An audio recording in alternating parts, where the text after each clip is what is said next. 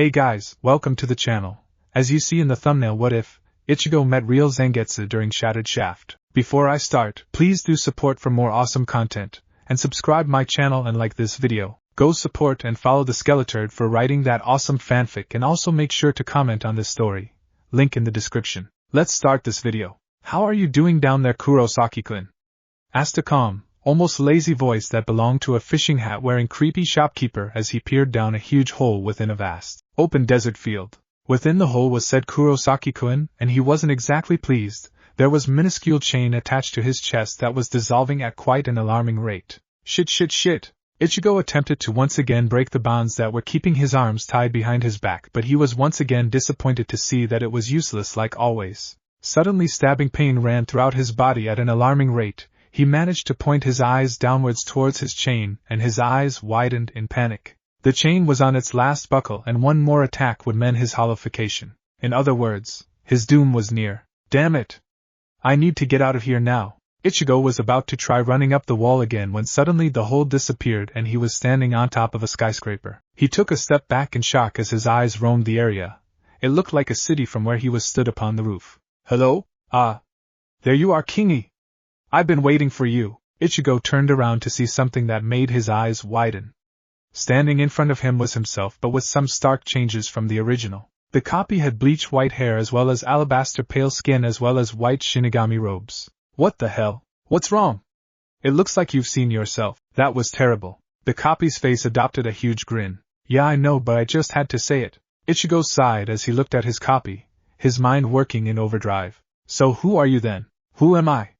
I'm her, can't you tell who I am? A bad lookalike? A small frown appeared on the copy's face as Ichigo thought this. So you really don't know who I am? That's a real shame.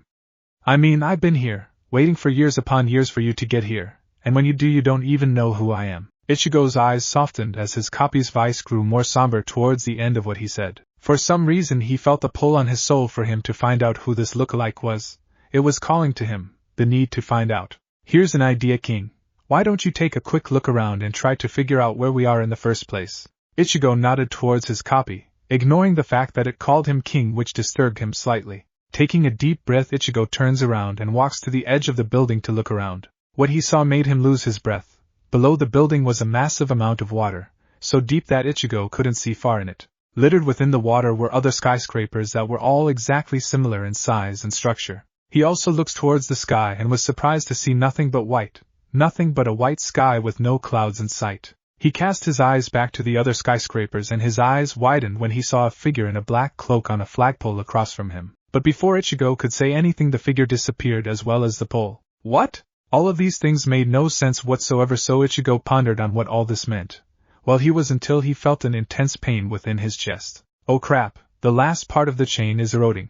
Quick, you have to figure out who I am before we are all lost. Ichigo, although he was in intense pain, managed to turn around and looked at his copy. His mind working as fast as it has ever gone. Okay, so this place makes no sense. Everything here is impossible to be real. There is a white lookalike of me. I was previously in a hole attempting to summon my Shinigami powers. That's it. Ichigo's eyes widened as he rushed towards his copy. You're my Shinigami powers, specifically my Zanpakuto. The lookalike's face brightened at Ichigo's revelation. You're right about that, Kingy. Now, listen carefully, cause I'm going to give you my name once and only once, and before I do I need to say something to you. What? Hurry up please, I kind of don't want to die here. Don't trust the man in the black cloak, not until you figure yourself out. What do you mean? What man? You mean the man I just saw before? Who is he? He isn't important right now. Now, Kingy. Never surrender, for that's what cowards do. Never hesitate, for that will dull your blade. Protect the ones you love, for that reveals true strength. Take my blade and say my name. Zangetsu. A massive surge of Ryatsu sprouted from the hole Ichigo was located within.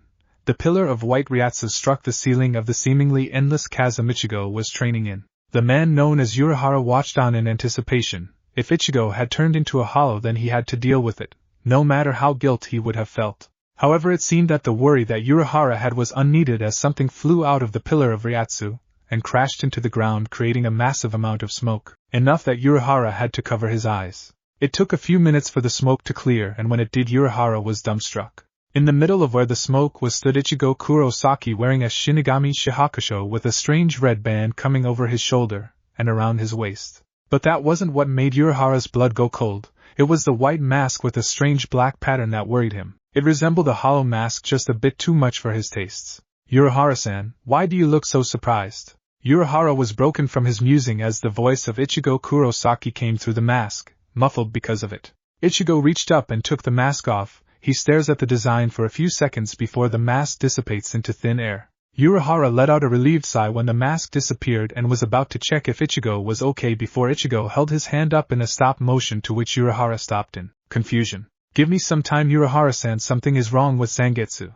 I'm going to check what is up. I'll be back in a few. And before the hat-wearing shopkeeper could say anything, Ichigo sat down and began to meditate, his hands placed firmly on his knees. Kurosaki-kun, what are you doing? Please be quiet. I can't enter my inner world if I am being disturbed. Urahara's eyes widened slightly in shock. You can already enter your inner world, how? Ichigo opened one eye in annoyance. Easy, Zangetsu told me all about it during the time it took the smoke to clear. Now shut up. I need to check on him. And with that, Ichigo once again closed his eye and entered his inner world. Line break. Once Ichigo entered his inner world, he was startled to see Zangetsu fighting what seemed to be a humanoid/lizard-like creature. The creature stood on two legs but had a huge tail. The monster looked weedy though, and no muscles on its body. But what got Ichigo's attention the most was the black hole within the monster's chest. A hollow in here? How? That's an easy one, Kingy. Just as you spoke my name, your chain link dissolved and you turned into a hollow. Zangetsu ducked below a vicious-looking slash from the hollow, and responded with a quick snap kick into the hollow's face/mask. Ichigo noticed how the hollow was attacking sloppily, attacks that if they connected would cause massive damage, but were easily able to be dodged.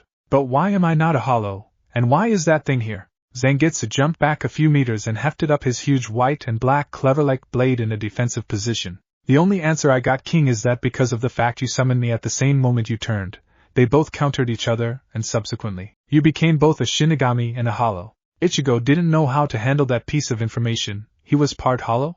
He was part of the things that he had hunted for the short time he was with Rukia. Ichigo clenched his fists in anger. An explosion breaks him from his thoughts and Zangetsu is thrown back towards him. Ichigo runs towards his Zanpakuto spirit, and kneels down next to him, checking for any damage.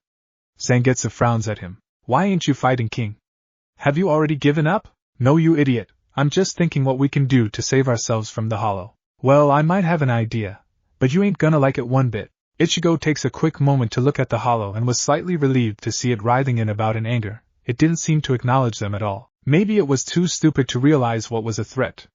Ichigo turns back to his Zanpakuto. What have you got in mind? Well, I imagine if we manage to beat it, I will be able to absorb it, thus destroying it and giving us an extra amount of power at our disposal. Ichigo couldn't believe what he was hearing. His own Zanpakuto was saying that absorbing a hollow was a good idea. Are you mad? Do you have any idea what will happen if you do that? Course I don't, you moron. But what other chance do we have? If we leave it alone, it will continue to damage your inner world and maybe even try to take over your soul. The only way we can make sure it's gone is if we absorb it. Ichigo hated it. He hated the idea with a passion, but he wasn't stupid. He knew that this was the only option that they had, otherwise he'd probably end up becoming a hollow and killing anyone he could find, and he'd be damned before he hurt innocent people. Fine, we'll go with your plan. But don't do anything stupid when you absorb him, okay? His spirit grinned amusedly. Ah. You care, King? I'm so touched. Shut up, you moron, and get up, we have a hollow to kill. Ichigo stands and gives his spirit some help by holding out his hand and helping his partner up. They both stood side by side, the original Kurosaki and the pale lookalike spirit of his sword. Ichigo reached over his shoulder and pulls out the broken blade that Rukia gave him. Silence is all that is heard. Even the hollow had stopped writhing to seemingly gawk at Ichigo's pathetic blade. You dumbass! Are you still hulking around that heap of junk? Get rid of it, and summon me already. Ichigo, who had the decency to look embarrassed, throws away the broken blade like the garbage it was and once again reached over his shoulder and starts to gather a massive amount of Ryatsu within his hand. I summon you, Zangetsu. Ichigo throws his hand forward from his shoulder and reveals his Zanpakuto.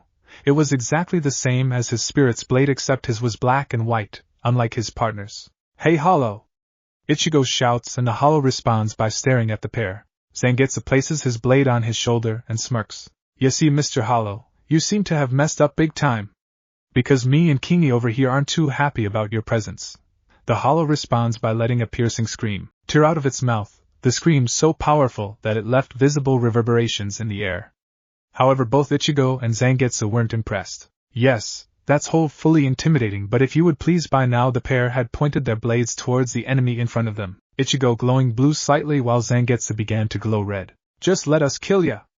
And as they both said that, they charged towards their opponent. The hollow roared in defiance as it charged the pair. All three met in a clash, and the duo were surprised when the hollow held back both of their blades with a single hand each. It appeared even though the hollow looked weak, it was in fact rather strong for its looks. How tough is this thing's skin? Doesn't matter, Kingy. Just keep pushing Ryatsu into your blade, you'll like what'll happen. Ichigo did as he was advised and noticed that his partner was doing the same.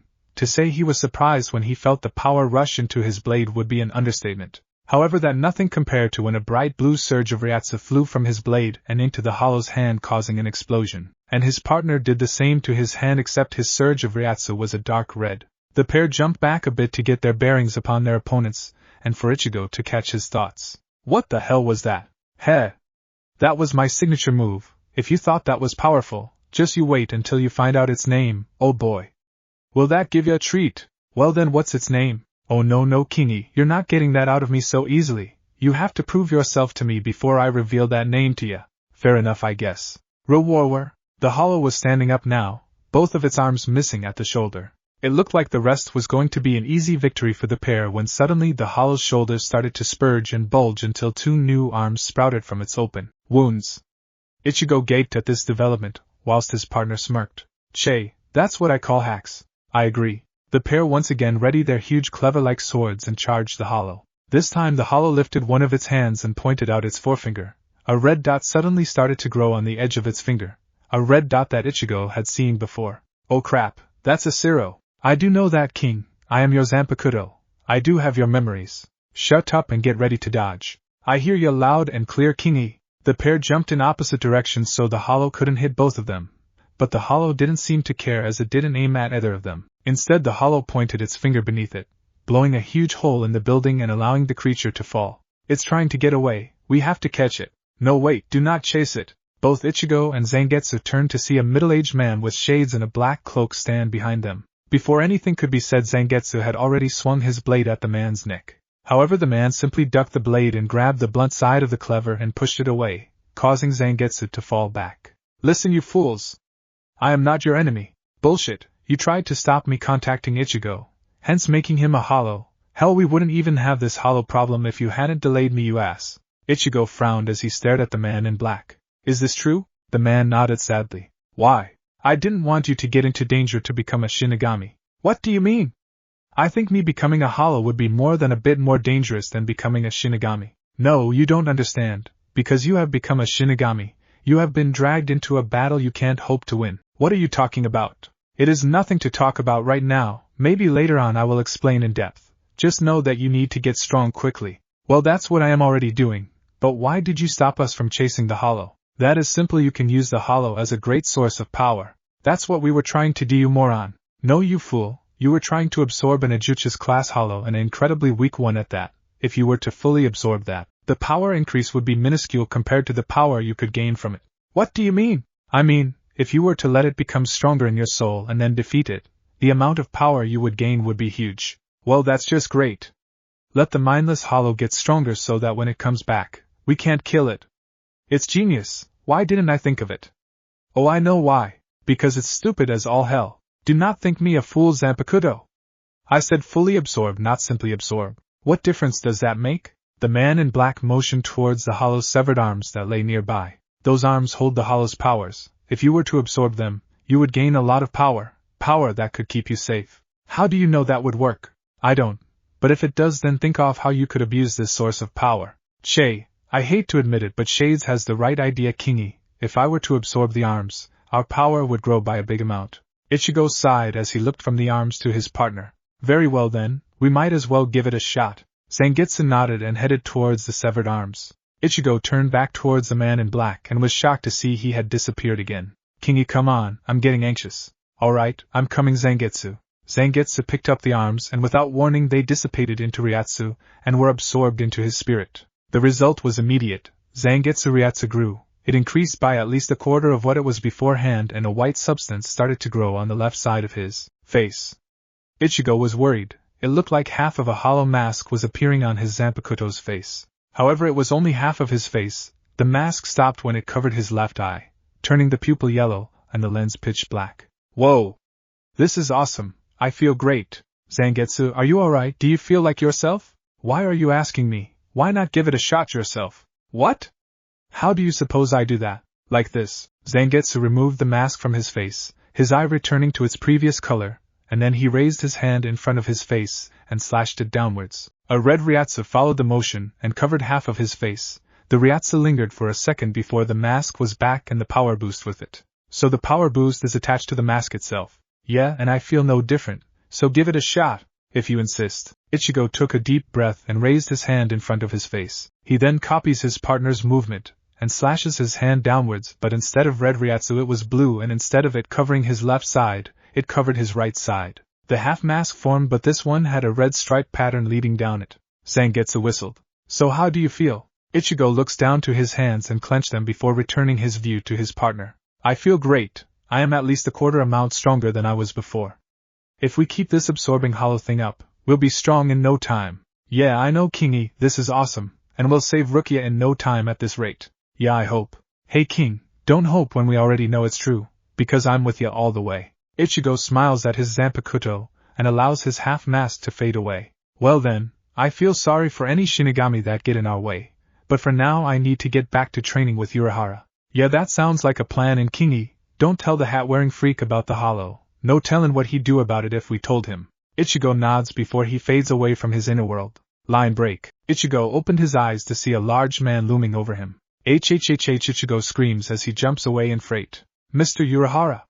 Mr. Kurosaki has awoken. Damn it, Tasai-san, why do you keep doing that? It makes sure you are alert of your surroundings. So far I am disappointed. Shut up, you ass! Ah. Kurosaki-kun. You seem to be back with us. How was your trip? Ichigo looked to his side to see the sly shopkeeper come from around a hill in the field. It was fine. Zangetsu wanted to talk to me for a bit. How long was I out for? Only for about 5 minutes. Time passes quicker in Shinigami's inner worlds. Ichigo nods in acceptance before he stands up and brushes off any dirt that gathered on his shahakusho. Okay then, let's begin training Urahara-san. Oh, what makes you think I can do any more for you, Kurosaki-kun? Don't treat me like an idiot. I know you have an incredible amount of Ryatsu. I can tell by how your cane is vibrating in anticipation. Urahara's eyes narrowed slightly, so slightly in fact that you'd only notice if you were right in front of his face. Maybe you're right, Kurosaki-kun, maybe you're not. However, I won't help you at all if you can't prove you have what it takes to fight. And how would I prove that? Urahara grinned slightly. Simple, cut my hat. If you manage that, I'll deem you worthy of my teaching. Easy. You might not be saying that later. Curious, whatever Hara was going to say next was cut off as Ichigo reached over his shoulder and swung Zangetsu towards Urahara. Ichigo pumped a large amount of Ryatsu into his blade and grinned slightly when a massive surge of bright blue Ryatsu flew to Urahara. When the attack connected to Urahara, a massive explosion was the result. When the smoke cleared, Urahara was seen standing behind a blood-red glass-like shield completely fine. Who? If I hadn't erected my shield in time, I would have been in big trouble. Well, Kurosaki-kun, that was an impressive display, but you haven't cut my hat so. Suddenly Urahara sensed a presence behind him and was shocked to see Ichigo standing there with his Urahara's hat on his head and a massive smirk on his face. Why? Urahara-san, it seems that you were too busy mocking me to notice that attack was simply a distraction for me to get the hat. It's a comfy hat, by the way. I might keep it now. Urahara lowered his head and let out a small chuckle. By all means keep it, Ichigo-san. You deserve it after tricking me like that. But a deal's a deal, and I will now train you. Urahara raised his sword that he had revealed from his cane before and gave Ichigo a chilling stare. However, I do hope you have improved more than that, otherwise you aren't going to survive these next 10 days of training. And with that, Urahara disappeared and reappeared in front of Ichigo, his blade swinging downwards. Ichigo responded by bringing Zangetsu up and blocking with the sharp end and helping his defense by placing his arm on the flat end to balance out the blade. Ichigo wore a smirk as the clash of blades caused a spark to appear. Oh, don't you worry, Urahara-san, I'm more than ready for anything you've got to throw at me, he stated confidently, and Urahara couldn't help but chuckle again at this. He then jumped back from the clash and held up his hand, and a blue fireball shot out from his hand. Ichigo ran forward towards his teacher and spun to the side whilst keeping his momentum, and using it to increase his speed from the spin and pushing his feet off from the ground. Ichigo leapt into the air and brought his blade down onto Urahara's blade. My Ichigo, You have improved, this calls for drastic measures. Huh, what are you on about? Sing Binaheim. Only one thought ran through Ichigo's mind at this, and his Zanpakuto thought this too. Oh shit! Oh shit! Line break 10 days later. So Kisuke, how far has Ichigo-chan improved? Asked a black cat with golden eyes that had hopped onto Urahara's hatless head. Well, Yorichi-chan, I am frankly gobsmacked at how far he has improved in the last 10 days. Yorichi's cat ears twitched in surprise. It had never heard Urahara be that shocked before. How so? Just how strong is Ichigo-chan? Urahara rubbed his eyes as he scratched the cat on his head behind its ears, smiling when the expected purring was heard. Let's put it this way. Ichigo broke all of my expectations on day 2, he then continued to break every one of my other expectations each day continuing. That kid absorbed strength like a Ryatsu sponge. Yes, but just how strong is he? That's what scares me. By the end of the 5th day, Ichigo was as strong as most Fukutechos. By the end of the 8th day Ichigo was stronger than all of the Fukutechos. It's like he is learning everything 4 times over and thus gaining 4 times as much power than before. Yorichi's cat equivalent of an eyebrow rose at this information. How is this possible? How can someone gain so much power in such a short amount of time? I have no idea, Yorichi-chan. All I can tell you is that saving Rukia becomes a better chance each day. Yorichi nods her head, it being the only thing it could do due to her shock. Silence is all there is for a few seconds before Yorichi asked the question that had been plaguing its mind. So, how strong is he after today's training, the 10th day? Urahara didn't answer for a few seconds as he presumably thinks of a way to phrase his next statement. Let's just say that if the Suriidai believes anything less than a Taicho can beat Ichigo, they're going to be in for a big surprise, let me tell you. Yorichi's head snapped downwards so fast you'd think it had cracked. Are you telling me Ichigo is on par with the weakest of the captains? No, I am not telling you that. Oh. Well then why did you? I am telling you that Ichigo is on par with all of the captains except for a few at most. A thump was heard as Urahara looked towards the floor and saw Yorichi had fainted from the news. I guess I would be the same if I was Yorichi. Ichigo. Your growth is on a whole other level. What is your secret? Line break with Ichigo. So what are you telling me, Zangetsu? Asked Ichigo as he stood in front of his Zanpakuto's spirit in his inner world. What I am telling you, Kingi, is that your power is growing fast, almost too fast. In 10 days you have at least quintupled your Ryatsu level. So? That level of growth is freakish. Something has to be wrong with you. Hey! Maybe something's wrong with you, asshole. PSHH nah. I'm too good looking to have something wrong with me. Silence. You do realize that you're an exact copy of me? Exactly. But I got all of the good colors. But you're just pure white dumbass. Hey! Don't go hating on white, you ass. Ugh. We're getting nowhere like this. Perhaps I can be of assistance. Ichigo and Zangetsu turned to see the man in black from before standing on a pole looking down on them. Hey, he pulled that stick out of his ass. Whoa, it's bigger than I expected. Congrats, Shades. You're an idiot, Sword, Zangetsu growled as he took a step forward. Call me Sword again, dare you. I double dare you. Very well, SWO. Alright, that's enough. What did you mean, you could be of assistance? It's exactly what I meant. I know why your power is growing at a ridiculous rate. It's quite simple, really. Well then, genius, tell this magical reason why Ichigo's gaining power at a stupid rate. It's because of you, Pale One. What? I don't get it. Of course you don't, you fool. The reason as to why Ichigo is growing at an alarming rate is because you yourself are. I mean that everything that Ichigo learns, you yourself learn it, henceforth doubling Ichigo's growth rate, since what power you gain, Ichigo himself gains it. But that makes no sense. Why would what Zangetsu learns affect my growth? Urahara told me that a Zanpakuto spirit's Ryatsu stays the same in each form of it is in. Yes, that is very much the case for other Shinigami, but then again, you are no other Shinigami. Kurosaki Ichigo. Che, yes, that info is all nice and all, but what does that mean in terms of my growth affecting Ichigo's growth? Why does it happen in the first place? Yes, that remains a mystery to me still. The only possible answer that I may have is that it's the Hollow's fault. That piece of information struck Ichigo stone still. Not because he was surprised the Hollow had other effects on his power, but that he had forgotten all about the Hollow. That reminds me, where is that freaking thing? Our Hollow powers haven't increased at all since that day. We can only form half a mask and it only lasts for 5 minutes in the first place. That's actually why I came to you too. You see, the Hollow is also benefiting from this strange growth occurrence. Please don't tell me what I think that means. I'm afraid you're right. If you had only doubled your power from Zangetsu, your power would not be as strong as it was now. No, the Hollow itself is also growing as strong as both of you.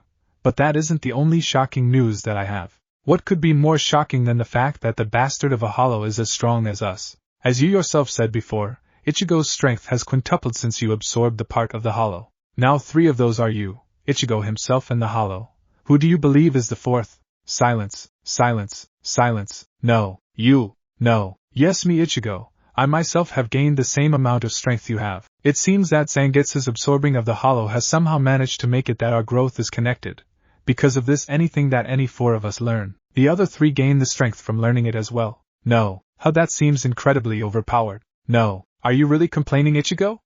With this unique ability you could become one of the strongest Shinigami to have ever lived. No, will you stop that? There is no way that Mr. Flagpole up his ass is as strong as me. Ignoring the sword's insanity, I am here to tell you something else as well. Please know I don't think I can take much more. When the time is right, I will assist you both in a very important battle. Oh, thanks? The man in black nodded before once again disappearing. Ichigo looked back towards his partner, and had to face palm at his copy's expression.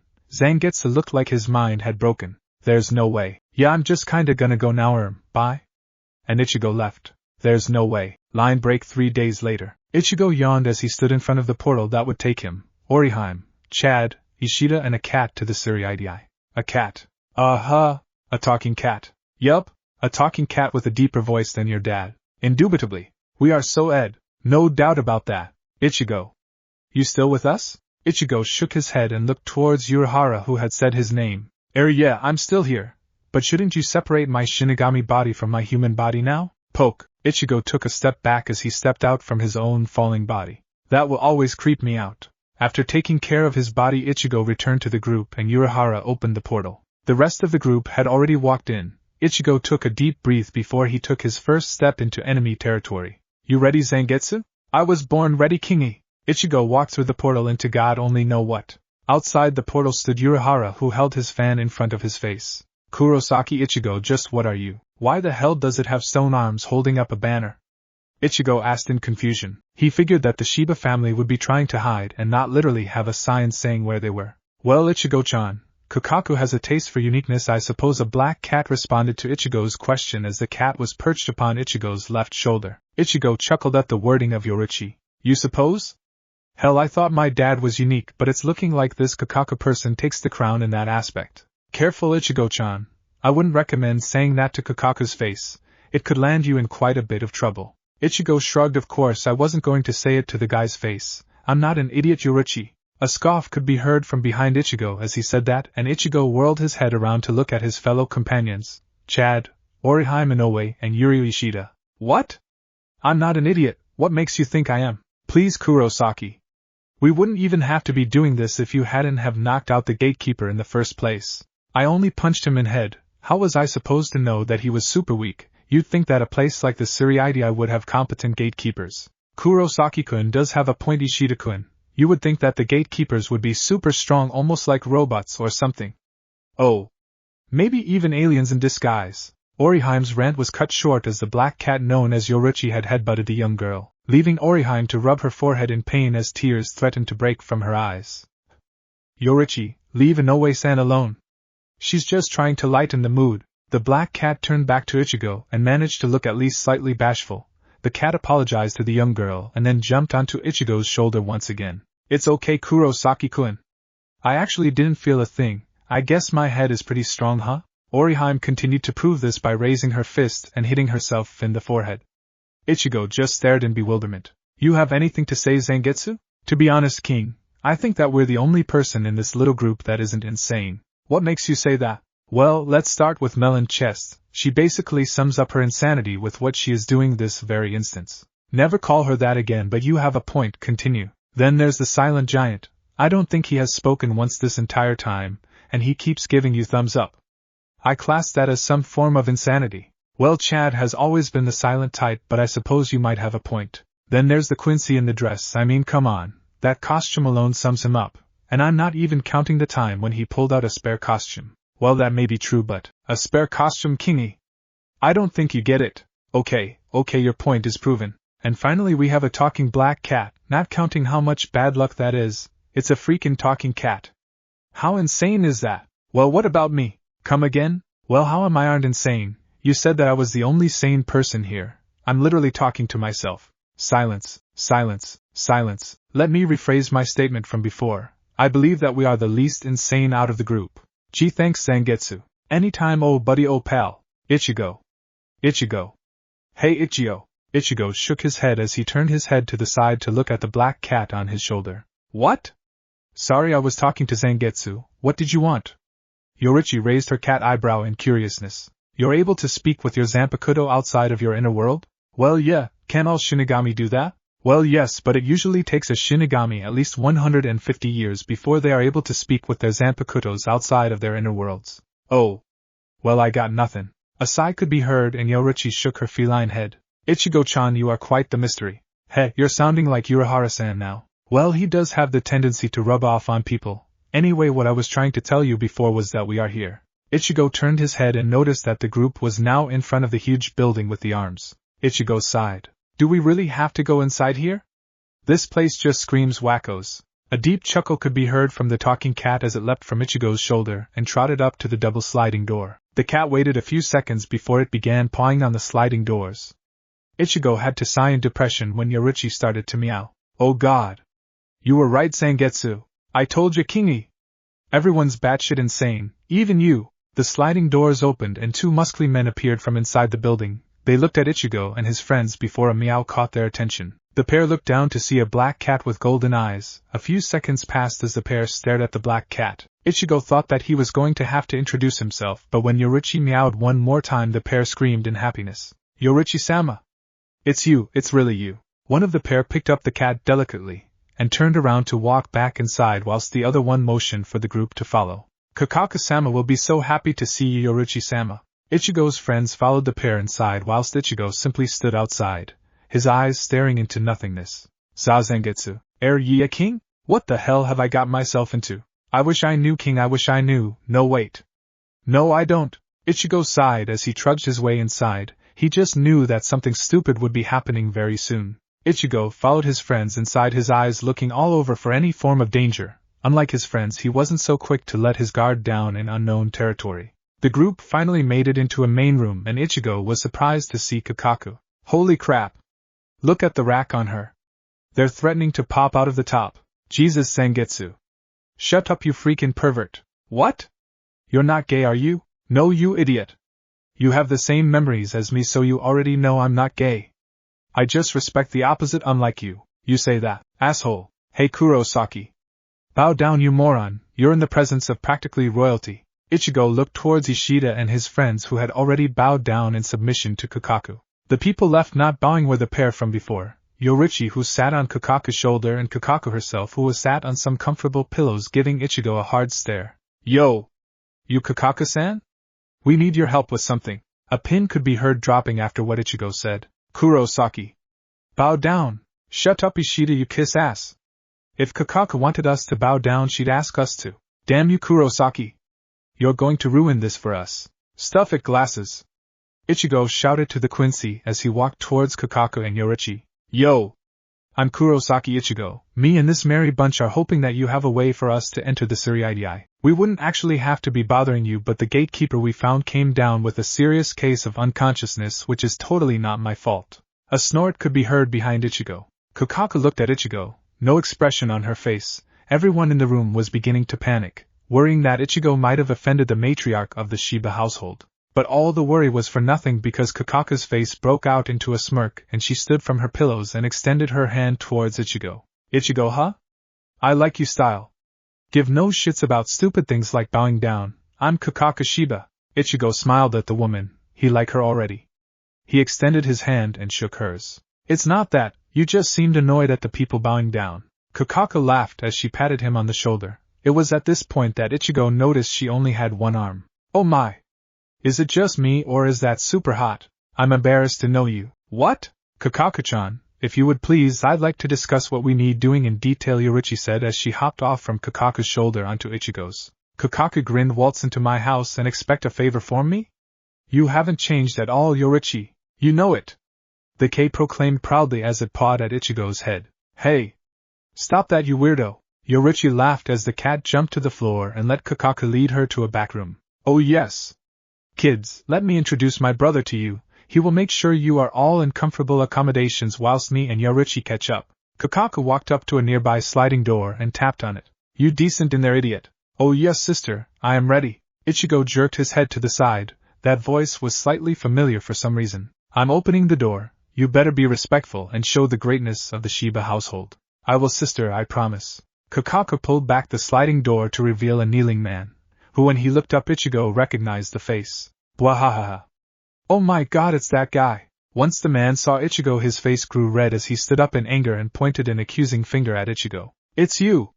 You're that punk from 2 days ago. Kakaku looked back between Ichigo and her brother. Ichigo, you know my brother? Ichigo scratched the back of his head and smiled cheekily. Yeah, you could say I bumped into him before. The brother fumed as he stomped his way towards Ichigo as Ichigo looked slightly bored at the brother's attempt at intimidation. How dare you? Do you know what you did to me? Ichigo had to keep back a chuckle at the memory, but he shook his head in innocence. Ichigo also noticed that everyone in his group were trying to keep back laughter but were almost failing. Do you know how long it took me to get out of there?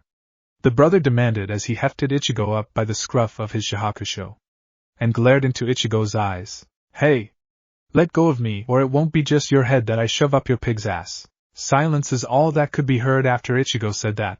The brother looked like he was going to blow a gasket. Kakaku looked disturbed whilst the rest of the group simply stared at the floor to hide their amusement. Damn, you got balls, Kingy. To be honest, I think you're rubbing off on me a bit too much. Why, I would never influence my dear Kingy's mind. That's just awful. You know, sarcasm is considered the lowest form of wit. Yeah, and shoving someone's head up an animal's ass is considered less than appropriate for any situation. Hey, he deserved it. I'm not disagreeing with you. It was freaking hilarious to see, oh my god, and I couldn't stop laughing all night. Ichigo, what did you do to Ganju? Ichigo removed Ganju's grubby hand from his shahakusho and looked at Kakaku. This moron was riding around on a pig harassing an old man, so I decided to shove his head up his pig's ass as punishment. Ganju grabbed Ichigo again and raised his fist to strike him. Ganju! Is this true? Ganju stopped in mid-strike, Ichigo not even attempting to block the attack. Ganju let go of Ichigo and turned to his sister, sweat dripping down his forehead. No, sister-sama? Ganju, you know I don't like being lied to, but I'm not art. Ganju was currently being stomped on by Kakaku, who had a fierce glare upon her face. You know, the phrase squeal like a pig comes to mind when I think of what you did to him. Well, the pig did certainly squeal. You moron! What did I tell you about riding that thing late at night? And harassing an old man? I should disown you for that stupidity. Are you trying to sour the Shiba name? But sis! You trust a Shinigami over your own brother? Kakaku stopped her foot mid-stomp and stared at Ichigo, who simply waved sheepishly towards her. You! I will believe you this time, and only this time. Next time you see my idiot brother doing something stupid, you tell me. Do you understand? The glare Kakaku sent to Ichigo caused his blood to run cold. Ichigo nodded quickly. Yes, ma'am. She scares me. Yeah. No kidding. Kakaku sighed as she hefted her brother onto his feet and brushed the dirt off his shoulders. Ichigo could have sworn a sad, almost disappointed look crossed her face, but as soon as Ichigo thought he saw it, it had disappeared. Ganju! I want you to treat our guests properly, even the Shinigami. Do you hear me? If I hear even one complaint, I will plant my foot so far up your ass, it'd come out of your mouth. Ganju gulped and nodded quickly in desperation to get out of any trouble, whilst Ichigo winced and thanked his lucky stars that he was the older sibling in his family. Big sisters are terrifying. I still think it's hot. Are you serious, Zangetsu? Oh, shut up, King!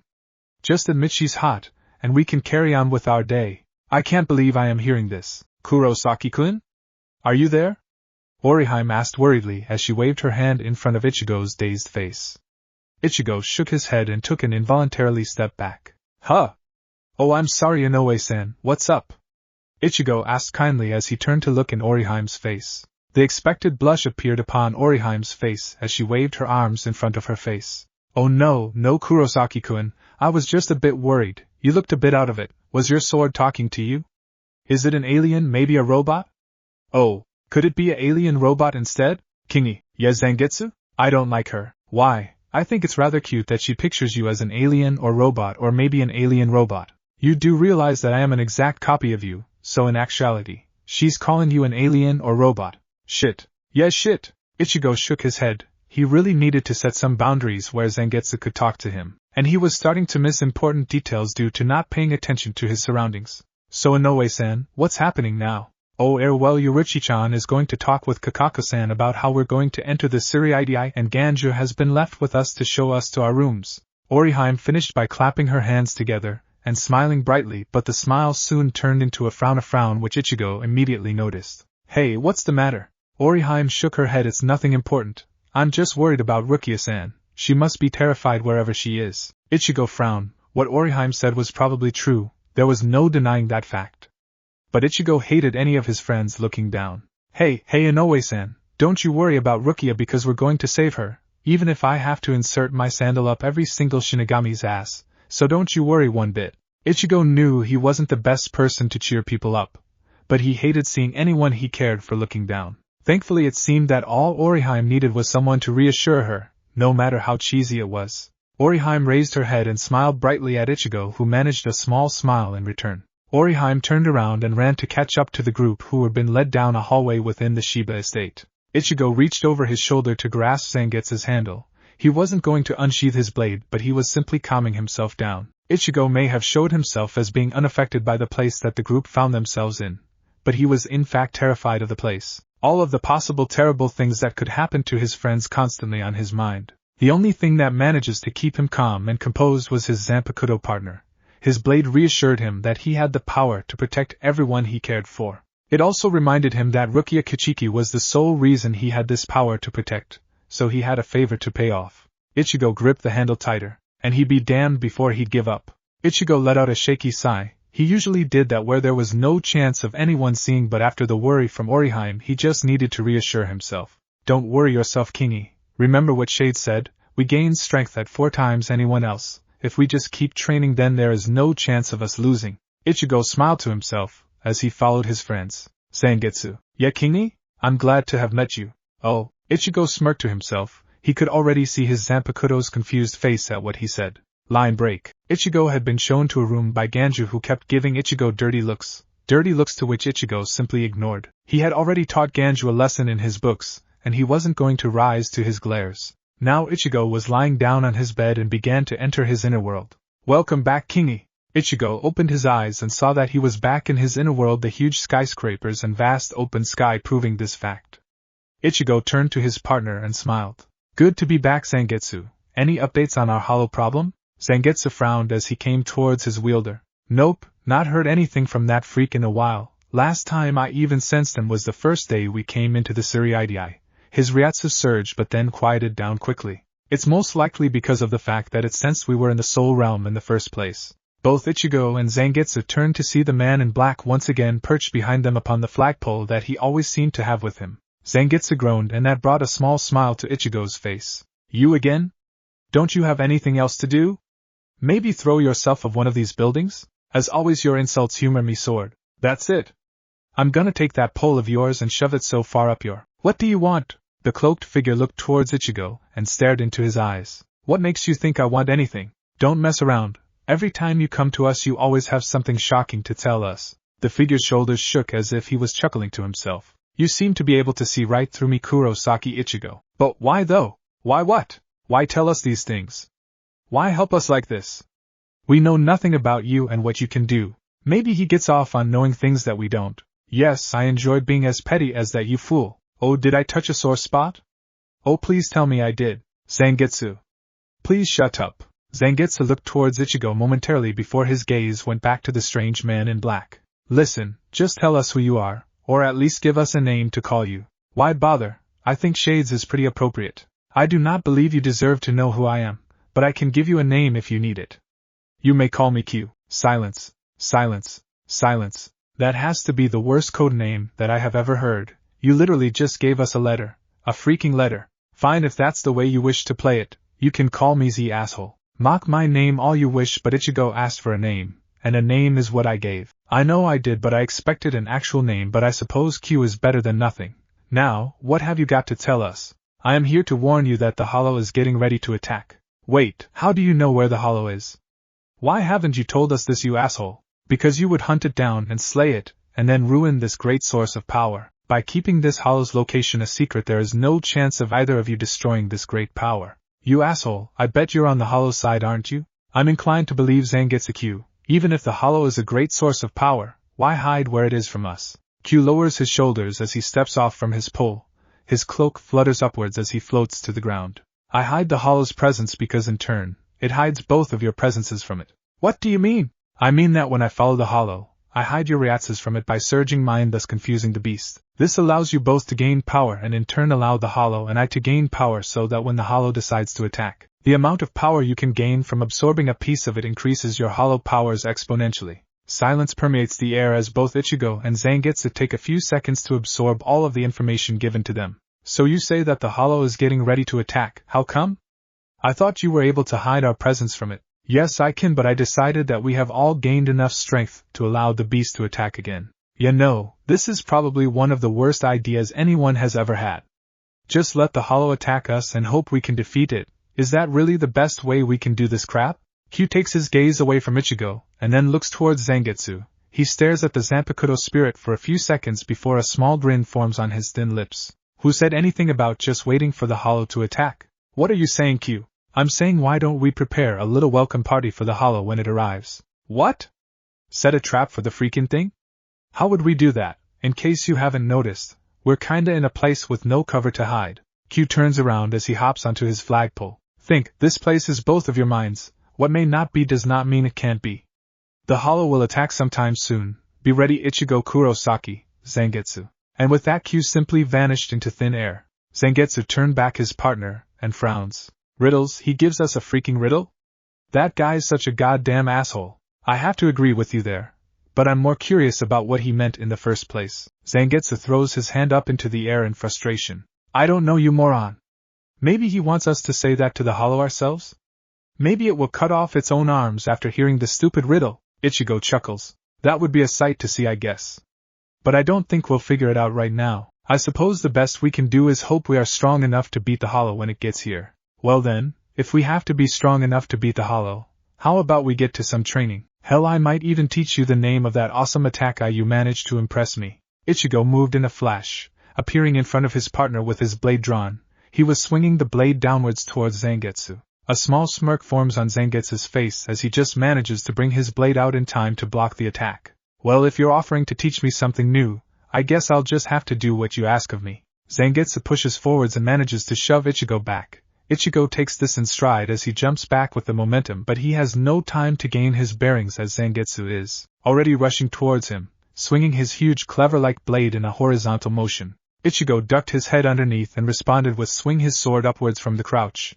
Zangetsu flinched backwards, just managing to avoid the blade. Or so he thought. Zangetsu held his chin and was surprised to feel a trickle of blood fall from the cut. The white doppelganger grinned viciously as he let go of his blade, but before the blade could fall he grabbed the black cloth on the end of the blade and began to swing the blade in a circle motion. He was swinging the blade so fast that it just looked like a circle blur. Ichigo smirked at that and started to copy his Zanpakuto's motion by grabbing the white cloth at the end of his blade and swinging it. Both participants grinned at each other as they threw their blades forward, Zangetsu coming from underneath whilst Ichigo came above. The blades clashed in a massive spark. However, Ichigo took the offensive first from the clash. Rushing forward, he grasps the cloth of his blade and swings it over his head. His blade comes flying off his shoulder and falls down onto Zangetsu, who was in the process of attempting to retract his blade. However, it was obvious that Zangetsu was being too slow. Heh! Seems I deserve that name now. Zangetsu opened his eyes that he had closed and saw Ichigo's blade a few inches from his face, with Ichigo smirking at him. Zangetsu sighs as he sheathes his blade, causing Ichigo to do the same. Well, it seems you managed to beat me this time. I suppose I should teach you the name of the attack just like I said. Ichigo smiled at that. Now listen closely, King, cause just like my name, I'm not gonna repeat it. The attack's name is Line Break. 3 days later. It had been 3 days since Ichigo and Ko arrived at the Shiba mansion, and now they were ready to get into the Suriidai. However, there was one tiny piece of information that Ichigo didn't quite understand just yet. So Kakaku-san, let me just ask you once again, okay? Okay. I and my friends have to enter the Suriidai. Okay. We can't use the front gate because the gatekeeper was useless. Okay. So since we couldn't use that way, we came to you because Yoruchi said you had another method for getting inside the stupid place. Okay. And your method is to fire you all out of a 100-foot cannon straight into the barrier protecting the Suriidai, and hopefully break through the barrier. Right now, that's the part that I don't like, especially the hopefully part. Perhaps you could explain a little better than just that. How about Eno? Kakaku laughed as she kicked Ichigo inside of the huge cannon behind him and then quickly closing the door. Ichigo stood on the other side of the closed door, simply staring at the place where the entrance/exit to the cannon was.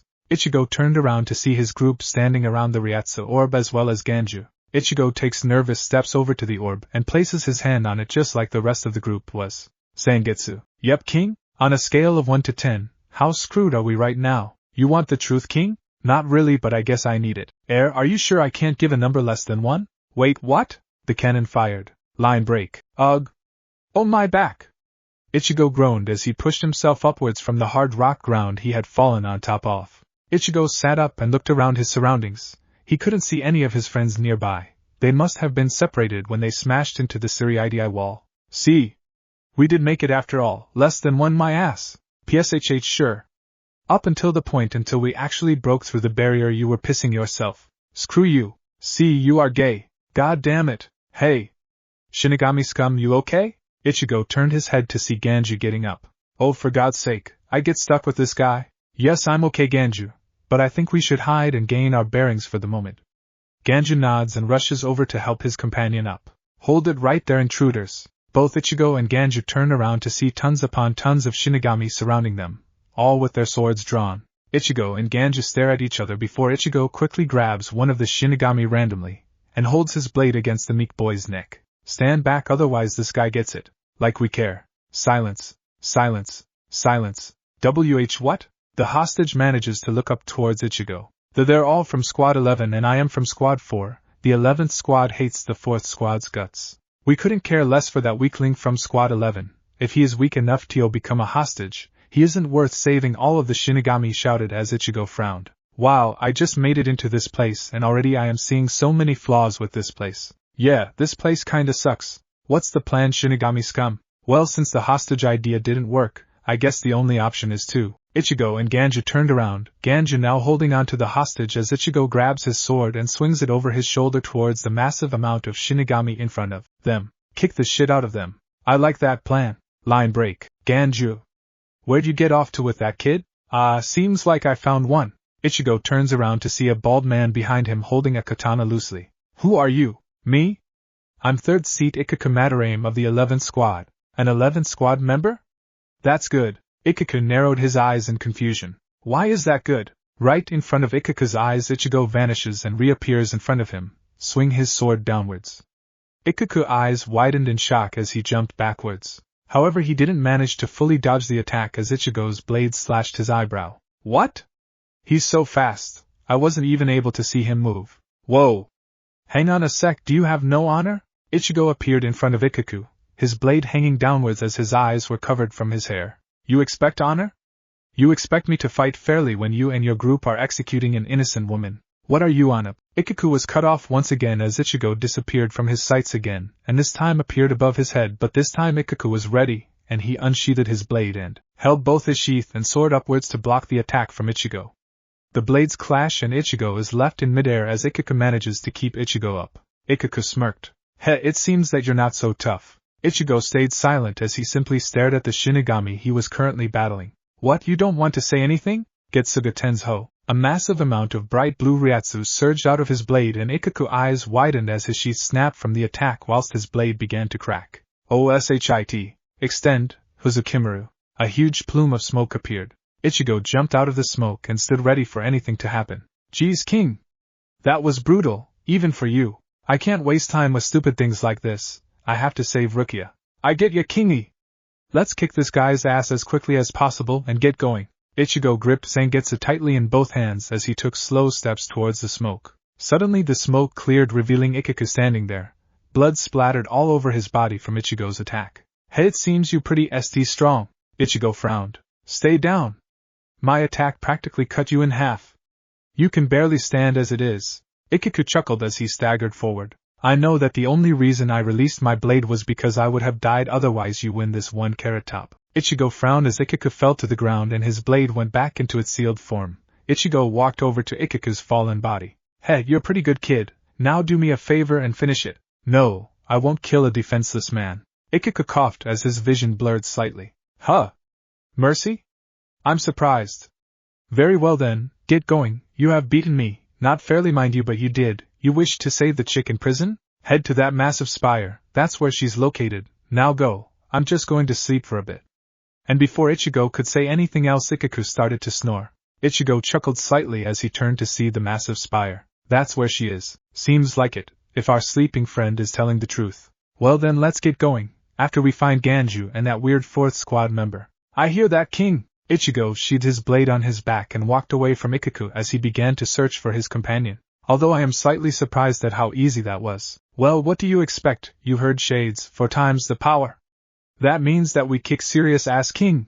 I guess I just didn't believe it at first, but I suppose that battle proves it.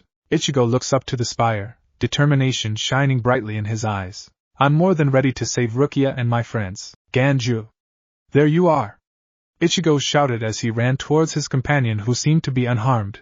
Ichigo also noticed that the hostage he had taken before was still with the man. Ichigo came up towards his companion with a relieved sigh. I'd hate to say it, but boy am I glad to see you, Ganju. Ichigo exclaimed as he patted the man on the shoulder. Ganju turned around and even smiled slightly at Ichigo's presence. I have to agree with you there, Shini Ichigo. Ichigo turned to the young-looking man with Ganju. When Ichigo did so, the man flinched at the eye contact that Ichigo gave him. Hey! You're that guy we kidnapped? Why are you still with us? The man looked around nervously as he scratched the back of his head. Well, I'm kind of really scared of all of you, and adding the fact that I wouldn't be able to outrun either of you guys, I really don't have any other chance, do I? The man clasped his hands together as if he was praying to Ichigo and Ganju. Ichigo frowned. He didn't come here to take hostages, and in fact he hated the idea of holding someone against their will. Listen, person? What's your name? The man jumped back slightly at being asked something, but quickly managed to compose himself somewhat, and took a deep breath. My name is Hanataro Yamada. I am 7th seat of the 4th division. It's a pleasure to meet you. Ichigo chuckled at the nervousness within Hanataro's breath. Hanataro, you can leave if you want to. We're not going to keep you here against the will, and we're not monsters. Hanataro's eyes widened largely in surprise as he seemed to stare at Ichigo in a new light. You're not going to beat me up? Not going to belittle me or bully me? Ichigo narrowed his eyes in confusion at Hanataro's questions. Of course not. Why would we do that? That's just stupidly unkind and cruel. Hanataro's eyes managed to widen even larger than before, and Ichigo thought that it was slightly comical. Ichigo placed his hand on Hanataro's shoulder and frowned when the man flinched at the contact. You're not treated well here, are you? Hanataro lowered his head in sadness as he managed to nod his head slightly. Ichigo knew that he had other pressing matters, but for some reason the poor guy seemed to rub off on him. You know what, Hanataro? Why don't you stick with me and Ganju? I mean, we're not going to bully you like the assholes in this place. Before Hanataro could respond, Ganju had grabbed Ichigo's shoulder and turned him around to speak with him privately. Ichigo, what the hell are you doing? You can't just ask a member of the Tsuruitai to help us invade the place. That's just stupid. Ichigo removed the man's hand from his shoulder and narrowed his eyes. Ganju, think about it. Hanataro is in the 4th squad, the medic squad. What is the one thing we don't have in our group without Orihime with us?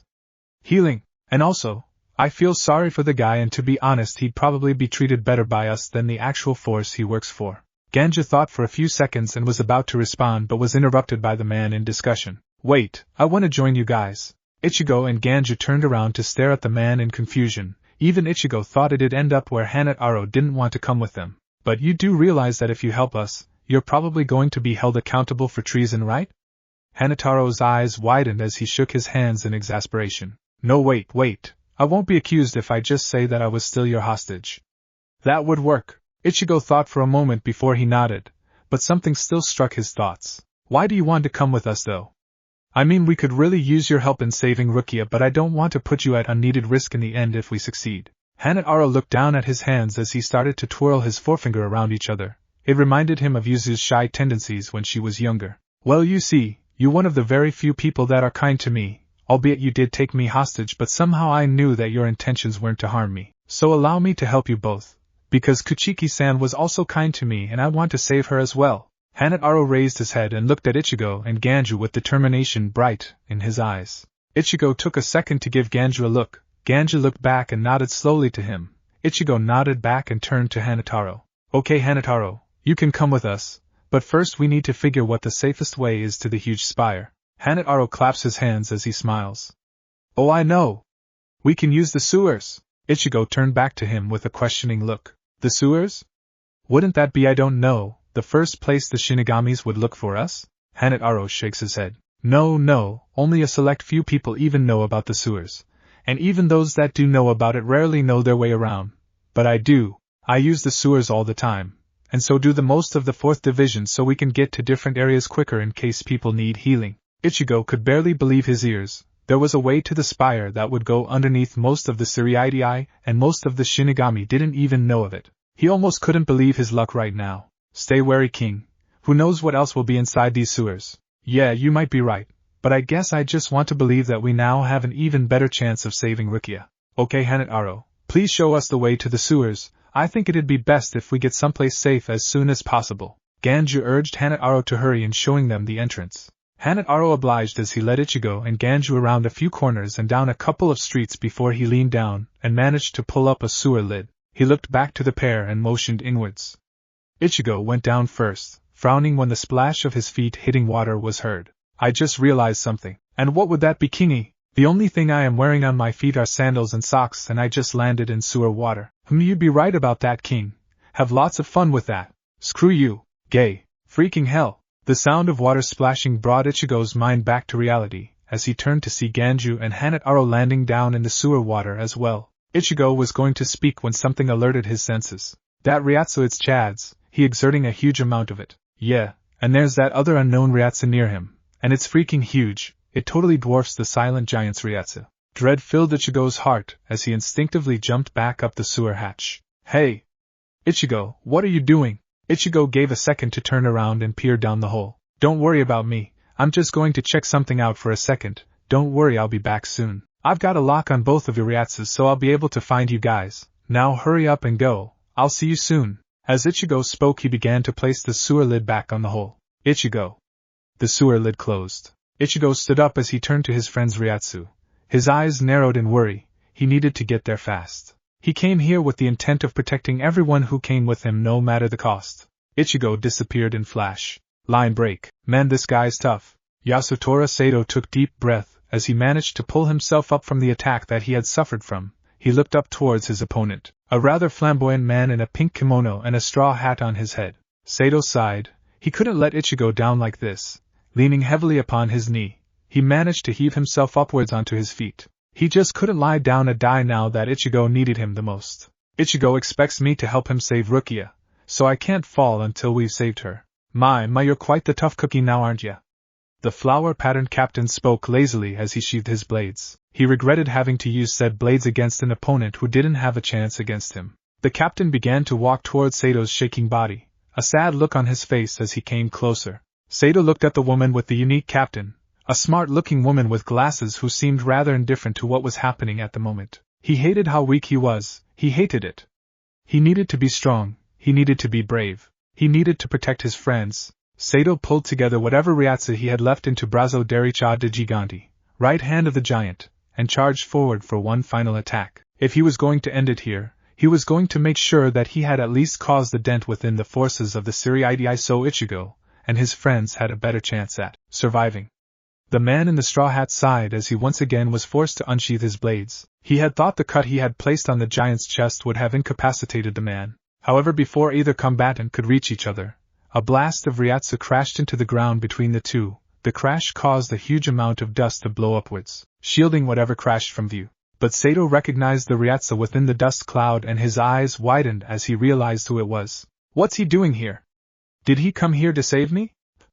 So I come here because my best friend's Ryatsu had become surprisingly large and then it suddenly shot down. So can I ask the smoke cleared to reveal Ichigo Kurosaki standing in a small crater where he landed. His Zanpakuto pointed straight at the straw hat wearing Shinigami. Who the hell do you think you are to harm my friend? Silence is all that's left as all the people in the area are shocked at Ichigo's appearance. Ichigo, what are you doing here?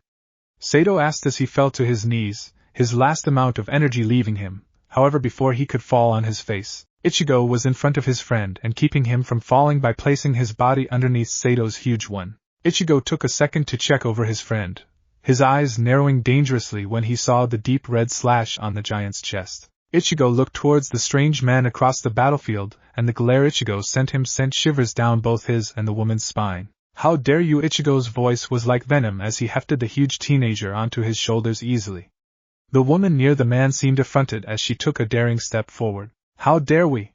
How dare you for invading our home? What right do you have to do all of this? Ichigo leveled his glare solely on her, and felt a form of satisfaction when her bravery seemed to evaporate. We didn't come here to mindlessly attack. We came here because your stupid-ass laws have condemned one of my friends. The woman and the man took a step back in surprise. Rukia Kuchiki was these people's friends? This time the man attempted to speak. Whilst I am sorry that the lovely Mississippi Kuchiki has to die, she still did ignore the law of giving her Shinigami powers to someone else. Ichigo was angry at how stupid these people were. He almost growled. However, he couldn't waste time here talking to what essentially was a brick wall. He needed to get Chad to Hanataro who could heal him.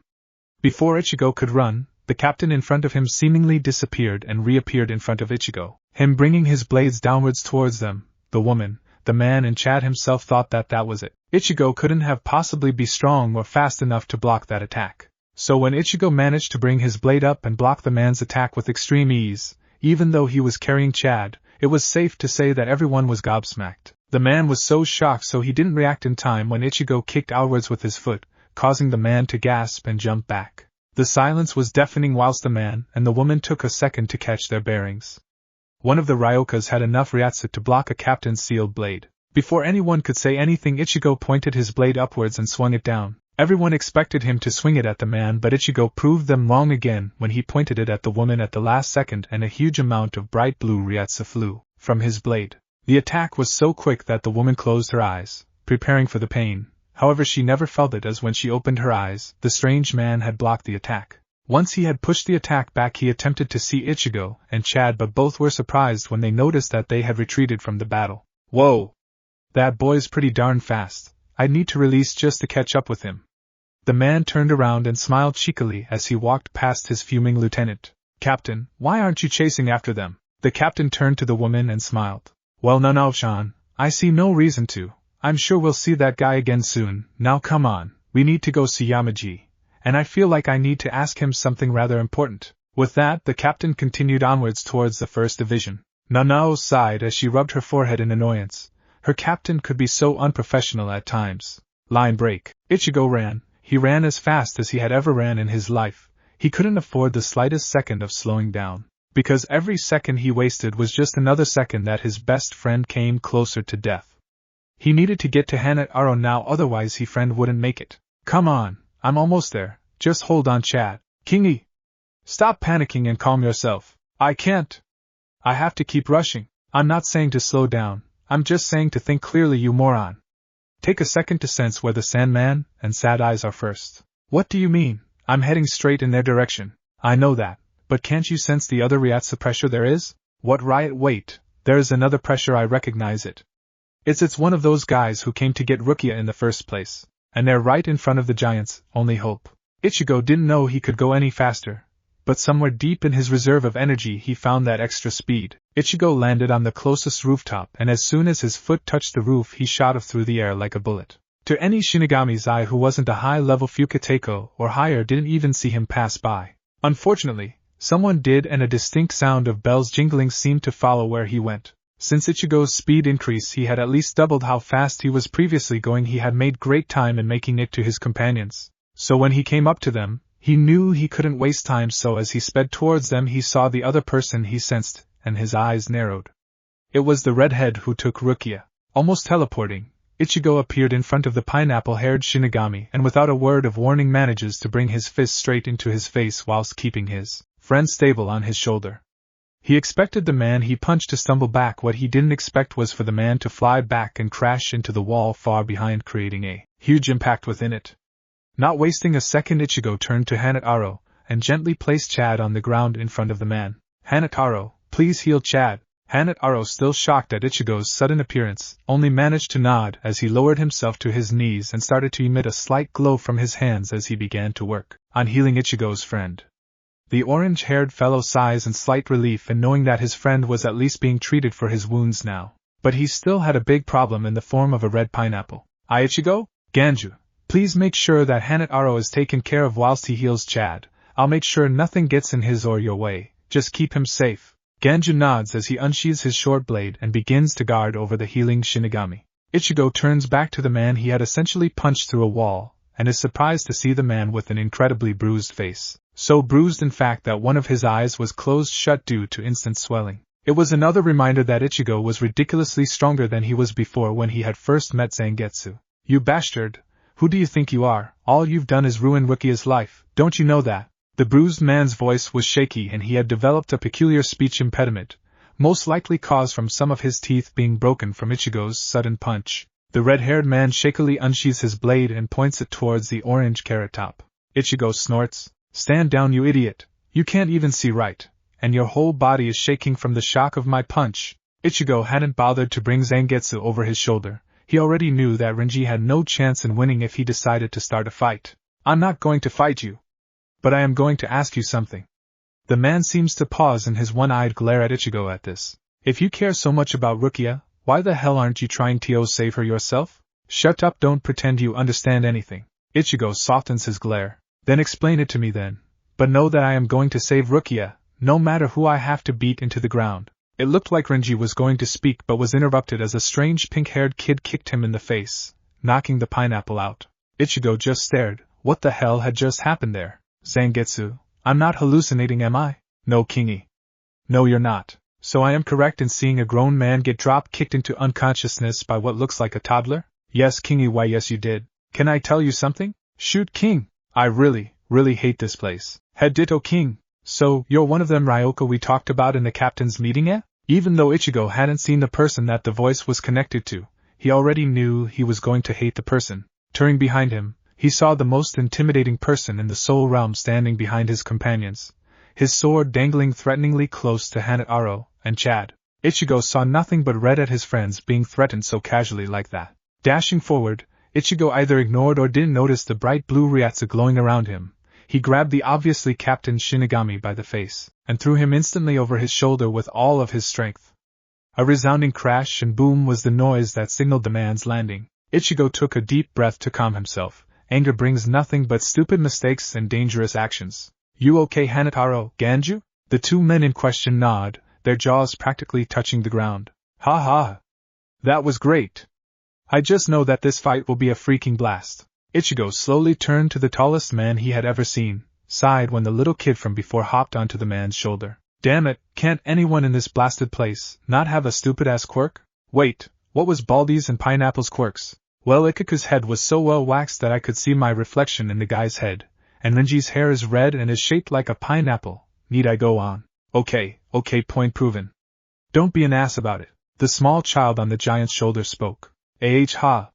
Kenchan's found a friend. What's your name, Orange?" Ichigo ignored the insult to his hair because it was just a kid and answered. "The name's Ichigo Kurosaki, what's yours?" The small girl exploded in happiness as she hopped from Kenchan's shoulder and landed on his and hugged the side of his head viciously. Ichigo heard his blade laughing his ass off through his mind. "Alright, Yuichiro, that's enough. I wanna fight him." "All okay, Kenchan." Yuichiro gave one last hug and then jumped back onto the big man's shoulder. All Ichigo could do was stare in bewilderment. "I am still in enemy territory, right? Last time I checked, King. Why? Just wondering why she hugged me is all." "Yeah, that is a mystery. Hey, Ichigo. Fight me." Ichigo shook his head to clear it and leveled a glare at the man. "No! Go away, you madman." The man frowned slightly as Yuichiro pouted cutely on his shoulder. "Well then, what will it take you to fight me?" Ichigo had to do a double take. Was this man offering him something just to fight him? "Are you serious?" The man grinned sadistically and nodded. "Well, let's start with your names and why you want to fight me." The man shrugged. "Name's Kenpachi Zachary, Taicho of the 11th Division. The little brat is Yuichiro Kusujishi, my Fukateko. I want to fight you because you beat Ikkaku in 3 hits. That means you must be strong. I want to see if that's true, so fight me." Yuichiro swatted Kenpachi's head when he called her brat but smiled happily at his declaration, and waved her arms in excitement. Why, Kenchan and Berry-chan are going to fight." Ichigo frowned. These people were mad, no doubt about that. "Okay then, I'll fight you for one more thing, okay?" Yes, hurry up and say it. I'll do it after we fight. When I win, I want you to join our side in saving Rukia Kachiki." Silence strikes everyone at Ichigo's bold request. Soon enough though Kenpachi begins to howl with laughter. "Oh, I am just gonna love this fight." "Sure kid, even if you just give me decent fight I'll help ya." Ichigo nods. "Okay then, let's fight already." "Ichigo-san, don't." That's Kenpachi Taicho, said to be the strongest captain outside of the Soteicho, You don't stand a chance. Ichigo stood on after Hanataro's due warning, simply standing there in silence, until finally he spoke calmly and clearly. So what you are saying, is that if I beat this guy, I can beat any of the other Taichos? What? No, I'm saying you can't win. Ichigo turns his head to look at his companions, noticing that Chad had stabilized, and he smiled slightly at them. Don't worry, I'll beat this guy and then we get his help. What could go wrong? Yuichiro, leave us. I want to enjoy this fight to the fullest. Oh, fine. The little Fukuteko blows a raspberry at Kenpachi and then jumps over to Ichigo's companions, landing on Chad's chest and poking his unconscious face. Even Ichigo was in a potential lethal position. He couldn't stop the small chuckle that escaped from his mouth at that sight. Please hold on for 1 second, spoke a calm and quiet voice. Ichigo turned to the voice and was surprised to see 2 new people in the area, both women. But his eyes stayed mostly on the woman with the captain's Haori. His eyes widened. Shit! I can't fight 2 Taichos. Calm down, King. Look, she hasn't drawn her sword. Just wait and see what happens. TCH, what are you doing here? The woman looks at Kenpachi and smiles slightly, and Ichigo for some reason felt dread just seeing the smile.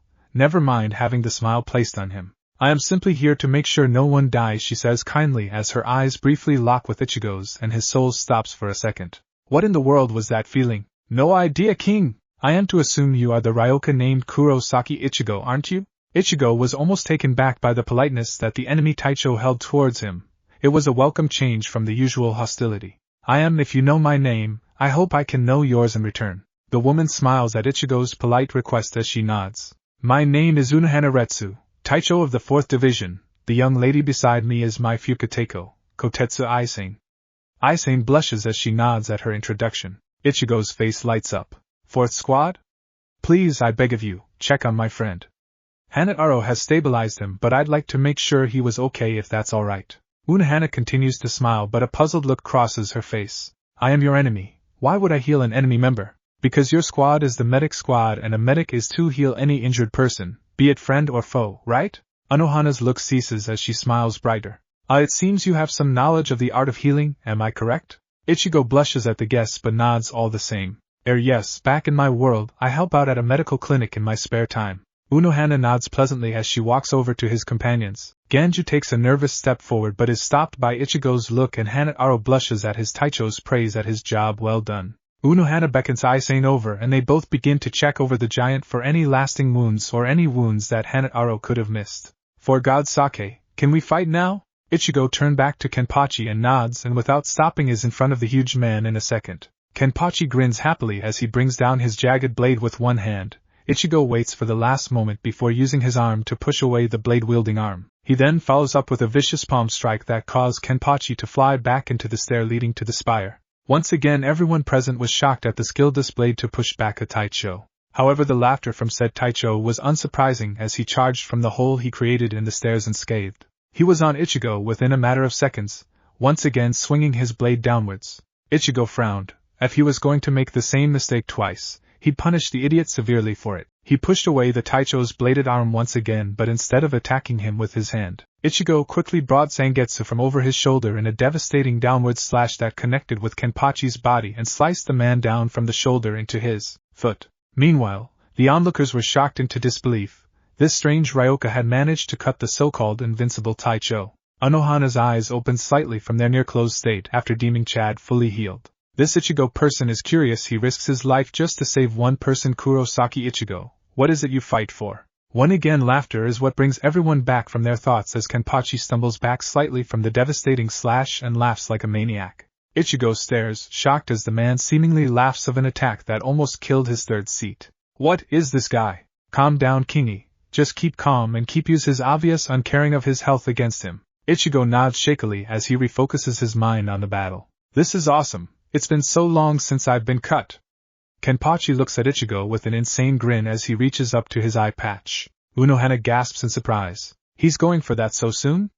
Just how strong is this Ryoka?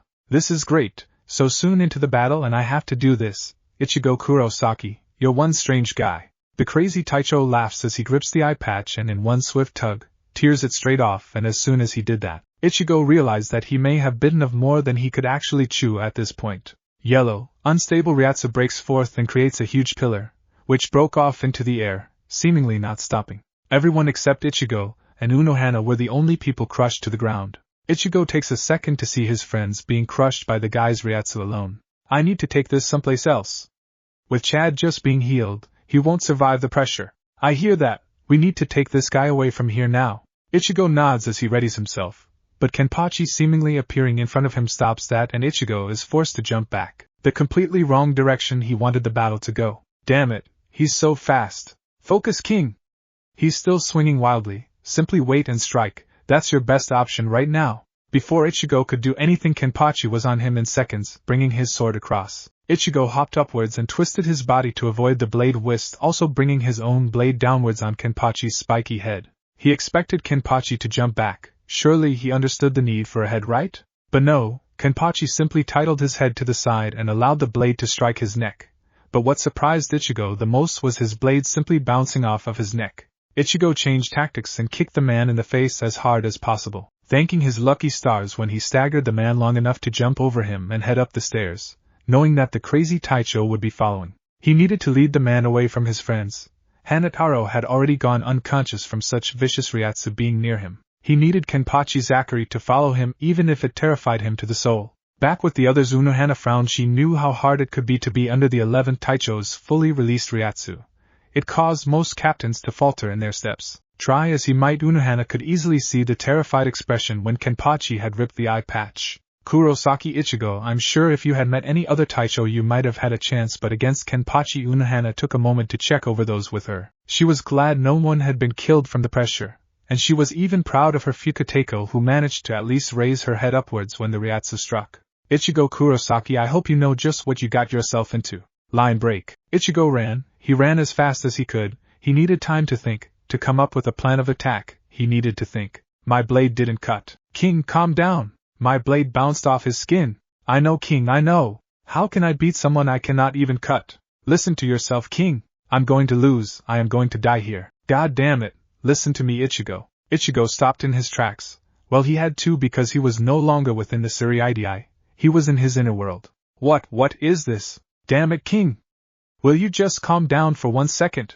I can't be in here. He's after me, and he's going to kill me. A resounding sound of a punch could be heard as Ichigo fell to the ground. Ichigo held his cheek as he stared up at Zangetsu, who looked absolutely furious. I refuse. Zangetsu, what? I refuse to be used by a chicken shit like you. Ichigo sat there shocked as his Zanpakuto released his anger. How dare you use the name Ichigo Kurosaki? Zangetsu, what do you mean? That name was given to someone who was brave and didn't become a coward at the first sign of danger. Ichigo managed to stand up and stare at his partner, whose fists were clenched so hard, blood began to seep from them. How could you just admit death so easily? How could you give up on your friends, your family? How could you just give up on Rukia? Ichigo didn't know what to say. What could he say to that? Could you just give up on our friendship? That sentence shocked Ichigo to the core. Is that what he had done? Had he so easily given up with just one setback? Ichigo felt sick with himself. His blade was right. How dare he use the name of Ichigo Kurosaki if he just gave up like that?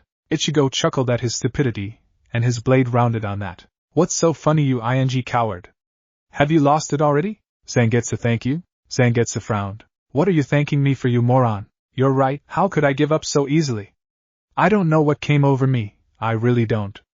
But I now know something very important. And what would that be? Ichigo looks his partner in the eye, his eyes burning with the fires of determination. I now know that I am never fighting alone. I always have you, my Zanpakuto and my friend, fighting by my side. His blade let out a snort or annoyance. Of course I am always with ya. You can't get rid of me that easily, he states proudly as he extends his hand forward. Ichigo looks at the appendage and reaches his own hand out towards it.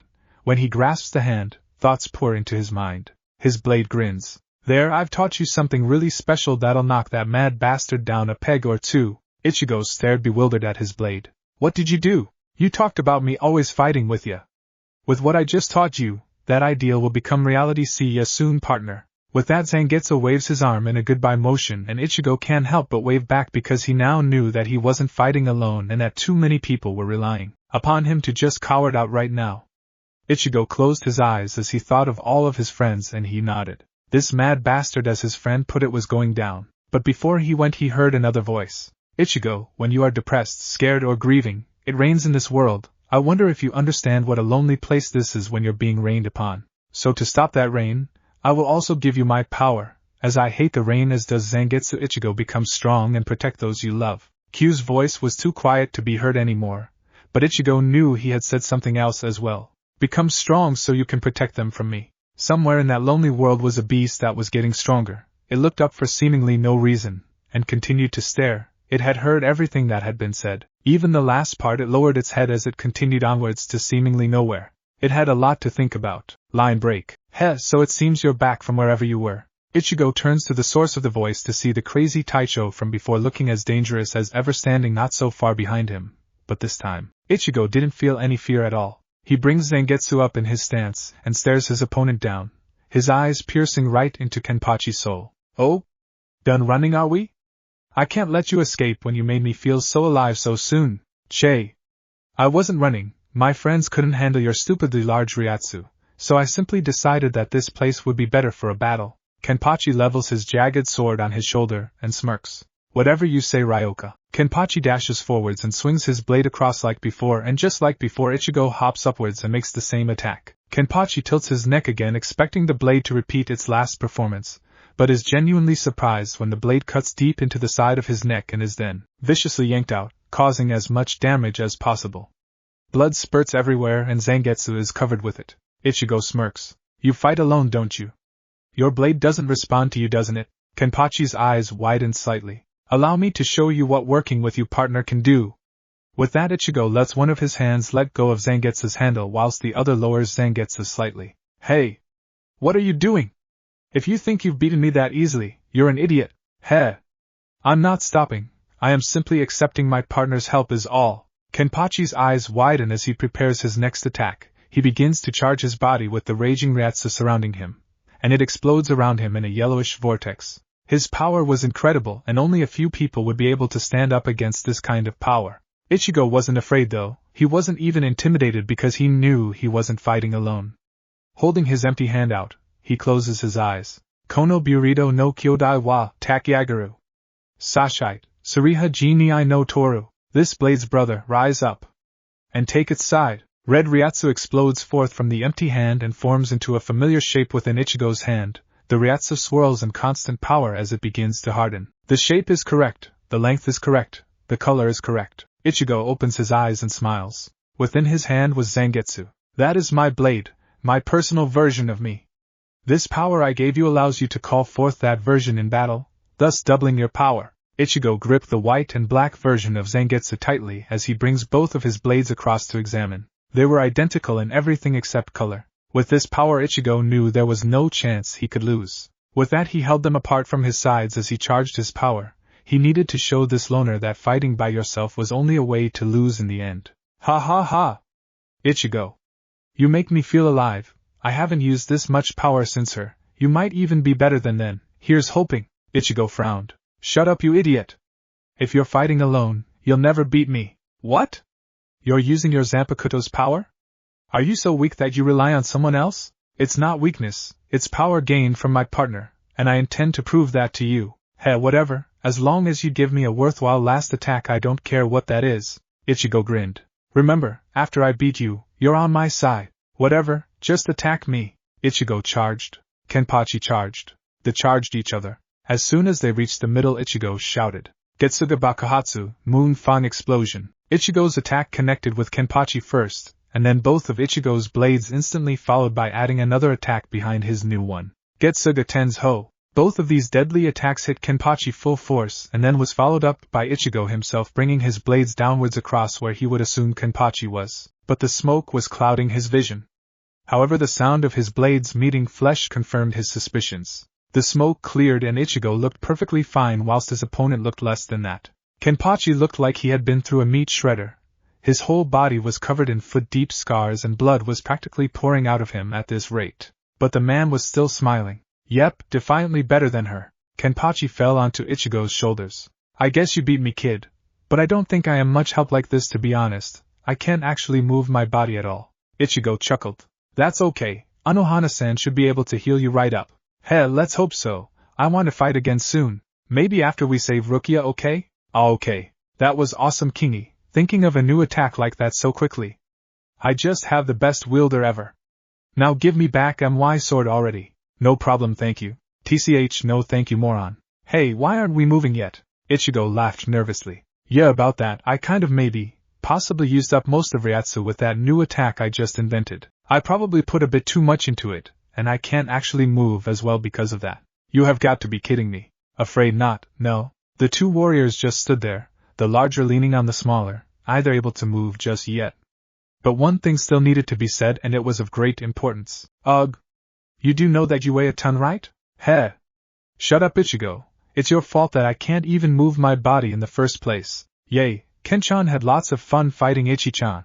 Ichigo grunted as he hefted Kenpachi upon his shoulder better so the man wouldn't fall off. Yeah, but I think Kenchan needs to lay off the food a bit. Yuichiro's laughter broke out at Ichigo's slight jab at the most feared man in the Suryidai. Is that right? Well, I think Ichi-chan needs to shut up before I shove my sword up his ass. Oh yeah?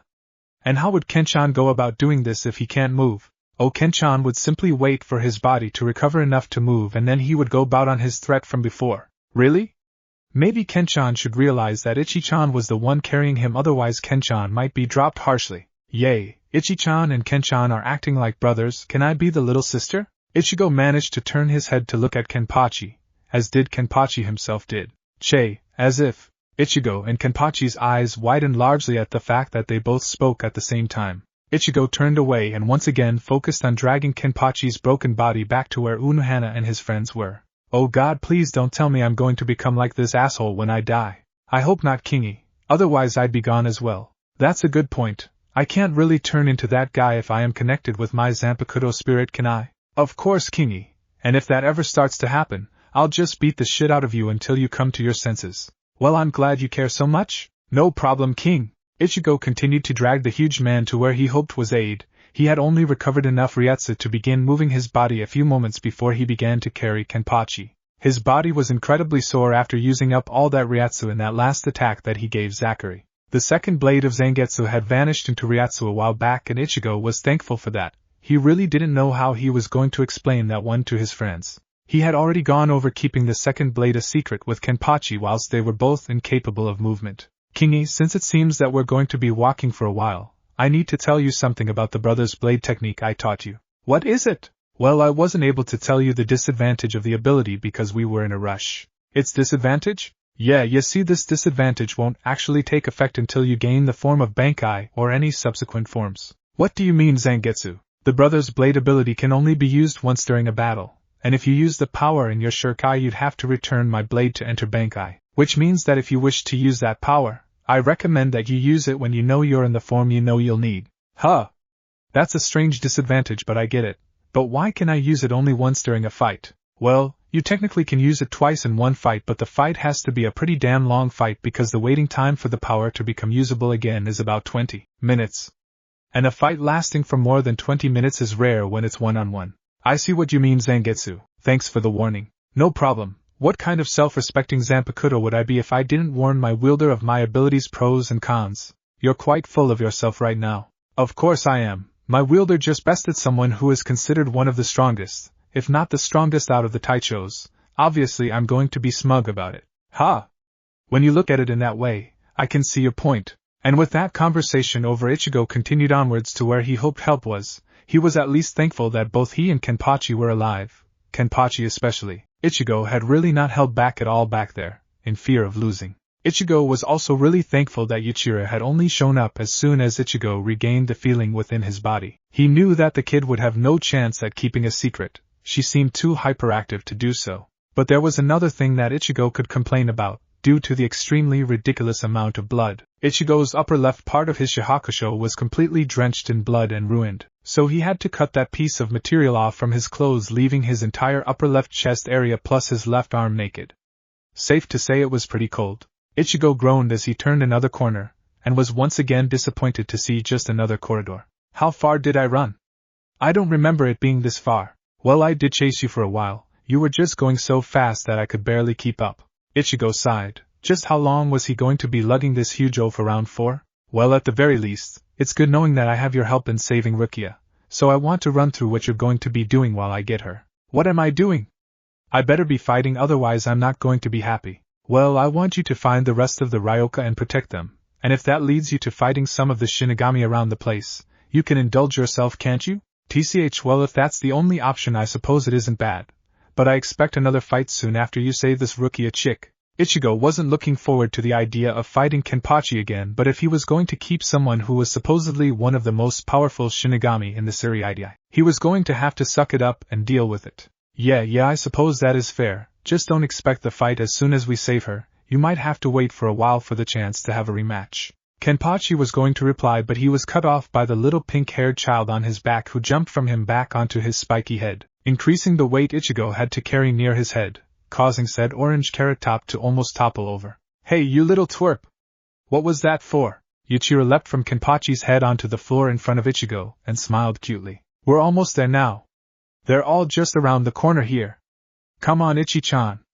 Almost there. Ichigo sighed in relief. Thank Christ that they were almost there now, otherwise Ichigo didn't know if he'd manage to carry Kenpachi much longer. The guy was a 7-foot muscle tank. Oh, thank God! Ichigo exclaimed in happiness as when he turned the corner, he saw the stairs that he remembered specifically running up to escape from Kenpachi. Ha! It seems you have to carry me down the huge amount of stairs, Ichigo. Ichigo paused as he stared down the massive amount of stairs that he now had to stumble down with baggage that weighed around 600 pounds. Ichigo then looks at the man on his shoulder and smiles evilly. Now, Kenpachi has always been known as one of the bravest Taichos and that nothing has ever scared or worried him outright. But when he saw the smile on Ichigo's face, he figured that he had just felt the first feeling of fear in his time as a Taicho. Ichigo, what are you doing? Ichigo said nothing as he lowered Kenpachi from his shoulder and adjusted him so that he was facing the stairs first. The man's eyes widened in surprise. Don't you dare! Kenpachi warning was cut short as he felt the sandal of the Ryoka push against his back, sending him flying down the stairs. I'll see you down there! Ichigo shouts as he stretches his neck and begins to slowly stroll down the stairs, his eyes finding amusement in seeing Kenpachi roll down the stairs and more annoyance than pain. Ha! That looks like fun! The young voice of Ichiro surprises Ichigo as she appeared on his shoulder, looking excitedly from Kenpachi falling down the stairs and at Ichigo himself. And before Ichigo knew it, he himself was falling down the stairs of Seiyuu even faster than Kenpachi from the kick that Yuichiro had given him. Holy crap! He shouted as he continued to fall, and much like Kenpachi, he felt more annoyed than in pain from the falling. Somewhere in Ichigo's mind he wondered what would be the response from all of the people at the bottom when they see two of the strongest Shinigami falling down a huge amount of stairs comically. Line break. Unohana sighed in relief as the huge amount of power dissipated from when Kenpachi and Ichigo had surely fought. Thank the Spirit King! The amount of power Kenpachi was releasing from that last attack was almost enough to bring down the whole surrounding area. But still I find that it was quite a large amount of overkill for just one man. Unohana's eyes landed upon the giant of a man that had just awakened from his injuries. Even though he was in a potentially dangerous situation, he seemed to be completely calm. Eizen had asked him why he seemed so calm around so many unknown individuals, and he had simply stated that if Ichigo had entrusted my well-being with you all, I have nothing to fear from you. What he said had also caused Unohana to become more intrigued by the teen in question. He had such terrifying power, and yet, here is someone who trusts Ichigo with his life completely. But how is such a thing possible when said Ichigo has such enormous power? How is he supposedly so well-liked, and yet be so strong? Unohana's thoughts were cut short as she heard something coming from the stairway of which Ichigo and Kenpachi had gone. Looking towards the stairs, Unohana had to stop herself from laughing out loud at what she saw. Zachary Kenpachi, the scariest Shinigami, was falling down the stairs in a comical manner. What was the funniest part was the fact that the man wasn't even in pain from the falling, as seen by the pure annoyance plastered on his face.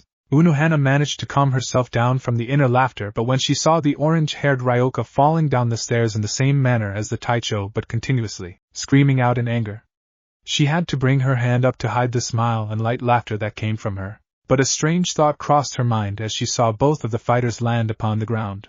Wait, if both of them are still alive, who won? That question was answered when Ichigo picked himself, grumbling all the time, and then he reached onwards and heaved the huge Taicho onto his feet and then onto his shoulders. And that is when Unohana's question was answered. He beat Kenpachi? He doesn't even look injured, just his Shihakusho is damaged, and that looks like he ripped it himself. So that huge power was his and not Kenpachi's? She also realized another reason as to why the teen, Sato, wasn't worried at all. With a friend with the power of Ichigo's, why would you be worried when he would just come save you? Unohana also felt something she hadn't felt in a long time when she figured out that Ichigo beat Kenpachi like he did, a feeling she hadn't felt for over 200 years. She shook her head, Now wasn't the time to be thinking of the past, it was stupid to do so in the current situation. Ichigo stumbled over with Kenpachi on his shoulder, Yuichiro popping up from behind Kenpachi and landing in front of Unohana. Pretty-chan. Ken-chan had such a fun time fighting Ichi-chan, the little kid shouted as everyone's shocked faces turned to the pair, except for Unohana who had already figured out what had happened during the fight. Ganju was the first to speak. Why you beat him? Ichigo scoffed as he dropped the large taicho from his shoulder in front of Unohana like a sack of potatoes. Of course. I said I'd win, didn't I? And when I promised to win I will. Everyone was shocked still at Ichigo's bold statement, before he sat down and relaxed somewhat. His eyes widened happily at seeing his best friend awake and smiling at him. Chad. You're okay. Chad gave a thumbs up as a reply. Ichigo turned towards Unohana. Unohana-san, could you please heal Kenpachi? He kind of owes me a favor. One of Unohana's delicate eyebrows raised up at that statement. Heh. He made me offer to help him, otherwise he wouldn't fight me, Kenpachi says loudly as he continued to simply bleed on the ground. Unohana's eyes went from the bleeding man to Ichigo, and then back to the bleeding man before she sighed in resignation at the fact that Kenpachi would do something like that to fight someone really strong. You do realize that if I heal Kenpachi so that he can help you in your plans, then I would be considered a traitor to the Tsurugi as well. Ichigo's eyes widened in surprise as Unohana said this. Oh damn! I didn't realize, but wait, you healed my friend, and doesn't that make you a traitor already? Ichigo asks in confusion. Unohana stares at Ichigo in the eyes for a few moments before a smile broke out on her face, and she began to heal the bleeding man on the floor. You seem to have caught me red-handed, Kurosaki-san. Ichigo smiled happily at that. Taicho, are you sure? Eizen, the 4th Squad's Fukuteko, asked of her captain as she nervously looked toward her. Yes, Eizen-chan, something has been bothering me about the whole thing relating to Rukia Kichiki's unique circumstances. What do you mean, Unohana-san? Asked Ichigo as Hanataro began to replenish his ryatsu as best as possible. Well, I have no conclusive proof, but ever since the warrant for Rukia-san's arrest was ordered, something had just felt off about the whole thing, and since you and your companions have decided to try and save her, I feel like it is the adequate time for me to involve myself. I'm really grateful for your want to help. But I'd hate for you to lose your position and endanger yourself. I already got Kenpachi's help, I'd hate to endanger anyone else. Unohana smiled as she healed a particular nasty-looking cut on the 11th Taicho's chest. Whilst I am appreciative of your worry for my well-being, I believe that I am perfectly capable of taking care of myself and Eizen-chan. I'm sure you are, but I really hate the idea of another person that I put in danger. Ichigo's voice almost sounded desperate now. Unohana took a moment to take her eyes off of Kenpachi and to stare at Ichigo, a small smile playing across her face. Very well, then it seems that I cannot convince you to allow me to join your side. But what I can do is stay undercover and see what I can find within the Tsurugi itself whilst you and Kenpachi do what you plan to do. Ichigo let out a relieved sigh at Unohana's statement. Thank God. Hey, what's wrong with having her help? Because I've already probably ruined 2 members of the Shinigami's lives by having them join me. I don't want to add more people to that list, anyway. She is helping us by going undercover, as she said. I suppose you're right about that, but I gotta say, damn your goodwill. All it does is cause us trouble in the end. Heh, I can't disagree with you there. Ichigo shook his head as he stood back up. Right, well, I'd better continue onwards, Kenpachi. When you're healed up, I want you to find the rest of the Ryoka and the Tsurugi and protect them from danger. Chad, you go with him and help keep our friends safe as well. Unohana nods. That plan that Ichigo gave was smart, best to split the 2 strongest members of the group so that they can split the amount of attention that they receive, giving each of them a better chance at winning against any enemies. That sounds like a good plan, Ichigo-san. I and Eizen will return to our division when I have healed Kenpachi-san. But what are you going to be doing? Ichigo smiled as he scratched his bare upper left chest. I am going to be going on ahead with Ganju and Hanataro. With his help we should be able to sneak into the spire without the guards knowing. That sounds great, Ichigo-chan, but I think I need to interrupt. Everyone turned to the new voice and some were confused when all they saw was a black cat standing a bit away. A black cat? Asked Hanataro as he rubbed his eyes to make sure what he was seeing was in fact real. Ichigo-chan, I was watching your fight and I must say that I am greatly impressed at the skill you showed during it, but I must ask you to follow me as I have some very important training for you. Ichigo stood confused as he scratched his head. Special training? What training could he go through right now? He was kind of in a hurry at the moment. The cat nodded its head as it hopped onto Ichigo's shoulder. But we're so close now. I can't just drop it and do some training. The cat was going to respond before Ganju placed his hand on Ichigo's shoulder. Ichigo, go with the cat. I and Hanataro will have a better chance at sneaking in without your massive Ryatsu alerting everyone to where we are. Ichigo briefly thought that the first part of what Ganju said sounded really stupid before Ichigo scowled and lowered his head in defeat.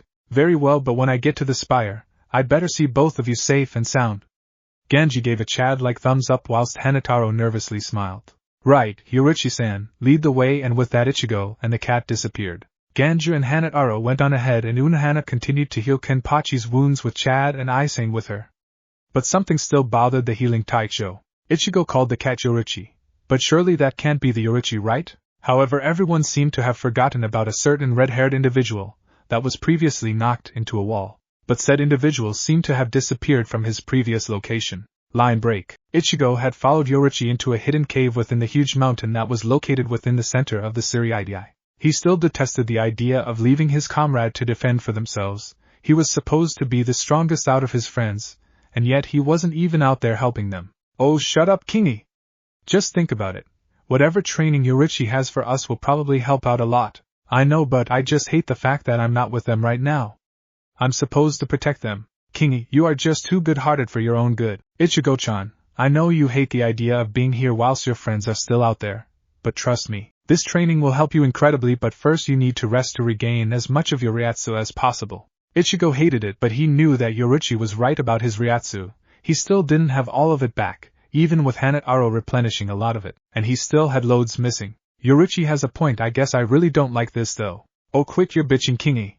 The sooner we get to sleep, the sooner we can train, and the sooner we can go save the midget and the rest of your friends. Ichigo sighed. He knew that Zangetsu was right, but it didn't mean that he had to like it at all. Okay, Yorichi, I'll get some rest.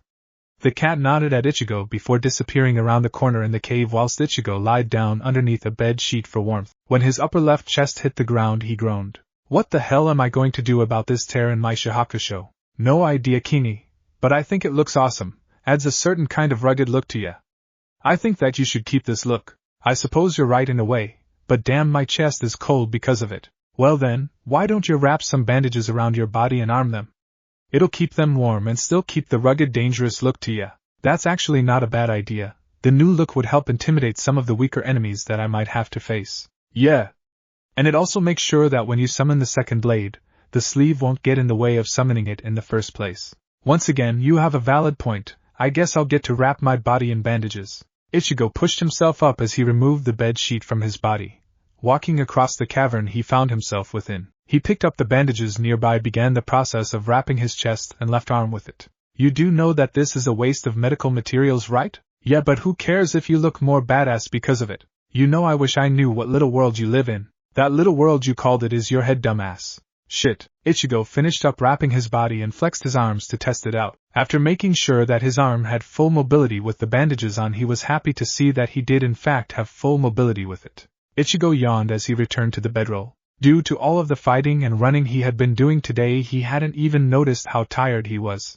I guess I really do need some sleep. Yeah, I wasn't going to say anything about that, but have you do look like shit.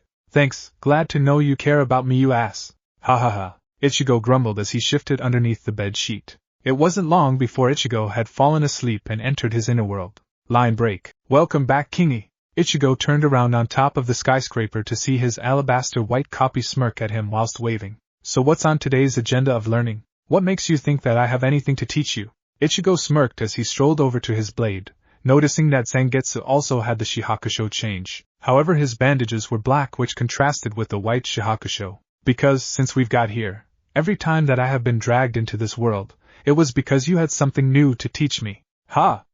You know me too well, partner.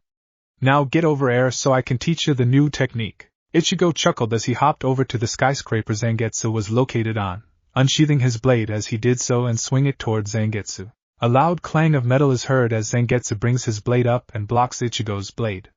Zangetsu smirks at his wielder as he pushes him back. Heh! Being a bit assertive, aren't we? Well, whenever you teach me something new, we either A. have a fight, or B.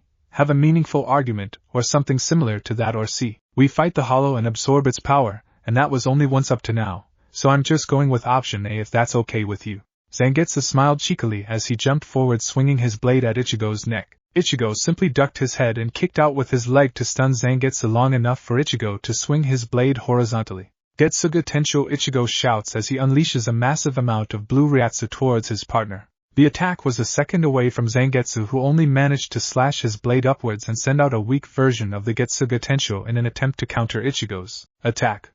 However, the attack had no chance to beat Ichigo's fully powered attack, but it did manage to slow Ichigo's attack down and allow him to leap over the attack. But the attack just managed to strike him slightly. When Zangetsu landed, he fell to his knees as the attack that Ichigo had sent to him had managed to clip his legs, incapacitating him at the moment. Ichigo runs over in worry. He didn't mean to actually hurt his partner. But soon laughter breaks out as Zangetsu stands up, the harsh-looking burn on his leg gone as if it was never there in the first place. What?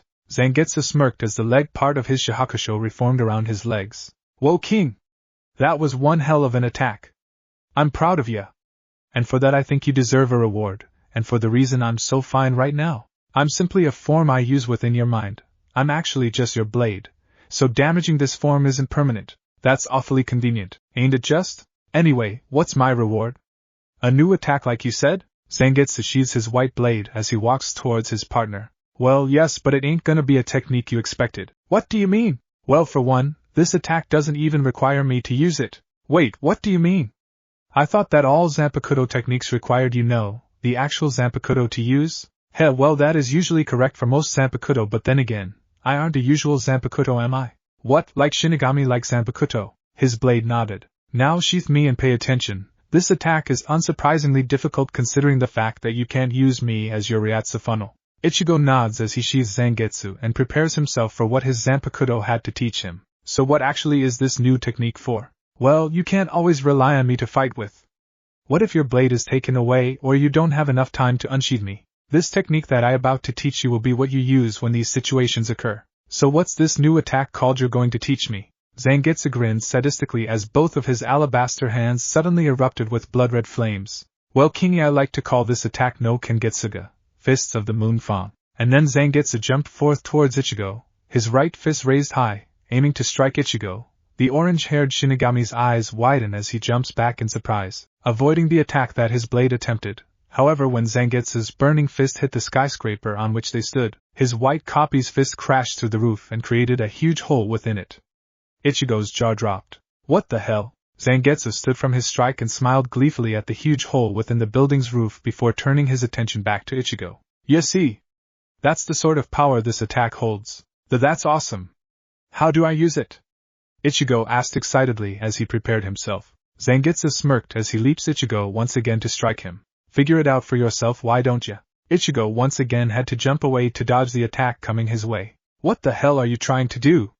He shouted as Zangetsu's strike crashed into another place within the roof. How the hell do you expect to learn this attack without fighting for it? But I thought I already fought you to learn it? No chance.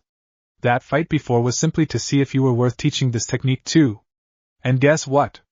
There's more. What the hell? There's more than that? Yeah. This is the only time that I will attempt to teach this to you.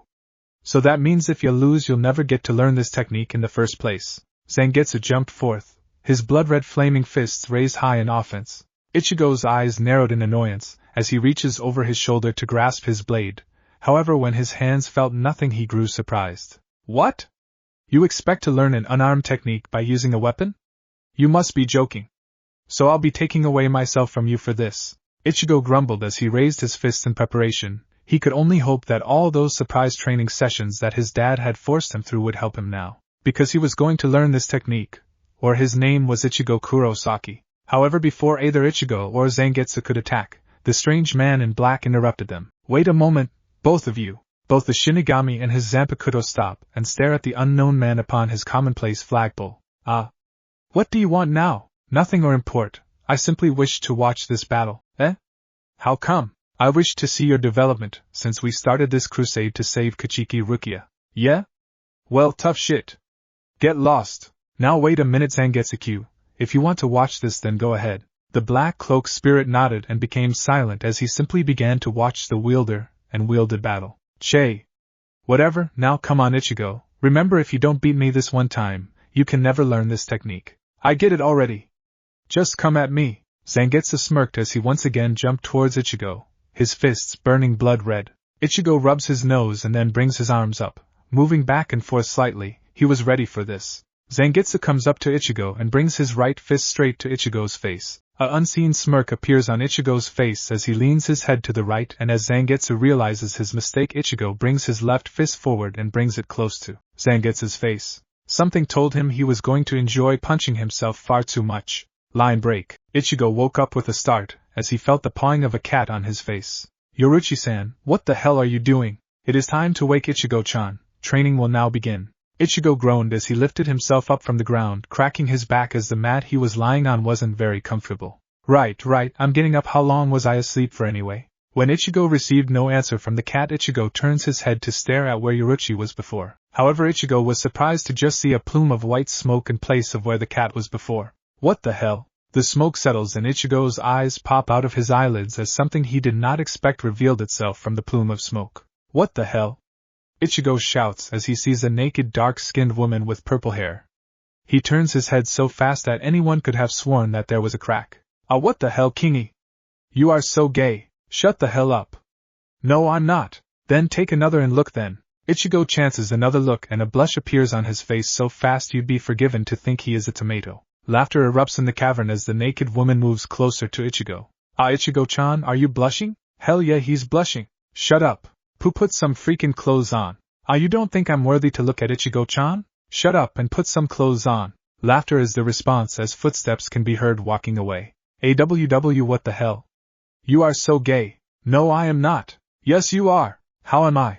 There was a hot chick naked, just standing there and you didn't stare. That's because I'm not a freaking pervert. Yeah, what the hell ever. Ichigo sighed. Why was he the Shinigami stuck with the weird and annoying Zanpakuto? Okay, it's fine to turn around now. Ichigo turns around and instantly turns back around, for Yoruchi was now only wearing a top that wasn't quite long enough to reach over her hem lower anatomy. Holy crap. Put on some damn pants. Once again laughter is the response. God damn it, you are such a pussy. Shit the hell up. Okay, this time I promise that I am dressed this time. Ichigo turns to see Yoruchi, and this time he doesn't need to turn back around as she was wearing proper clothes. Now let's get down to business. I want to know Abio. Yoruchi paused in talking as something grabbed her attention, and at the same time that same thing gained Ichigo's attention. Ichigo was always able to sense all of the people within his group at all times if he focused. But for some worrying reason, Ganju's Ryatsu had plummeted dramatically. Ganju. It's like he's been killed almost. I can barely feel his Ryatsu. Which also means that Hanataro must be in danger. Damn it, don't die on me. I'm coming. Ichigo stood up quickly and headed to the exit. Hey! What are you doing? Without stopping, Ichigo spoke back to Yoruchi. What do you think I am doing? I'm going to save my friends. You can't. Can't you feel that huge Ryatsu that is overpowering your friends? I don't give a shit. When I came here I swore that I'd keep my friends safe. I don't care who I have to kick the shit out of to keep them safe. And with that Ichigo exited the cavern, heading towards his friends as fast as possible. Yoruchi groaned as she decided on what to do next. She shakes her head before a small smile grows on her face. Heh! He's as stubborn as Kasuke said, and with that she disappeared in a flash. Line break. Ichigo hopped from building to building as quickly as he could. He couldn't afford to waste time. Arg! Why did I have to go with Yoruchi? I should have stayed with them. Less complaining. More running. I hear ya! Ichigo frowned as he just sensed the Ryatsu, which he could only assume was the cause for Ganju's sudden drop in power. He recognized the Ryatsu, and it made his blood boil. It's him. Yeah. It's that asshole. Why don't we teach him a lesson in brotherly duty? You took the words straight out of my mind? Yeah, let's go with that. Ichigo had reached a massive spire, and his gut wrenched. Hanataro's Ryatsu had just dropped significantly too. Shit. Hurry up, King. Get up there. Ichigo nodded determinedly as he jumped as high as he could, and by applying Ryatsu to his feet he was able to jump once again whilst he was in the air. He continued this trick until he came up to a connecting bridge between the spire and what looked like some kind of medieval castle almost. Must be their headquarters or something. Ichigo reached the bridge and heaved himself over the railing just in time to block a strike from someone's blade that was aimed at a bleeding unconscious Ganju. Everything was silent except from the grinding of two blades clashing. Ichigo's eyes narrowed and he frowned deeply. It's you, Byakuya Kichiki. Ichigo pushed the Taicho's blade away, and Ichigo used this moment to assess his location. He was surprised to see another man in a white Hiyori. Shit, another Taicho? I didn't sense him. It must have been because we were so focused on Ganju's and an asshole over here. I suppose, but still, I can't fight two Taichos. You won't have to. Look, he doesn't look the least bit aggressive. Just get Ganju and Hanataro and we should be able to get away without aggravating him. Ichigo nodded before he saw the whole reason he was in the Siri-ID behind Byakuya. Rukia? Ichigo.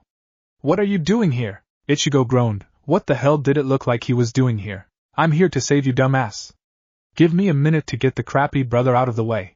Ichigo ignored the obvious shouts of confusion and anger at him being here from Rukia and reassessed his situation. Damn. If I take Ganju and Hanataro, I leave Rukia. But those two look like they won't survive 1 minute if I left them here. Shiki, what should I do? Think on that later, partner. Look out! Zangetsu's warning allowed Ichigo to regain his senses just in time to bring his blade up and block the impassive-looking Taicho's blade. Well, he was impassive until Ichigo actually blocked his blade with ease as the Taicho's eyes widened ever so slightly. Ichigo smirked. Heh! I can see your every move, Byakuya. Byakuya's eyes narrowed at Ichigo's bold claim. Ichigo once again pushed back the Taicho, however this time he was going to go on the offensive. That was until a familiar dark-skinned woman appeared in the middle of the pair. Yorichi-san? Have you come to help? Ichigo was answered when Yorichi spun around and charged straight for him. Ichigo's eyes widened in shock. He could barely see her move. However, he just managed to lean his body out of the way of the hand that she was thrusting towards his chest. Ichigo jumped back and readied his blade in a defensive position. What the hell, Yorichi? Yorichi and everyone else for that matter stood dumbfounded. An unknown Ryoka had just dodged the Goddess of Flash's attack, albeit with difficulty, but he still managed to dodge it. However, before Yorichi could answer, Byakuya appeared behind the woman and brought his blade down. Ichigo was just about to yell out a warning, but it was unneeded as Yorichi simply vanished in thin air and in a second had the Taicho's blade wrapped in bandages, effectively making a metal stick. Ichigo. I was trying to get you out of here quickly. That's why I attacked you, but since that didn't work quickly, pick up Ganju and Hanataro. What about Rukia? Are you going to get her? Yorichi shook her head. We don't have time. I already sense many large Ryatsas heading our way, and taking Rukia will only cause even more Ryatsas to chase us. We don't have the strength or speed to handle them all.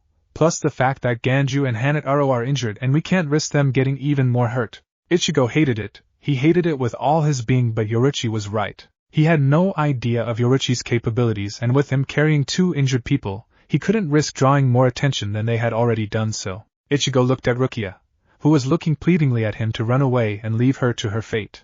I will save you, don't you think you got rid of me that easily, midget? Ichigo as quickly and gently as possible hefted his comrades upon his shoulders and prepared to run. You think you can get away, Ryoka boy? Ichigo turned his head to see Byakuya stood behind him. His blade no longer wrapped up and he was swinging it downwards. Ichigo prepared to take the slash. However, that was unneeded as Yorichi had seemingly appeared from thin air once again and landed on Byakuya's shoulder. Holy shit, she's fast. Yeah, she wasn't moving that fast when she tried to attack me. I would have been unable to see the attack, never mind dodge it if that was the case. Does Byakuya-kun think he is able to harm my student? Ichigo's brows raised. Student? When the hell did this happen? Well, she was supposed to be teaching you something, wasn't she? Oh yeah. I guess it makes sense now. Yorichi Shihuin, ex-Taicho of the 2nd Division and commander of the Special Forces, what are you doing here? Wait, what? Well, that explains the speed, I guess. Wait, what the hell? Ichigo, quickly go. I will follow shortly. Ichigo nods as he breaks himself from his thoughts and leaps away as fast as he could. He'd be back to save Rukia after the training. He also still owed that smug Kichiki bastard a good ass-kicking for neglecting his brotherly duties. Time to head back to the cave. I wonder when Yorichi will catch up. Kingi, look behind you. Ichigo does so and his jaw drops when he sees Yorichi already right behind him with a smug smirk on her face. When did you get there? Who, me? Yorichi asks innocently as she begins to run head-to-head with Ichigo. No, Urahara, of course I mean you. Who else is around here? Well, back in the day I was considered pretty fast. Pretty fast? Yeah, if you're only pretty fast then I'm only slightly strong. Ichigo spoke in disbelief. Yorichi laughed as the pair leaped from one roof onto another, leading closer towards the cavern they were both in before. Anyway, Ichigo, whilst your Shuinpa is relatively fast, it still needs plenty of work, Yorichi lectured to her new student. Ichigo turned his head just enough to see her, and keep his eyes on the path they were on. Shuinpa? The hell's that? Ichigo's question almost made Yorichi fall when she reached the next roof, but a quick hand from Ichigo kept her from falling. She then turned her head to the orange-haired male in surprise. Wait, you aren't using Shuinpa? Then how are you so fast? Ichigo gave the woman a strange look as if she had grown a second head. I run really fast, how else do you think I go so fast? Yorichi groaned. She was going to have long conversation with Kasuke when she got back on the matters of teaching someone everything they would need to know when going into a hostile environment. Ichigo-chan, you are just one surprise after another, eh? You say something, Yorichi-san? No, nothing. Come on, we're close to the cave. We need to go faster to lose our pursuers before we get there. Ichigo nods as he hefts his comrades into a more safe position upon his shoulders. And at the same time both of them sped up, Yorichi disappearing and reappearing every couple of feet, whilst Ichigo simply sped up without the use of Shunpa. King, may seem a little strange, but the way you said all of that beforehand makes you sound like Sonic. Yeah, I just realized that I sounded weird the moment I spoke. Whatever, we have to find a way for these two to get healed. Yeah, I know, maybe Unohana? How would that work? Well, Yorichi used to be a Taicho, right? Won't she know where Unohana was in the first place? Or at least where her division is? Okay, that might work, but how will you get two injured people to one of the Taichos within Suriidai without being seen? Well, Yorichi seems really fast. Maybe she could just do that Shunpa thing there and back without anyone seeing. Now that might work. When we get to the cavern, tell her the plan after she begins our training. Right, sounds good, Zangetsu. Ichigo takes a huge leap forward and lands within the cave hole in the side of the huge mountain in Suriidai. He moved forward deeper into the cave with Yorichi right behind him now. They came up into the cavern and Ichigo laid his friends down gently before checking them over. They'd both live as long as they received medical help soon. Ichigo turned and relayed his plan to the ex-Taicho in the hopes that she would agree. It sounds like good plan, Ichigo-chan. I'll take them as soon as I start up your training. Ichigo lets out a breath as he follows the woman deeper into the cave. How big is this place? Well, I'm guessing that this is Urahara's old place before he came to the real world. Wait, what do you mean? Well, it's pretty obvious that Urahara is batshit crazy, so I can only assume that he'd make a cave like this. I see your point. The pair walked through the cave for a few minutes before they came into a huge open area. What the hell? This is exactly the same as Urahara's training room under his shop. Well, of course, consider that he built this place as well. I knew it. So what? He's a one-trick pony then? Yorichi chuckles before she heads around a large rock and returns shortly after carrying a strange human-sized doll. Ichigo. I assume you already know this, but have you ever noticed that your Zanpakuto is always in its shirkai state? Yeah, I asked him about it a while back. Asked who? Zangetsu. He said that he can reseal himself, but he can't be asked. Yorichi stares for a moment before her face palms. Told you it'd be funny if you said that. Whatever. I already know that you know about Bankai, and how it is a long and arduous process even to start the process of gaining said form. Wait, what is she leading up to? Well then, I'm here to tell you that I am going to make tea so that you learn your Bankai within 3 days. What? 3 days? How is that possible? Urahara told me that it usually takes 10 years to gain the form of Bankai. Yorichi smirks. That's why we're going to cheat. How? Yorichi motions to the doll next to her. This is called a Tenshintai. Kasuke made it to achieve Bankai much sooner than considered possible. However, in taking this process to gain Bankai, you put yourself through some serious pain. I don't care, how do I use it? Easy. Simply stab your blade into the doll and let it do its work. I will be supplying continuous Ryatsu to keep your Zanpakuto materialized, so there will be breaks from time to time for both of us to regain our strength. Ichigo nods. You up for it, Zangetsu? I guess so. What's wrong? It's nothing. Just promise me that if you do gain Bankai, be very careful when you use it. I promise, but why? I'll tell you more if you gain the form. Okay then, stab me in that sucker. Ichigo smirks as he walks towards the Tenshintai. Unsheathing Zangetsu. Ichigo smirks as he points the blade at the doll. Yorichi jumps away to a safe distance. Oh yeah, Zangetsu. Ya partner? Gay. Wait, what? Ichigo stabs his blade into the doll before Zangetsu can retort. A huge explosion of huge Ryatsu blows up from where Ichigo stabbed his blade into the doll. Smoke lowers as the power that was unleashed becomes more controlled and two figures are revealed. Yorichi's eyes widen as she sees two identical people in all but color standing in front of each other. Why hello there, king. Nice place we got air. Hi Zangetsu. Well then, I suppose we should get straight to it. You ready, partner? Ichigo nods. Zangetsu smirks as he unsheathes the white version of himself and points it at Ichigo. If you want to learn Bankai, I'm going to have to be sure you're ready for it. Zangetsu charges forward and Ichigo, knowing that he had no blade himself, jumped away to prepare. What do I have to do to gain Bankai? Zangetsu smirks as he casually hefts his blade onto his shoulder. You want to know what to do? You expect this to be easy? Damn, you are stupid, king. Ichigo frowned. Shut up, dumbass, and at least tell me what we're going to be doing. Well, I suppose I can tell you that. We're going to have a fight. But it ain't gonna be a normal fight. Ichigo's eyes narrow. How so? Well, for starters, Zangetsu paused as suddenly two more Zangetsus form around Ichigo, entrapping Ichigo within a triangle-shaped formation. Each of the Zangetsus have their blades unsheathed and pointed straight at Ichigo. You'll be fighting three of me, so try to stay alive, yeah? Yoruichi watches with a small worried frown on her face, however her worry turns to confusion as Ichigo simply grins confidently. 3? Is that all, Zangetsu? Zangetsu scoffs as he smiles widely. I wouldn't be so cocky, kingy. I'd hate to have to kill my own wielder. Ichigo says nothing as he cracks his knuckle and raises his fists up and begins to shuffle slightly on his feet. Yoruichi was very confused. He couldn't hope to beat 3 version of his Zanpakuto with no blade, right? Especially when the only form of hand combat training that Ichigo had was from his father being himself, when waking Ichigo. But the confident smile on his face was disconcerting to her. Ichigo swipes his nose with his thumb before condensing a large amount of Ryatsu into his fists. No Kengetsuga, he states calmly, and suddenly Ichigo's fists are lit ablaze with bright blue Ryatsu. Zangetsu's smile widens as all of him crack their necks at the same time. Well then.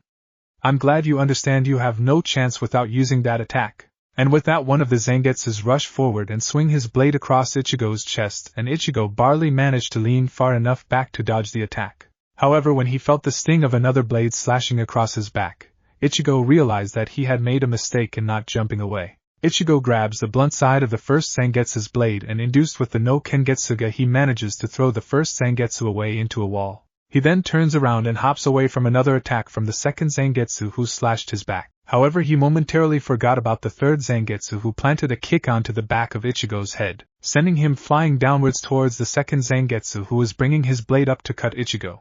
Ichigo's eyes widened before he increased the amount of Ryatsu into his right fist, and brought it straight into the second Zangetsu's sharp end of the blade. Thankfully, due to the sheer amount of Ryatsu in Ichigo's fist, he was able to clash with the blade without losing said hand.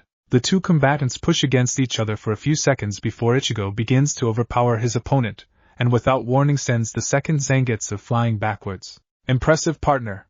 Thank God you put as much Ryatsu into the attack as you did, otherwise you'd lose your hand. Ichigo shook his fist to be rid of the pain in his hand from punching a sword. Wait, did I really just punch a ing sword? Am I mad? Ichigo shook his head just in time to lean back and dodge the third Zangetsu's strike. Ichigo jumped back and was instantly circled by the 3 Zangetsus. Shit! What the hell can I do against this? They don't seem to take damage, and my back is killing from that cut. Ha! Having some trouble, partner? If you want to take a break, go ahead. Ichigo scoffs as he wipes some sweat from his brow, the blue flames on his hand not affecting him. I can't win just the no Ken. I need something else. I hate it, but I might need to use that. Hate to say it, King, but I don't see you winning this battle. I think you should give up. Shut up, you ass. Ichigo grumbles but accepts the fact that he had to use that. Yoruichi, this is a word of warning. No matter what you may see, I am in control, so don't worry. He brings his right hand up, still burning with blue Ryatsu, and begins to gather bright blue Ryatsu within his hand. Zangetsu frowns slightly, and Yoruichi's eye widens as she begins to sense a Ryatsu that was somehow similar to a hollow's. You think I can't win, Zangetsu? You think I should just give up? Let me just tell you one thing. Ichigo's eyes shine brightly before his right eye turns into a black void as his pupil turns yellow. His left eye stays the same color as before. Ichigo slashes his hand downwards and allows his Ryatsu to rocket upwards as the right side of his face is covered by a white hollow-like mask with a red striped pattern coming down it. I never give up. Ichigo's previously blue flaming hands turn a deep black with red outlines on it. Zangetsu's frown becomes an insane smile as 2 of the 3 charge straight towards Ichigo's form. Ichigo simply stands there, and as soon as Zangetsu 1 swings his blade at Ichigo, Ichigo's flaming fist grabs the blade and pulls him towards him. The Zangetsu's eyes widen as Ichigo brings his other fist forward and slams it straight into the white copy's face. The copy goes flying back and smashes into a huge rock wall. The copy falls from the rock and fades into red Ryatsu and heads straight for the third Zangetsu, being absorbed by him. That's some mighty fine work there, partner. But guess what? That was simply the first stage of this little test of mine. Now us 2 Zangetsu's power has increased by a third, so that little surprise punch won't work this time. Ichigo says nothing as both of his different colored eyes stare straight into his counterparts. A resounding clap stops everything as Zangetsu turns into the doll from before with Ichigo's Zangetsu stabbed into it, and the clone of Zangetsu simply fades away. Ichigo turns to Yoruichi with a frown. What was that all about?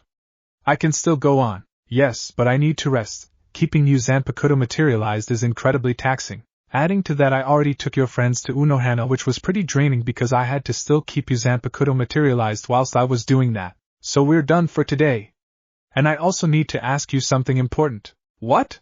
Yoruichi appears in front of Ichigo with a serious frown on her face. What the hell is that? Yoruichi asks scarily as she pokes Ichigo on the mask fragment. Ichigo stutters as the no Kengetsuga leaves his fists.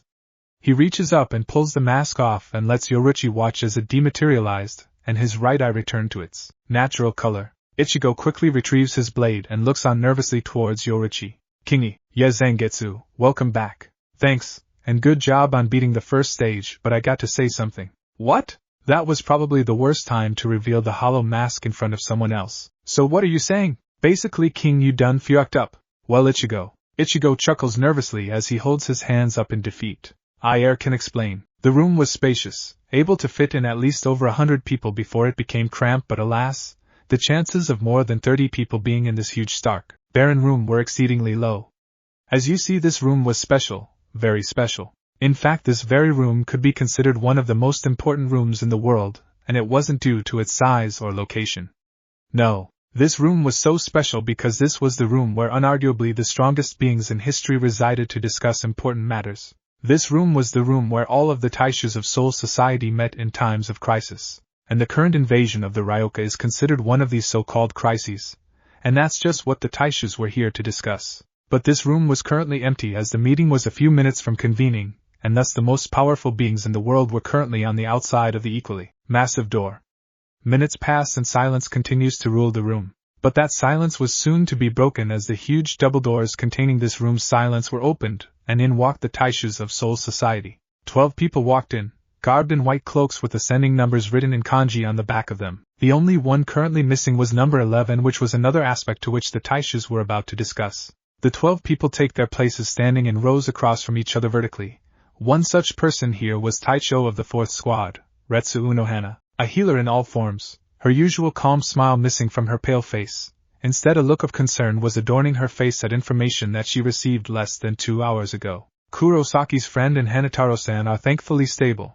I dread to think what would have happened if Shihun-san hadn't have made to me as fast as she did. But that's not what worries me. Shihun-san said that she was currently running Kurosaki-san through some special training. I could tell from the small amount of time I met him that he is unnaturally strong, but will it be enough? Unohana heard someone call her name. She turned her head to look at the Taicho of the 13th Squad, Jushiro Yukitake, who was smiling kindly at Unohana. Unohana reciprocated this. Yes, Yukitake-san? You said my name? Ah. Yes, I did.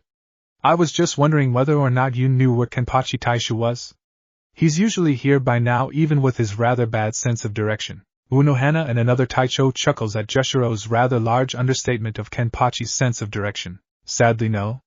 I haven't seen him recently. If I was to guess, I'd say that Kenpachi Taishu is currently hunting down the Ryoka, regardless of missing this rather sudden meeting. Yukitake nods and returns to his conversation with the straw hat wearing Taicho standing nearby. The healer's gaze passes by a certain brown-haired Taicho, and for a millisecond Unohana could have sworn she saw a condescending smirk cross his face, but it went by so fast. Unohana assumed it was simply a trick of the eye and carried on. I know it's incredibly wrong of me to be suspicious of a fellow Taicho, but Eizen Taishu quite frankly worries me. It always feels like he's plotting something behind our back. And with the unusual sentencing of Kuchiki Rukia and the subsequent invasion by the Ryoka, it all feels a little too convenient for my liking. I suppose that's why I decided to join Kurosaki-san's side in the first place. Unohana stands patiently for a few moments, just pondering what to do next to assist Ichigo. I wonder what Kurosaki-san is doing right now. Line break. Arg. Don't turn back to human in the hot springs. Ha! God damn it, King! Line break. He's probably training to become even stronger. Line break. Hey! Watch it! You almost killed me. That's the point, dumbass. Oh shit. Line break. From the little I know of him, I expect nothing will stop his training. Line break. Hold it. I have cramp. You have cramp in the middle of a fight? Uh-huh. It hurts like hell. We gotta stop for a bit. Silence. Silence. Silence. We're so ed. Line break. Must be hard for such a young man to be constantly worrying about his friends. Line break. I hope Kenpachi will find an OA soon. What about Ishida? Who? You know, the only other member of our team unaccounted for. Is that the one with the sand? No. That's Ganju. We saved him, dumbass. Then who's Ishida smartass? Dunno. Oh, I remember. It's the one with the spare costume. Oh, him. Yeah, I hope Kenpachi finds him as well. A female annoyed groan is heard. Line break. The meeting will be starting soon. I'm surprised Satoshi Yamamoto ordered a meeting, especially with the urgency of capturing the Ryoka, since Sato-san, Hanataro-kun and Shiba-san are hidden in my personal barracks and Kurosaki-san and Shihuan-san are supposedly hidden and training. I find it unlikely that this is to discuss capturing any of the remaining Ryoka that are not accounted for. Before Unohana could wonder further, the sound of a cane smacking against stone flooring is heard, coming closer, and suddenly all of the taishus go silent, awaiting this new addition into the room. A few moments passed before an incredibly old-looking man walked in slowly, his old wrinkly eyelids folding over themselves, his back hunched over due to being around for a long, long time. Using his cane to carry himself across the room to the front of the hall, he finally reaches his destination and stops, turning around to address the rest of the taishus as to why they were all gathered here. The Sutacha stands there for a few moments, letting the building tension sink in. Could he be doing it deliberately? No one would ever know. My taishus, I've ordered this meeting to discuss some rather disturbing news, as I assume everyone already knows that Kenpachi Taishu recently fought a member of the Ryoka invasion force due to the fact that we all felt him release his Ryatsu inhibitor. I must say I am surprised that Kenpachi Dano found something worthy of a match within the invasion force. The Ryoka must be quite strong indeed. Indeed, Eizen Taishu must be strong indeed. But what most of you do not know is that it seems that Kenpachi Taishu lost to the Ryoka invader and can currently not be found. Neither can Kusajishi Fukutechu, and thus we are to assume that they were killed by the invaders or have been captured by said invaders. A round of gasps and sounds of surprise fill the room as everyone is unsure as to what to say about the news they were just given, all but Unohana, who simply hid a small smirk from the other taishus. Who could have done this? Some simple Ryoka defeated the 11th Taicho? As of right now, we do not know Fon Taisha, but because of recent events we will now assign a run-on-site order for anyone under Taicho level if they are to come in contact with any member of the Ryoka invasion force. Taishus, tell your squads this and stay alert. We will discuss what to do with the 11th squad after we capture the invaders. We shall reconvene after capturing these Ryoka. Dismissed. And Yamamoto finished his small speech with smacking his cane against the ground. Everyone in the room began to file out at differing paces, all of them a little unsure how to handle the information, all except 1/4 squad Taicho. I hope Kurosaki-sen knows what he's doing.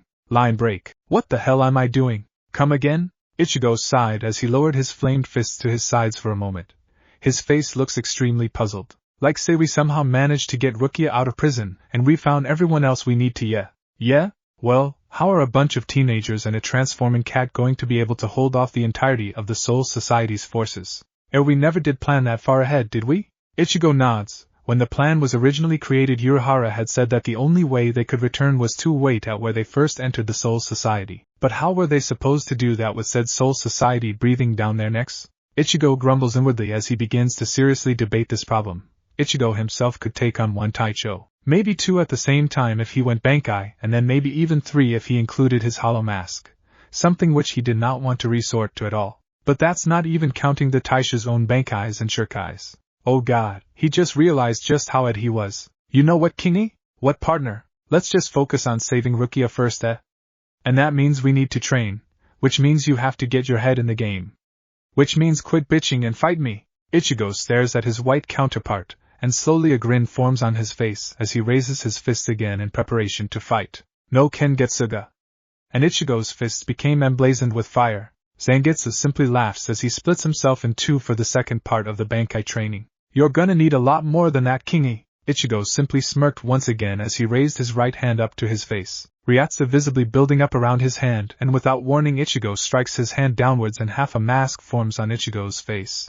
Oh, I know, Zangetsu, I know. Ichigo's voice sounded vibrated and distorted due to his hollow mask fragment, and his eyes became yellow and black to signify his hollowification. That's more like it, King. Now, let's begin, and both Zangetsus charged towards Ichigo, fully intending to harm and or maim. The first one came upon Ichigo, swinging the huge shuriken across his face. Ichigo thankfully leaned back in time to avoid the damage, but he momentarily forgot about the second one, who appeared behind Ichigo swinging his sword towards Ichigo's leaning head. Both Zangetsus fully expected to strike their wielder but were surprised when Ichigo ducked beneath both blades, allowing them to strike against each other, causing sparks to fly. Ichigo, not being one to waste this opportunity, struck out with his leg and caught one of the Zangetsu's legs from underneath, knocking his to the floor. Using one of the pair's incapacitation to his advantage, Ichigo hopped onto his feet and leaned to the left to avoid a downward slash from the standing Zangetsu. But the recovery time for bringing the blade back up was all Ichigo needed as he grabbed the sword wielder's wrists, effectively locking his opponent in place.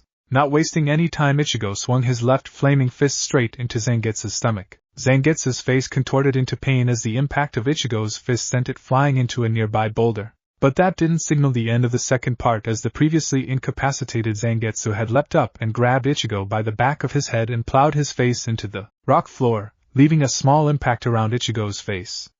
Ichigo's scream of pain was muffled due to his face hitting the floor. "That was pretty good, Ichigo. You managed to deal with two of me for a few minutes before we got the upper hand. Much better than the last time we tried this. Now get back up and let's do this again, and remember to always be aware of each of your enemies. Don't focus purely on just one." Ichigo scrambles to his feet tiredly. The second part of the training was infinitely more difficult than the second half. But who was he if not persistent? Reactivating his no Kengetsu and reforming his now broken hollow mask, he was once again ready to fight. And this time he was going to win. Without warning, he charges forward towards the Zangetsu pairs, surprising them both. But they readied themselves just in time to dodge Ichigo's double punch. What one of them wasn't ready for was Ichigo turning on a dime to his left and swing his right fist towards one of the pair's face. Once again his strike is avoided by just an inch, but Ichigo anticipated this when he brought his left fist over his head, dark blue Ryatsu gathering within his clawed-shaped hand. Yoruichi was stood nearby watching this spectacle go on, her surprise and interest growing every minute the training continued. First he explained the whole hollow thing he had going on, which Yoruichi promised to kick the shit out of Urahara for not telling her, even though Ichigo insisted he didn't know. That man knows everything he takes an interest in. If he actually doesn't know about Ichigo's hollowing predicament, I'll turn into a dog. I suppose we'll have to introduce Ichigo to them when we get back. I'm sure they'd want to meet someone who has control over their hollows so easily. Yoruichi's attention was brought back to the fight as Ichigo finished gathering the Ryatsu into his hand. It all took around a second to do, but in battle that's easily almost too long. But the result would definitely surprise. Here goes. Getsuga Tenshu. Ichigo claws his hand downwards, the huge amount of Ryatsu surging forwards, straight into Zangetsu's face, completely obliterating him, even with him bringing his shuriken up to block. The Ryatsu continued onwards, cutting through multiple boulders before hitting a rock wall and dissipating in a huge cloud of smoke. Holy whoa, check out Kingi with the power!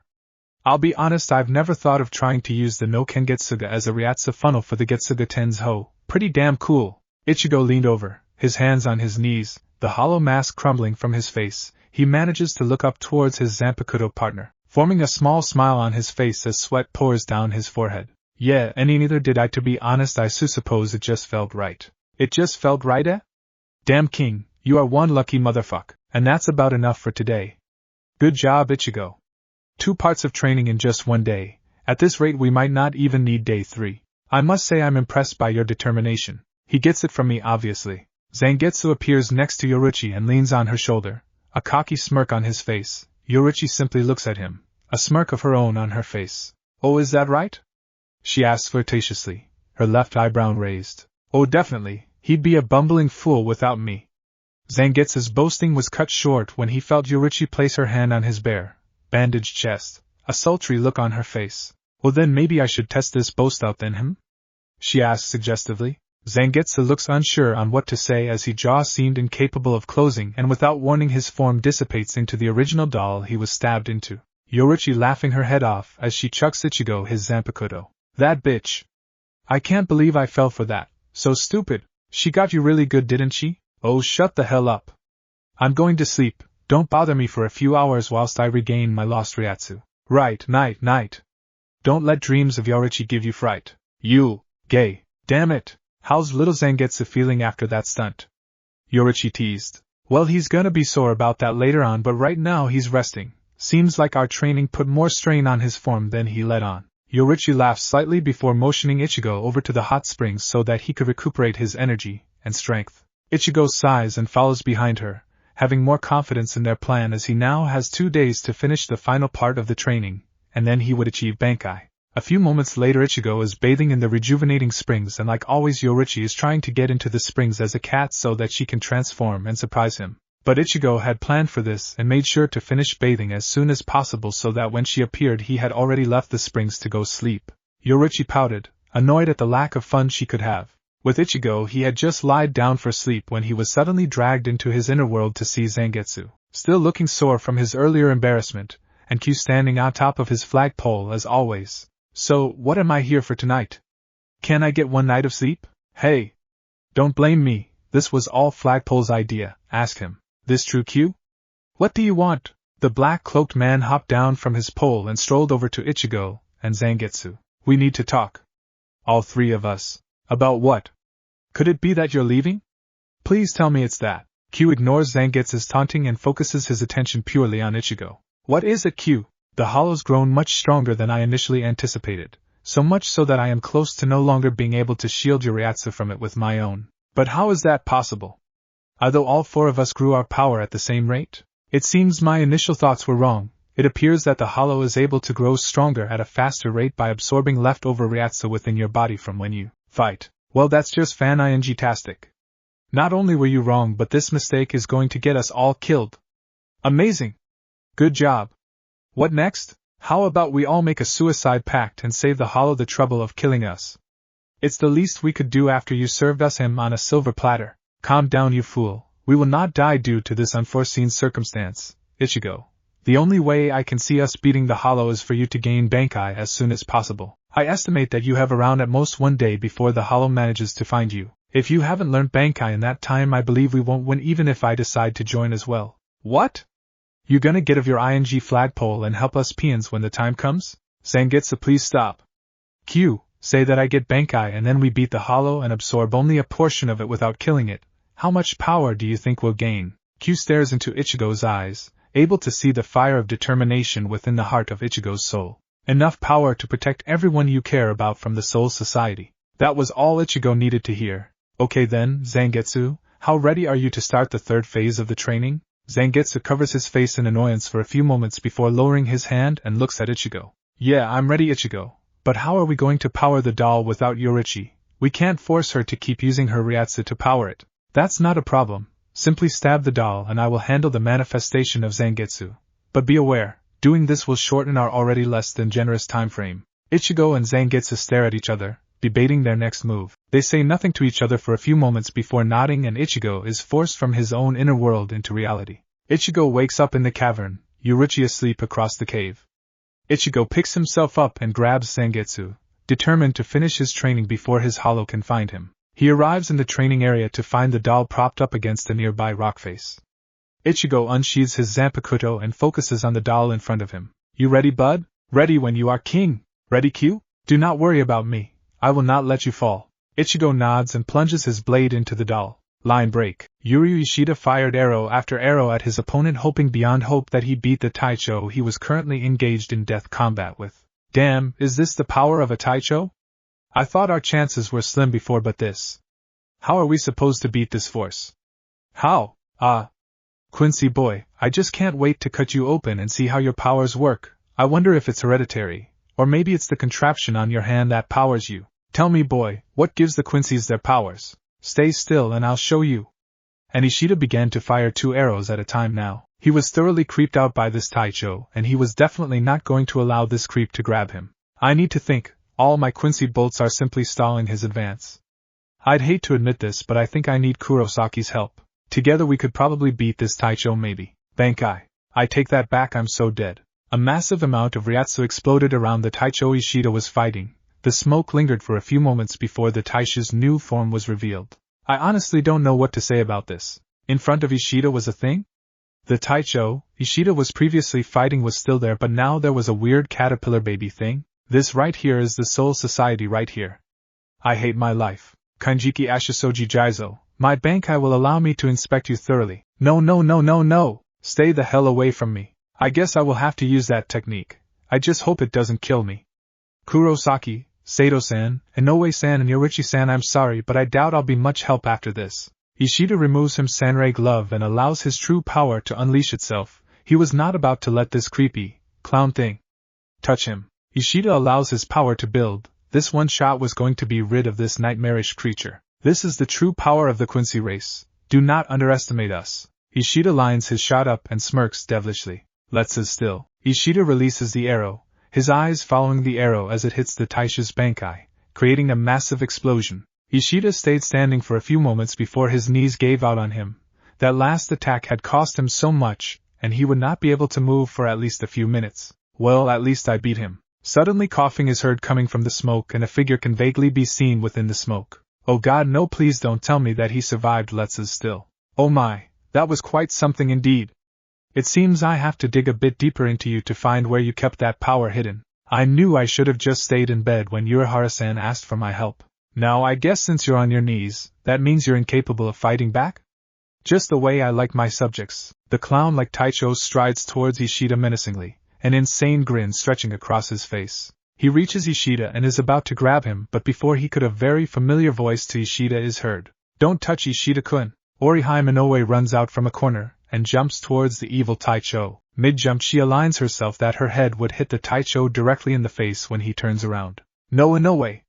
Don't, you'll be killed. His shout was cut short when Orihime's flying headbutt connected and the Taicho is sent flying into a nearby wall. Ishida stares for a few moments as Inoue rubs her head in pain, crocodile tears forming in her eyes. He turns his head to look at the Taicho only to faint in shock at what he saw. The Taicho that took on his Let's Us Still and survived was knocked by a headbutt from a hard-headed teenager. This world just isn't fair was the last thoughts Ishida had before fainting. Line break. Ichigo stops dead. Something just happened. Somewhere in the Soul Society something incredibly stupid just happened, and it wasn't him that was the cause of it this time. So that meant it could only possibly be. Duck, you moron! Come Ago F. Ichigo turns to be kicked straight in the face by Zangetsu and sent flying into a nearby rock face. Note to self, pay attention, or get your head kicked in. Suddenly Ichigo got his head kicked in once again. Why aren't I paying attention? Ichigo waits for the third kick, and when it comes, he moves his head to the side slightly and lets Zangetsu smack his foot against a boulder. Safe to say which one was in more pain after the kick. Ichigo uses his Zanpakuto's pain to get off from the rock and back onto the ground. He assessed the damage from the kicks and is annoyed to find his mask had been broken off again. Quickly raising his hand, he reforms the hollow mask and carries out his onslaught onto Zangetsu. At least he would if he could hit him at all. Since beating the second part, and Zangetsu absorbed the second clone back into himself, Ichigo has been having extreme trouble keeping up with his partner in combat. Without a blade to fight back and the no-ken technique not having enough reach, Ichigo was having a very hard time with the third part of the training. Wait. That's it. A sword, I need a sword. But first I need time. I need something to keep him occupied with, and I think I have just the thing. Ichigo ducks underneath an overhead swing from Zangetsu, and slashes his hand across his opponent's stomach. Getsuga Tenshu. The dark blue Ryatsu strikes Zangetsu and sends him flying across the arena, hopefully far enough for Ichigo to put his plan into motion. Without waiting, Ichigo places his left hand over his shoulder, as if he was unsheathing Zangetsu. Dark blue Ryatsu begins to form over his shoulder. Kono Burito no Kyodai wa Takiagaru. Sashite, Suriha Jinii no Toru. The Ryatsu forms into a white and black version of Zangetsu, and Ichigo heaves said blade over his shoulder, into a firm two-handed grip. Aha! Seems you figured out the trick to all of these parts. Yeah, it took me a while, but I finally figured out the reasons behind this training. I'm supposed to learn how to use all of the new techniques you've taught me through combat experience, and show you that I've mastered them by beating you with the techniques. Well then, you might have figured out the reason behind this training, but you still have to beat me, Kingi. And I don't plan on letting you simply walk over me now that you've taken my blade. Wouldn't dream of it, partner. Now come at me. Zangetsu needed no further provoking and shot off for Ichigo. Swing his blade downwards. Ichigo blocks, being pushed back a few feet by the sheer force of Zangetsu's attack. They push against each other's blade, both trying to gain even the slightest amount of upper hand, and it paid off for Zangetsu as he managed to push Ichigo back a foot. But a foot was all Zangetsu needed for him to kick Ichigo's leg out from under him and attempt to impale him with his own Zanpakuto. Thankfully Ichigo is quicker than that, and rolls out of danger just in the nick of time.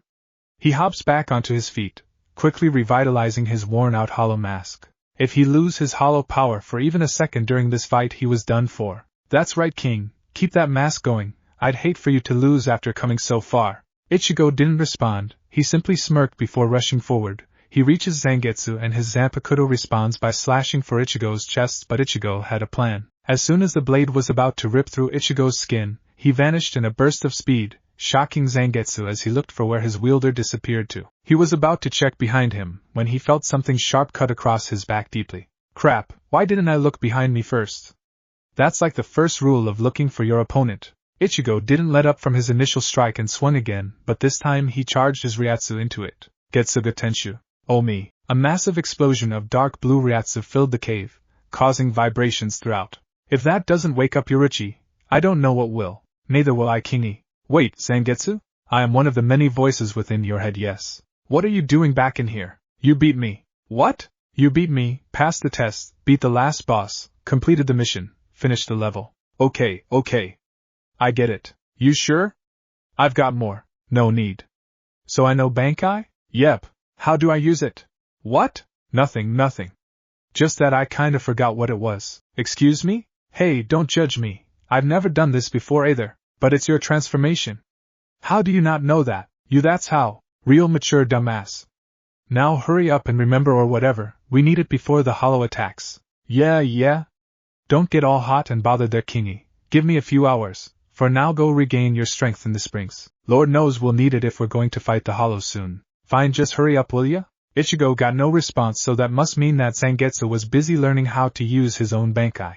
Not seeing anything else to do, Ichigo headed towards the springs to rejuvenate himself after the grueling training he was subjected to. However, once he reached there, he did not expect to see a red-headed male already soaking within the springs. And when the individual spotted Ichigo, he leaped out of the springs, completely naked and pointing his finger at Ichigo. Hey King, I just wanted to. I'll just leave the two of you alone. It may have been Ichigo's imagination, but he could have sworn that he heard Zangetsu whisper "gay" when he left the forefront of his mind. Can I help you? It's you. Yes, it's me. Thanks for pointing that out. It's you, the Ryoka. No, my name's Ichigo. Know who this Ryoka fella is? How dare you do this? It's all your fault. Rukia is going to be killed. Oh, for foo, are you still going on about this air? What? No, I've got it. Rady Aldari. It's Renji Abarai. Wendy Pineapple Eye? Renji Abarai. You sure? I could have sworn it was something different. Yes, I am sure of my own name. If you say so, Pineapple Eye. Arg. Anyway, what are you doing here? Last time I checked, you're on the enemy's side. What happened? Renji stopped fuming and grew a somber look on his face as he recalled the events that led him to this moment. It was because of what? Why? Can I stop you there? Wah, you're naked. Renji looks on confused for a moment before he gazes downwards. It takes him all of 2 seconds to realize how exposed he was. He jumps back into the pool, and trying to save any dignity he could. He lands with a splash and looks at Ichigo directly, ready to continue his story. It's your strength. Sorry? It's how strong you are that made me change sides. You want to save Rukia from all of this bullshit, and originally I laughed at that. How could someone who couldn't even use their shuriken beat the whole of the Soul Society? Gee, thanks for the reminder. But somehow you've managed to become so strong, stronger than me, maybe even stronger than Byakuya Taishu, and I believe that you can do it. Do what? Save Rukia? I believe you can do it. You have to, Renji-san. Renji looks up to Ichigo to see pure determination fill Ichigo's eyes. Renji-san, I swear to you that I will rescue Rukia. I swear it on my very soul. Gay. What? How is that even remotely gay? You know what? At this point it's instinct when I say that. What does that even mean really? Gay. Sorry, happened again. Ichigo, was it? Ichigo nods. I don't know if Shihuan-san has told you, but the execution has been pushed forward. How close is pushed forward from today? Tomorrow. Well, thank God we learned Bankai a Kingi? King? Ichigo? You okay? Line break. It is cold, so cold here. It is lonely, so lonely here. It is quiet, so quiet here. But what's that noise? The sound of doom? The sound of redemption? Maybe the sound of rescue, but she knows what the sound is.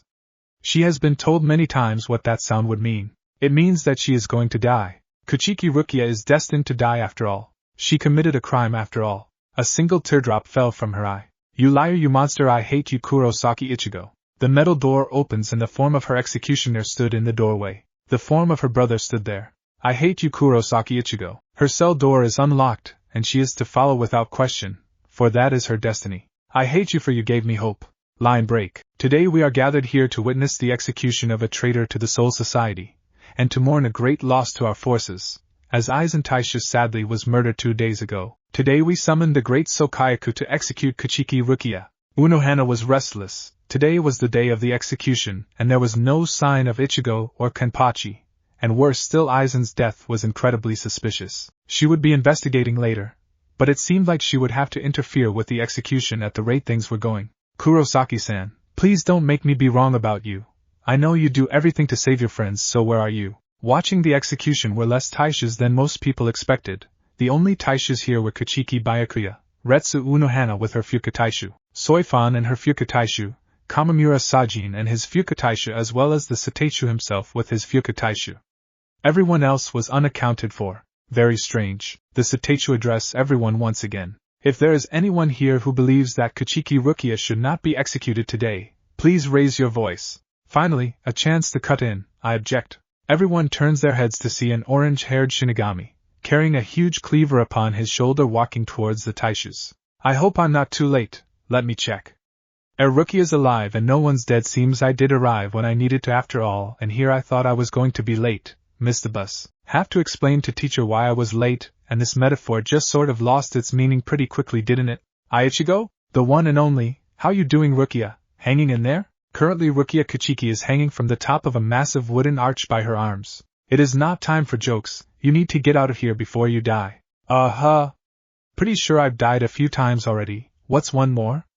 Now shut up for a minute while I save you. Gonna be honest there, Kingy, that was pretty damn cool. I know, but I just Yorichi-san's plan works out, otherwise I'm pretty much doomed. Relax, we just got to keep them occupied for a few minutes and save Rukia in time for Renji to get here. And how do you perchance recommend I do that? Well, I'd start by getting Rukia, then as soon as you see Renji, pass her off so we can buy them time for them to escape. Suddenly Ichigo ducks down to avoid a devastating snap kick performed by the petite Taicho. He backpedals furiously to avoid further confrontation. But it was not meant to be, as the huge hulking bucket-headed Taicho appeared behind him and tried to cut him in half. Ichigo barely manages to avoid the cut by leaning back 90 degrees, just coming underneath the blade by millimeters. With no time to reorganize himself, the well-groomed Taicho appeared and thrust his sword towards Ichigo's chest, and with no other option Ichigo brings his blade forward to block the attack, the force of the attack pushing Ichigo into the floor. So currently Ichigo had 3 Taishus aiming to kill him. How long left? Not long now. Just keep dodging and be thankful none of them have released their shurikais.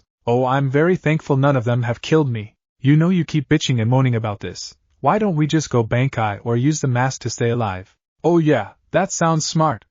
Use Bankai, a form of incredible power that will cause all 3 captains to release their shurikais, then maybe their Bankais, and get my ass cut down quicker. And the mask is a hollow mask.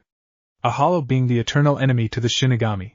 I might as well throw myself off this cliff at that point. No, we need to wait for Yorichi's plan to hopefully come to fruition. And if the plan doesn't? You did not just ask me that, did you?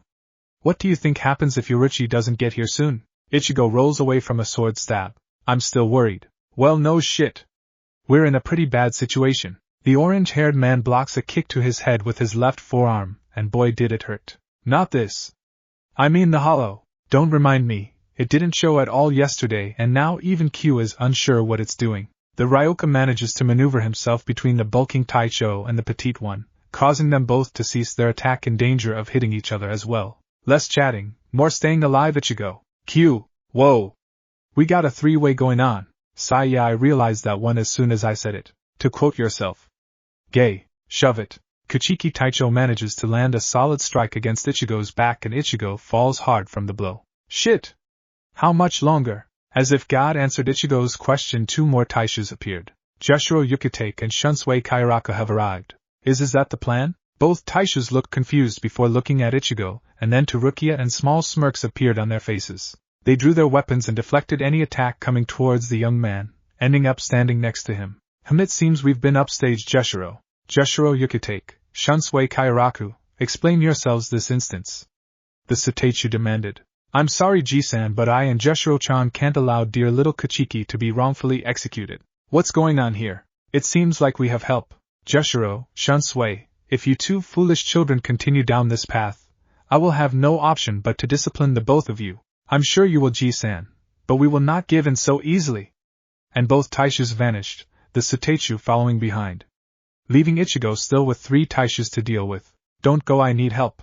So any of you 3 want to help me out like those 2? Their answers were to point their weapons at them. Figured not. So it's 3 against 1, eh? A figure sped straight past Ichigo, barreling into the petite Taicho, throwing them both off the cliff to the forest floor below. So it's 2 against 1, eh? I assume that was Yoruchi-san with how fast that was. I'm afraid not Kurosaki-san.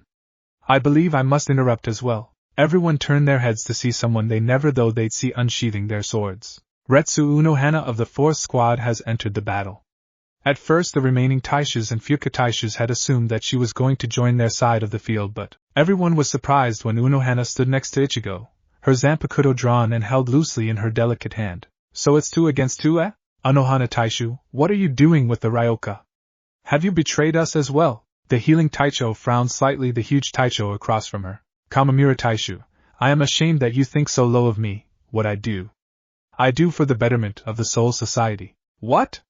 How is siding with the Ryoka invaders for the betterment of the Soul Society? How? Ichigo, what are you doing here? Run. Will you just shut up? The 3 Taishus turned to see Ichigo Kurosaki now standing on top of the huge wooden arch, spinning his huge shuriken in circles around his head, blue ryatsu forming around his entire body. He finishes spinning the blade by gripping the handle and pauses for a single moment before plunging the blade into the wooden arch.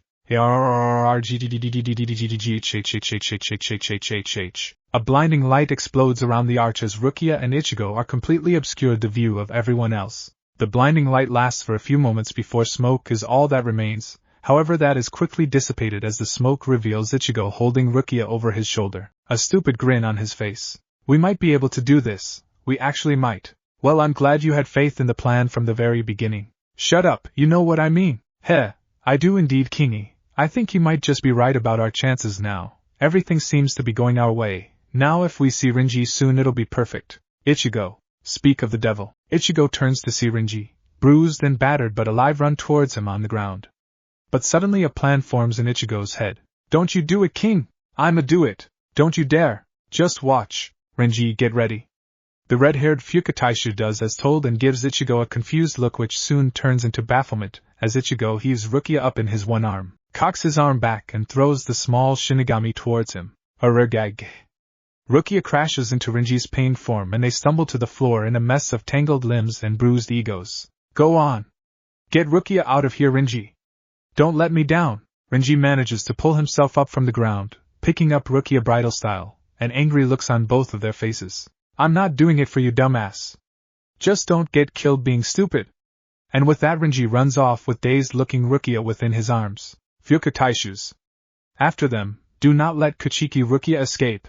Both Kamamura's, Soifan's and Yamamoto's Fuka Taishus began chasing after Renji escaping form and were gaining on them fast. Whilst they did that, Eizen stayed behind, showing that she was with her Taicho through it all no matter the consequences. Ichigo vanished from on top of the wooden arch and appeared in front of the pursuing Fuka Taishus, his Zanpakuto sheathed on his back and an annoyed frown on his face. Let me tell you exactly how this is going to go down. You 3 are going to reveal your shurikens and attack me. I will not even grab my blade and I will defat you all with just my fists. So why don't we skip that part, and you all just not chase Renji? I risk too much for the plane to be ruined by you lot. The Fuka Taishus stood there in shock for a few moments before all of them simultaneously released their Zanpakutos.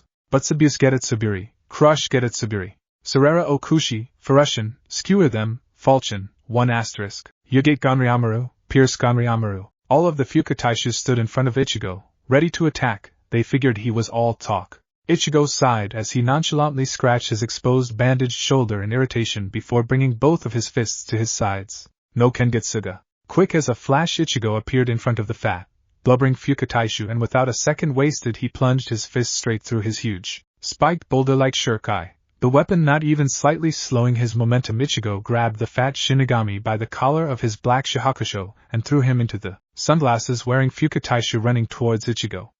The thrown man impacts with the running man and both are knocked to the floor, momentarily incapacitated. This leaves Ichigo with the third and final Fuka Taishu, who slightly befuddled at what he just witnessed. But he didn't have time to think on that as Ichigo suddenly appeared in front of him and punched him in the gut with his flaming fist, effectively knocking the wind out of the regal-looking man. Ichigo allowed the man to fall to the ground, unconscious. Looking back to the other Fuka Taishus, the pair had just recovered and one was looking frightened whilst the other looked angry. Not even putting that much effort into it, Ichigo lazily clawed his hand downwards and allowed some of his bright blue ryatsu to surge forward. With no other option than to attempt to block, the sunglasses-wearing Shinigami did just that. Ichigo didn't even look at the explosion. He didn't kill them, just knocked them out with that blast. He couldn't have them chasing after Renji now, could he? Yeah, I've rubbed off on ya. You would never have done that before if I wasn't here. You were way too much of a pussy before to do something that cool. Hey! Shut up.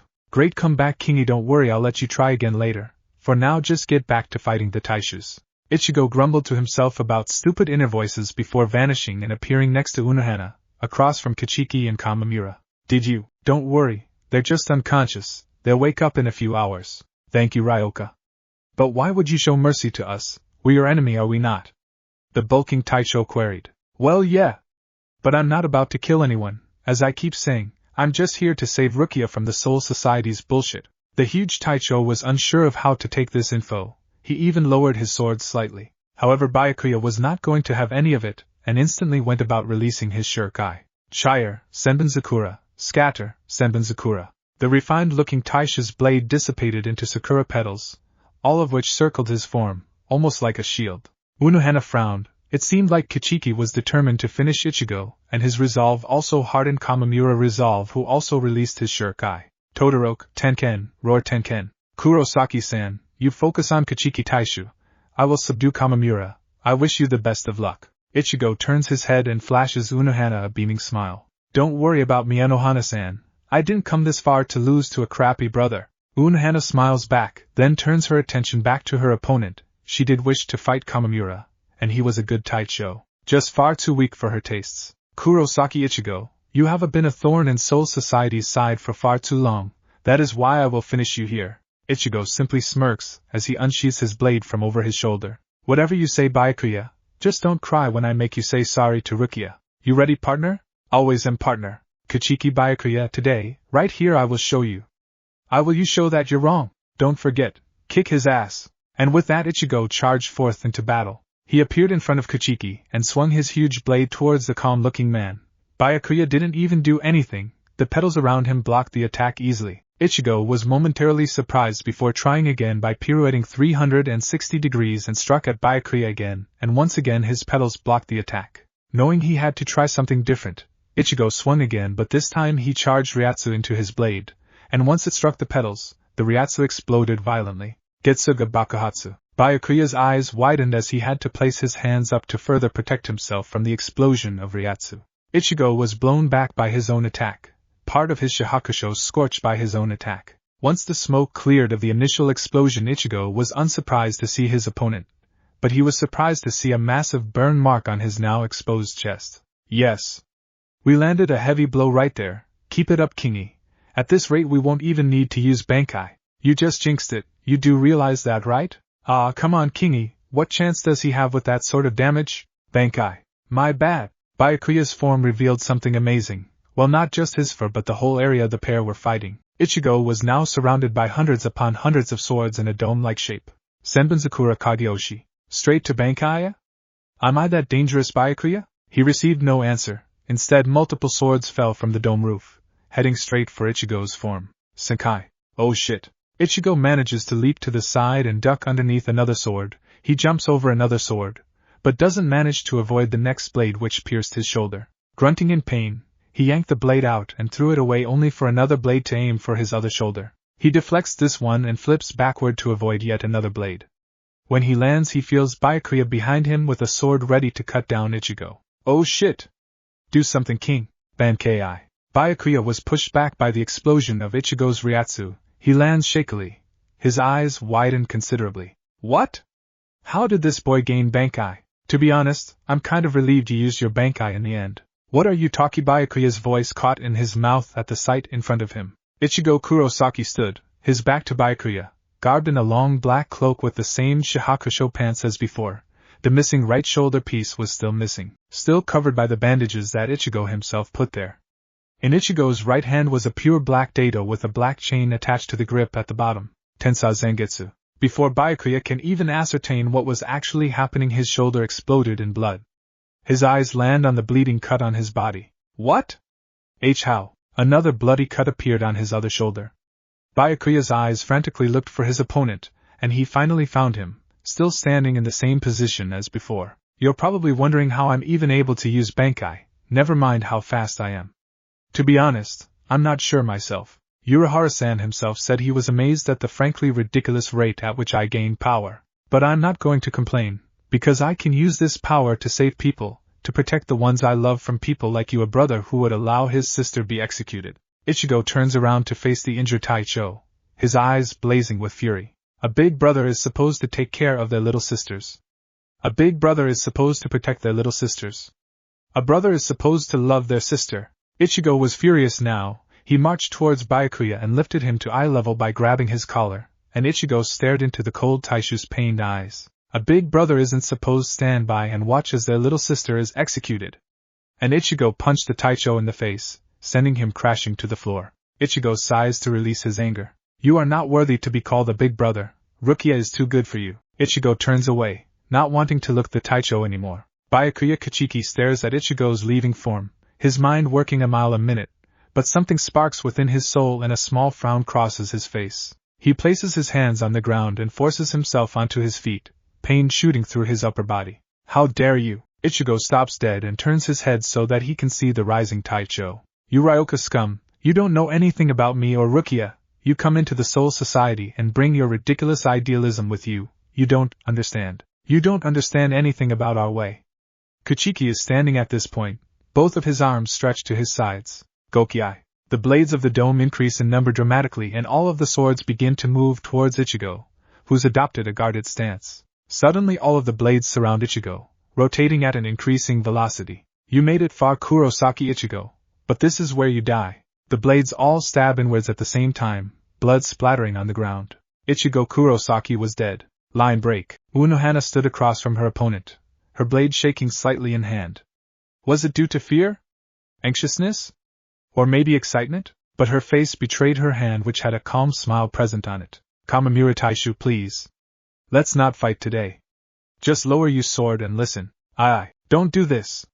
You must know how suspicious all of these occurrences are? What do you mean? Kachiki Rukia's bizarre sentences for giving her power to a human. Since when does that crime require a death sentence? Then there's the Ryoka invasion, something that would easily acquire everyone's complete attention, enough attention for someone to scheme. Then there is Eizen Taishu's untimely death. No one sensed any increase in Ryatsu before he was killed, and Kurosaki-san is the strongest member of the Ryokas, the only one even remotely capable of killing a Taicho.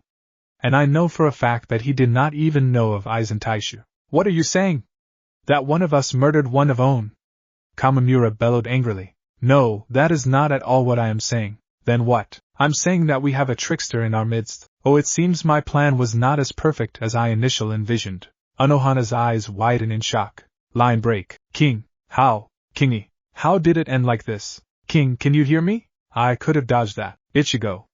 Can you hear us? Why didn't I dodge? Ichigo. Why couldn't I dodge? Ichigo Kurosaki, you will not die on my watch. Wake the hell up.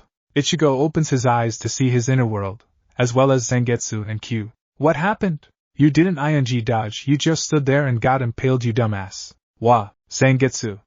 Stop. Ichigo, what is the last thing you remember? I remember punching that prick. Yeah, that was great, do it again if we get back. If? Focus Ichigo, what happened next? Then Byakuya stood up and used an attack on me and I was about to dodge but I couldn't. Why couldn't I? First time jitters maybe? This is not a time to jest, Zangetsu. Q, why couldn't I dodge? I fear our inner trouble may have struck at the most inopportune time. What, you mean that the reason Ichigo is going to die is because of the hollow that you kept hidden? No, Ichigo will not die today. How? We know that it is the hollow's fault you couldn't dodge, so it stands to reason that if we beat the hollow, you'll be able to move again. That's great and all, but being able to move doesn't help us when Ichigo is impaled. That is where you are wrong, sword. You see, if you manage to beat the hollow and absorb a piece of it, there is a chance that your injuries will heal, Ichigo. How much of a chance? A chance. Not a real definition, asshole. But it's the best we got, I guess. So where's the hollow scumbag? He's on his way here right now. I've been blaring my Ryatsu constantly to gain his attention. Thanks for telling us, you flagpole motherfucker. Will you help us, Q? What? King, are you serious? You want sunglasses to help us? He's the reason we're even in this mess in the first place. I realize that, Zangetsu, but I need to live so I can save my friends, and we might be able to beat the hollow with just our Bankai. We need his help. Zangetsu, please. Fine.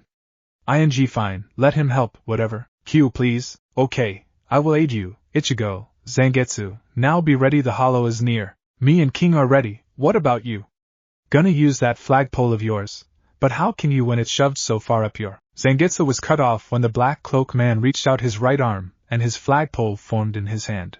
Asshole. Hey Zangetsu, shouldn't we use bandash? RWWWARRRRRRR. The hollow had evolved since last time. It now had muscles all over its body, with spikes on its right shoulder. Its tail had grown longer since last time as well, and a huge amount of orange hair went from its head, flowing down to its back. Ichigo didn't appreciate it having orange hair, but the most shocking thing about the hollow was its mask. One half of it had red stripes down on it whilst the other side was stark white. The mask was both Ichigo's and Zangetsu's mask fragments merged together. Damn, he got ing buff from last time. That doesn't matter. Zangetsu, Q, get ready? Bankai.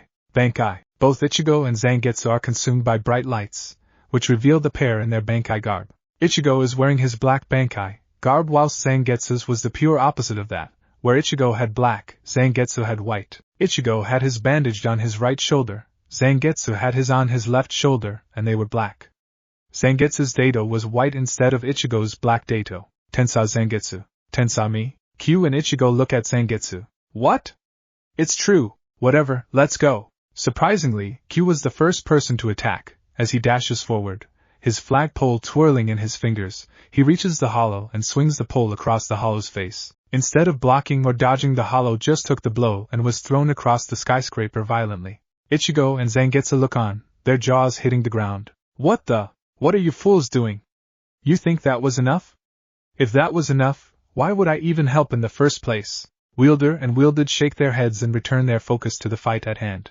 RRRRWWWWWWWARRRR. Oh, thank God he's alive. Come on Zangetsu, we don't have time. Ichigo, a word of warning, if we do not absorb a piece of him soon, you won't even get the chance to revive yourself. Ichigo nods, a determined look on his face. He wasn't about to die after how far he came. Ichigo flashes over to the hollow and swings his sword at its arm, his sword bouncing off as it struck the skin of the hollow, and the hollow is not amused by this. It grabs Ichigo by his head and smashes him straight into the building below its feet. But before any more damage could be done to Ichigo, Zangetsu flashes over and strikes the hollow in the back. Getsuga Bakuhatsu. The explosion blows the hollow and Zangetsu away from each other. Zangetsu's Bankai uniform singed in some places whilst the hollow no worse than mildly burned all around. Its skin's made of something rock hard. I was only able to strike a few millimeters into its arm. Ichigo gets up from the ground, a small amount of blood dripping from the back of his head where it impacted onto the building. Zangetsu lands next to him as well as Q. That would explain why it hasn't tried to dodge any of our attacks. Besides our strongest hits, I doubt it even feels anything. This just keeps getting better and better. Quiet, we need a plan. We need to hit it with our strongest attacks at the same time, at the same area so we can actually get through its armor like skin. Sounds like a plan. It sounds like our only plan. Don't complain. It makes you look like an even bigger bitch. Don't criticize. It makes you look like an even bigger simpleton. You motherfuck. Enough, guys, come on and focus. We're making sure I don't die, and if I die, both of you die. Both of them look at each other. He does bring up a valid point. He does indeed. The three of them turn their weapons back onto the increasingly angry hollow. So angry in fact that it brings up its clawed hand and points its foreclaw and middle claw, and a red dot begins to form at the tip of his claw, expanding urgently. Shit! Zero! Watch out! The three of them jump away and begin to charge at the hollow as fast as they can.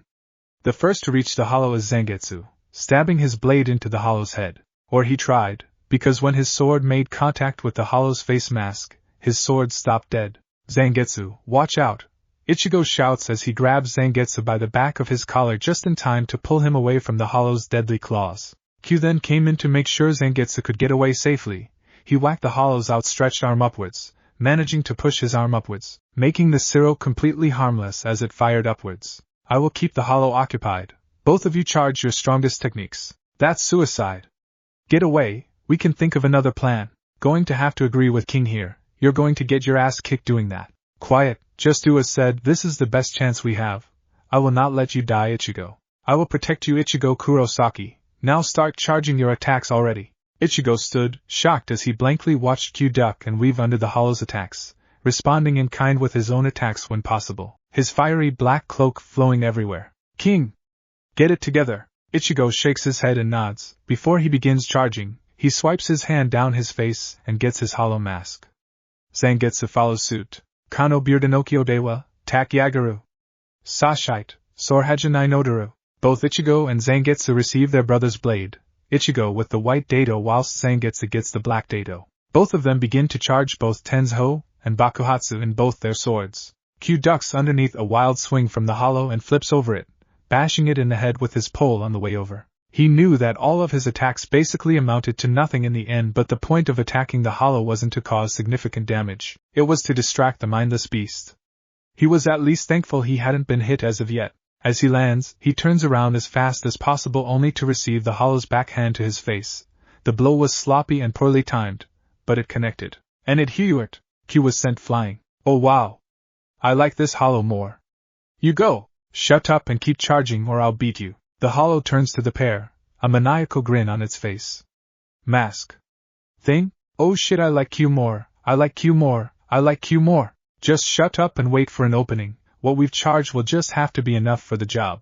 Ready, set, go! Ichigo and Zangetsu dash forward, aiming for its right shoulder. The hollow, sensing the power from the attacks heading its way, begins to charge a Zero to hopefully kill its attackers. It fires the Zero at Zangetsu, who's too surprised by the speed of the attack to dodge. Zangetsu. It's okay, Zangetsu, Ichigo.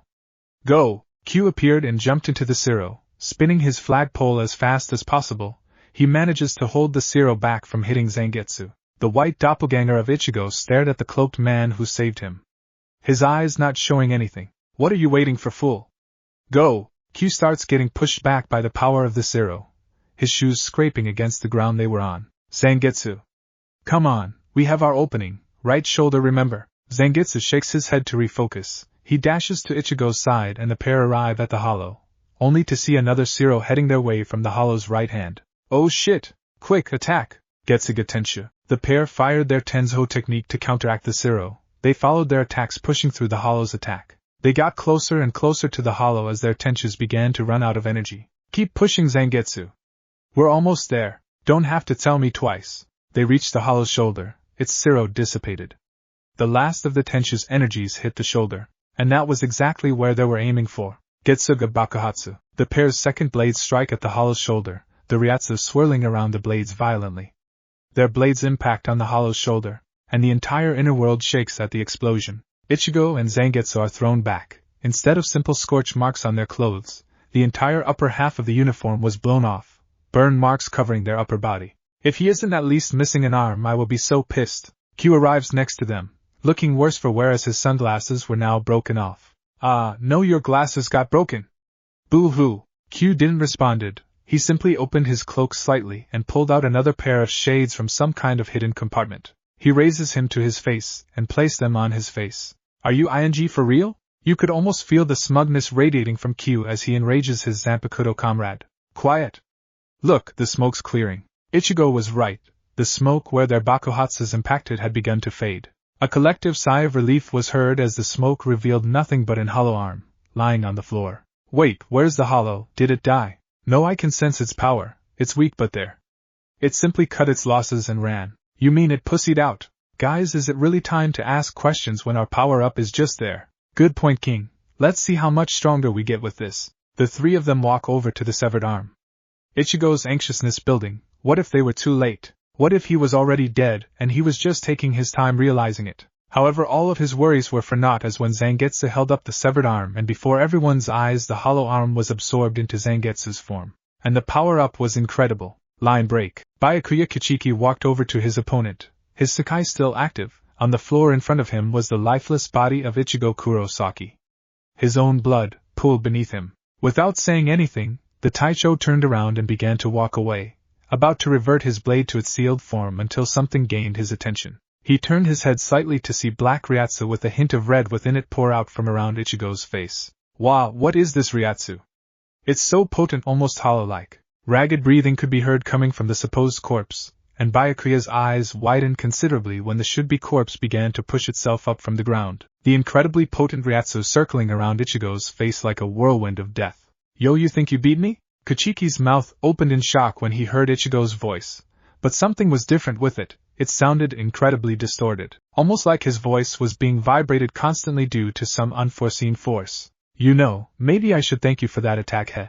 Ichigo was now on his hands and knees, his face hidden from the Taisha's view, but the Ryatsu had now calmed down somewhat and was slowly falling towards Ichigo's face. But I hope you have something better than that to kill me. Ichigo pushed himself up from the floor, now standing on shaky legs. The Ryatsu had now completely stopped pouring from Ichigo's face, and now completely covered his face.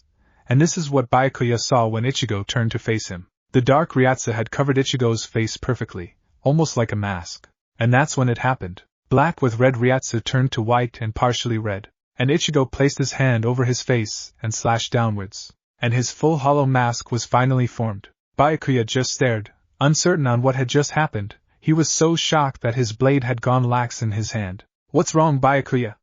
It's almost like you've seen a ghost. Line break. Unohana turned to see the one behind all of this madness, smirking mischievously. Eizen Sasuke, ex-Daishu of Squad 5. Eizen, what is the meaning of this? You are supposed to be dead. Eizen looks towards the huge Taicho that had addressed him, and a condescending smirk filled his facial features. Kamamura Taishu, I am not surprised you don't understand what is happening. You never were that smart to begin with. Unohana turned to her fellow Taicho in worry. Kamamura Taishu, Eizen has betrayed us, stand ready. This shakes Kamamura out of his confusion as he readies his blade, or at least he would have tried to, if Eizen hadn't appeared next to him and casually flicked his wrist towards him. The entire left side of the bulking Taicho spurted blood like a fountain. Eizen didn't even look at him as Kamamura fell to the ground, unconscious from blood loss. Unohana's eyes widened as she was about to shunpa over to her fellow Taicho, but Eizen gained her attention beforehand. Unohana-san, I don't recommend moving. I'd hate for anything bad to happen to your Fuka Taishu if you decided to heal Kamamura or attack me. Unohana quickly looked towards her Fuka Taishu to see another traitorous Taicho hold her at sword point. Ikimara Taishu, you too? Said Taicho simply smiled like a snake, his eyes shut. Now if you'll excuse me, I have a certain object that I need to retrieve from dear Kachiki Rukia. Jin, make sure our friends are comfortable while I'm away. Will do, Eizen Taishu. Have fun. Eizen nods as he disappears from sight. Unohana turns her attention to Jin, her face not showing any emotion but her eyes. Her eyes were burning with vicious anger at the fox-like Taicho. Jin couldn't help but gulp nervously. Line break. Well, Byakuya, I'd advise you prepare yourself, otherwise I will kill you. The Taicho had no idea what to do initially. The Ryoka's already overwhelming Ryatsu had just been quadrupled from the horrifying mask on the young man's face. His power's overwhelming, he could even give the Suteichu some serious trouble right now. I only have one option. Byakuya begins to form Ryatsu around his form and into a single blade he held within his hands in a proper kendo grip. All of the swords from the Senkai shoot towards Byakuya to form around him in the shape of wings and enhance his sword drastically. Shukiai, Hakutiken. Ichigo just continues to stare at the previously stoic Taicho, his yellow and black eyes staring straight through him. He momentarily looked around. It seemed that Unohana and the other Taicho had moved somewhere else to fight. He prayed for her safety internally before bringing his attention back to the matter at hand. That it? Just accept defeat, Kachiki. His opponent doesn't reply, he just begins to charge forward. I cannot allow you to stain the pride of the Shinigamis. Byakuya reaches Ichigo, who continues to stand there, until the last second where he half-heartedly swings his blade upwards. I don't give about pride. Getsuga Tenshu. The resulting explosion shook the entirety of the Soul Society. Line break. Renji, stop. No can do, Rukia. If Ichigo finds out I failed getting you out of her, he'll do horrible things to my soul. Where did you find that guy? He's so goddamn strong. Renji, stop right now. Still no. You've forced my hand then. Renji was unsure what she meant, then he felt every man's worst nightmare. Their balls being kicked, and that is just what Rukia Kachiki had done to the red-haired Shinigami. We have to go back there and help him. What? Are you serious? The whole point of this was to save you, dumbass. You think I don't realize that? Rukia's outburst stops Renji in his tracks as he listens to what she has to say. It's my fault he's here. It's my fault he's in so much danger right now. All I've done is mess everything up in his life since I met the stupid orange-haired fool. Rukia's body begins to shake slightly as tears escape from her eyes. She flinches slightly when Renji places his hand on her shoulder. Rukia, stop being an idiot. Ichigo is not the same weak idiot that I beat back in the human world. He's so much stronger. He beat Kenpachi Taisha, for Christ's sake. The only person who'd be any trouble for that guy now is the Suteichu or multiple Taishus at once. And you saw that Unohana Taishu was on Ichigo's side before we left. How could he lose at this point? Rukia stops shaking as she turns her head to look at Renji. Are you sure? Rukia, that guy isn't going to die anytime soon, he's too damn stubborn for that. Is that right, Abarai Fuka Taishu? The runaway pair turned to see Aizen standing behind them. Aizen Taishu, I thought you were dead. That was the entire point. Abarai Fuka Taishu. Now I wish to speak to Rukia privately. Renji places his arm in front of Rukia for protection. I don't think so, Aizen Taishu. I don't really trust you at the moment. Aizen smirks devilishly. Is that so? Before Renji knew what was happening, blood poured from his chest. And Rukia was in Aizen's arms. Renji manages to look at Rukia, his arm outstretched in hope. Rukia, you're still alive. I see. I'll just leave you here, I suppose. If you manage to drag yourself to 4th squad, you might survive bleeding out. Farewell. And with that, Aizen disappears with Rukia held captive. Renji reaches out again to no avail before blood loss overcomes his being and he passes out, destined to die in the next few minutes. A figure arrives on the scene. You took one hell of a beating, moron. Be lucky I have the girl with me. Soten Kishin I reject. Line break. Aizen appears back in the field with Unohana and Jin to find Unohana healing the unconscious Kamimura. He passes a disapproving look at Jin, who simply shrugs his shoulders as an excuse. Aizen shakes his head. It was not important now. He had what he wanted. He lifts Rukia up by the throat and plunges his hand within her, taking extreme pleasure in the pain she was feeling. He roots around within her for a few moments longer than he probably needed to, but he finally found what he was looking for, and instead of gently pulling it out, he yanks his arm straight out of Rukia's stomach. The scream heard was beautiful in Aizen's opinion. Finished with Rukia, he drops her unremorsefully to the floor as he stares at his reward in his hand. A small cube-shaped object. Hogyoku, my treasure. That looks pretty important, Aizen. Suddenly 2 figures appear on either side of Aizen's form.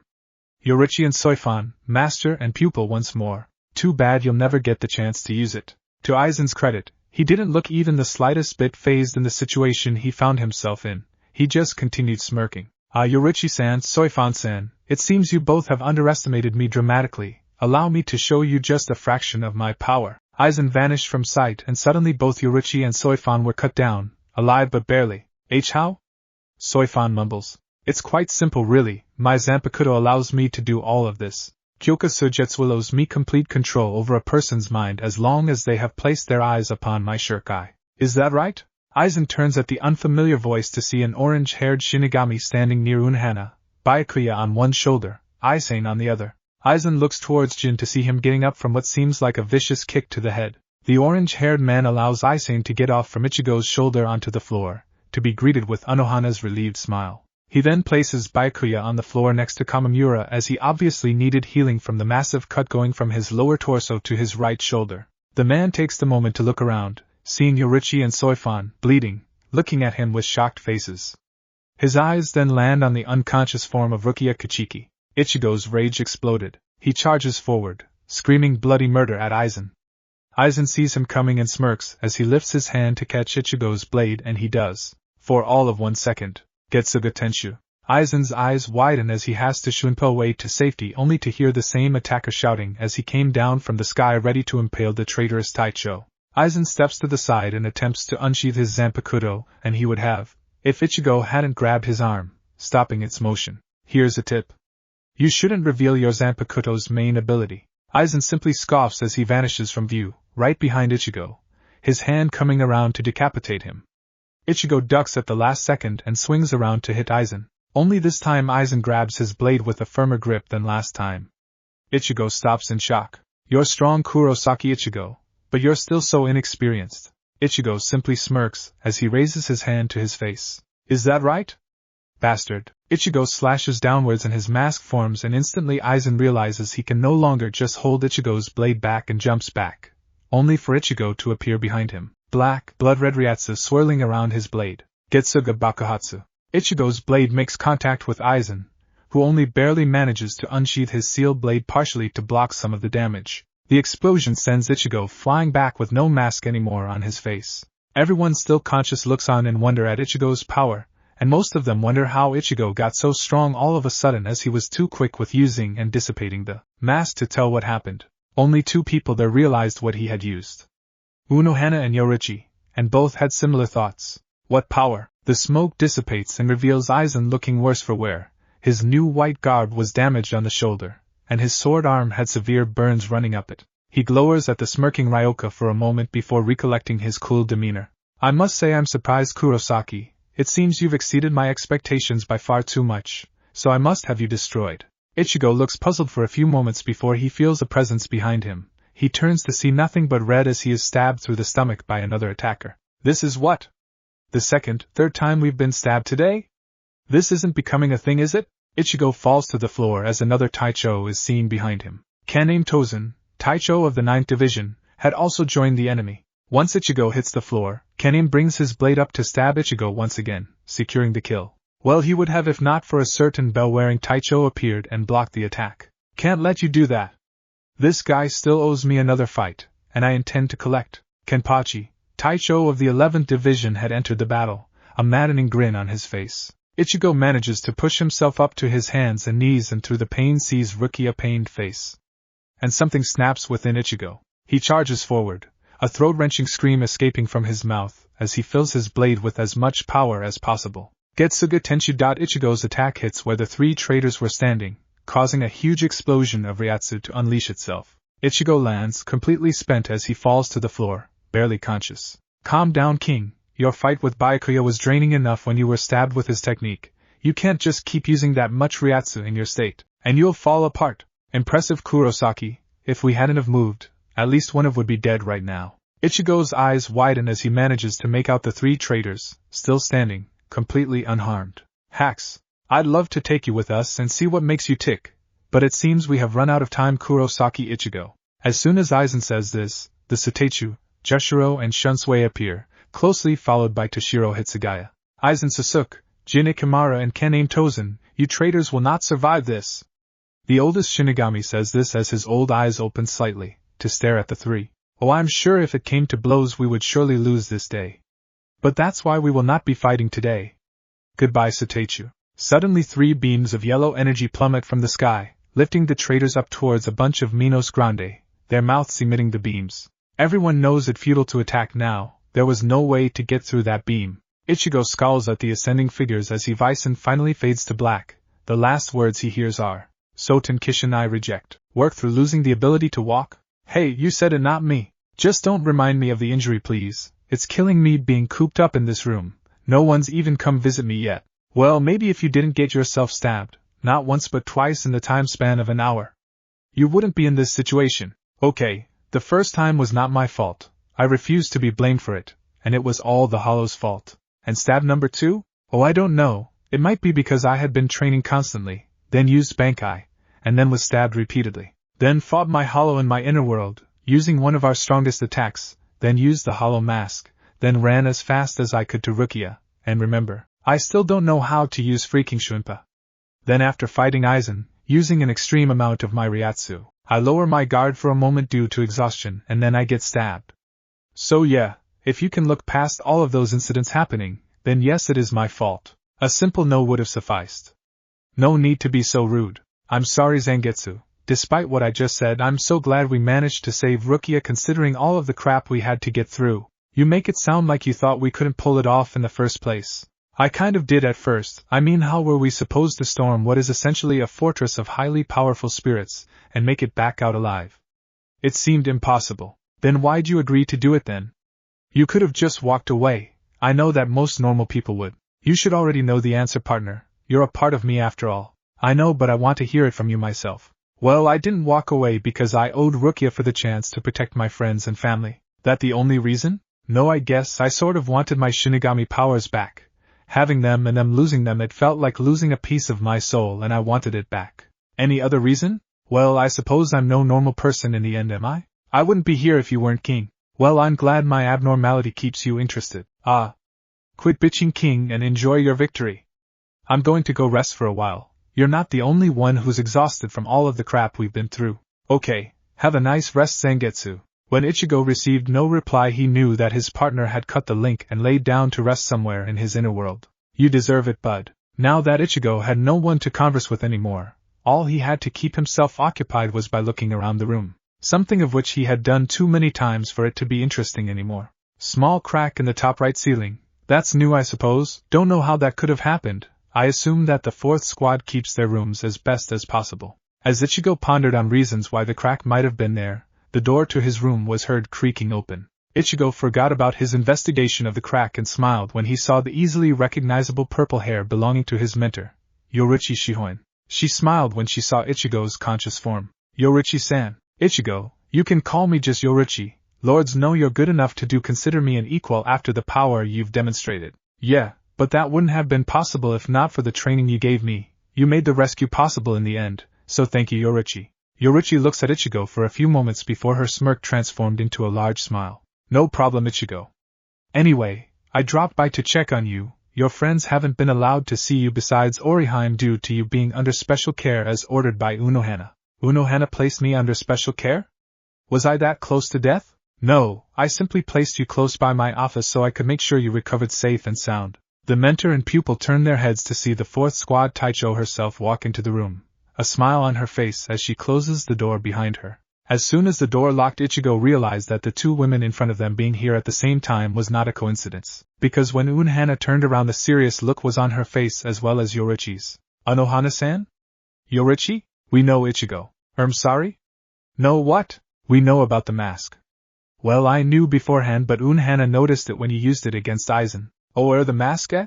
I also know that your mask was fully formed when you fought Eizen, but I know that before that it was only half a mask. Yorichi leaned against a nearby wall, arms crossed and one foot placed against the wall, perpendicular to her knee. Unohana had sat down in the bedside chair as she performed a quick checkup on Ichigo as Yorichi talked. Now, we are not going to tell anyone else about this besides Kasuke, so don't worry about that. Unohana actually asked me not to tell anyone before she even knew that I knew. My, I didn't know you moved so quickly, Ichigo. Hey, shut up. I have nothing but gratitude for Unohana-san's amazing help. Hell, I'd probably be dead if not for her. Yorichi chuckled as she unfolded her arms and pushed him from the wall to stand at the base of the bed, her eyes connecting with Ichigo's. Relax, I was just joking, Ichigo. You're just too easy to tease. For the healer's credit, her facial expression hadn't changed at all except from an unnoticeable shine appearing in her eyes before quickly vanishing as if it was never there to begin with. So, you both know about the mask? What are you here for then? We wanted to know what the mask actually is. You gave a brief rundown during your training, but I think me and Unohana would rather have all the details on what actually that mask is. Unohana, finished with her checkup, leans back and takes up a polite sitting pose on the chair, her hands clasped on her lap, the small smile still present on her face. Would you believe me if I said it was a porcelain mask I wear to intimidate my opponents? Okay, that'd be a no then. Well then, this will be a while, so get comfortable. It all started when Urahara-san made me do the shattered shaft training. Bastard didn't even warn me what this training actually entailed. Anyway, after getting drawn into my inner world, this is a line. Sword, we need to discuss something. Resting. Leave. Now, I must insist we talk, it's of great importance. Whatever you say, take it up with Ichigo or something. I cannot. Why the hell not? Because what I want to talk about is about Ichigo. It better be good. I would not call it good, more urgent than good. Zangetsu yawns as he leaps to his feet, wiping his eyes to rid them of any sleep left within them. He is soon finished and his complete attention is on the black cloaked man, standing in front of him. I'm listening. What's wrong with Ichigo? Nothing is necessarily wrong with Ichigo, but I fear something could be soon. What then? Stop dancing around the subject, glasses, and tell me, did you notice anything strange during Ichigo's fight with Eizen?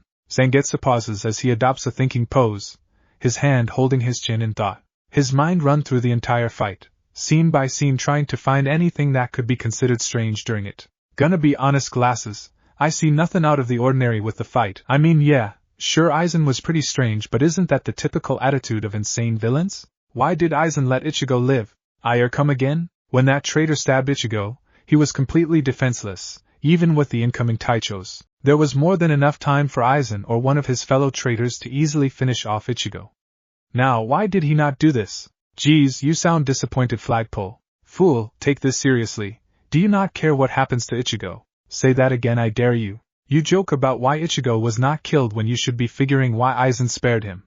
Do you not care? Shut the hell up. Silence reigns in the inner world as Zangetsu gives Q a murderous look. How dare you?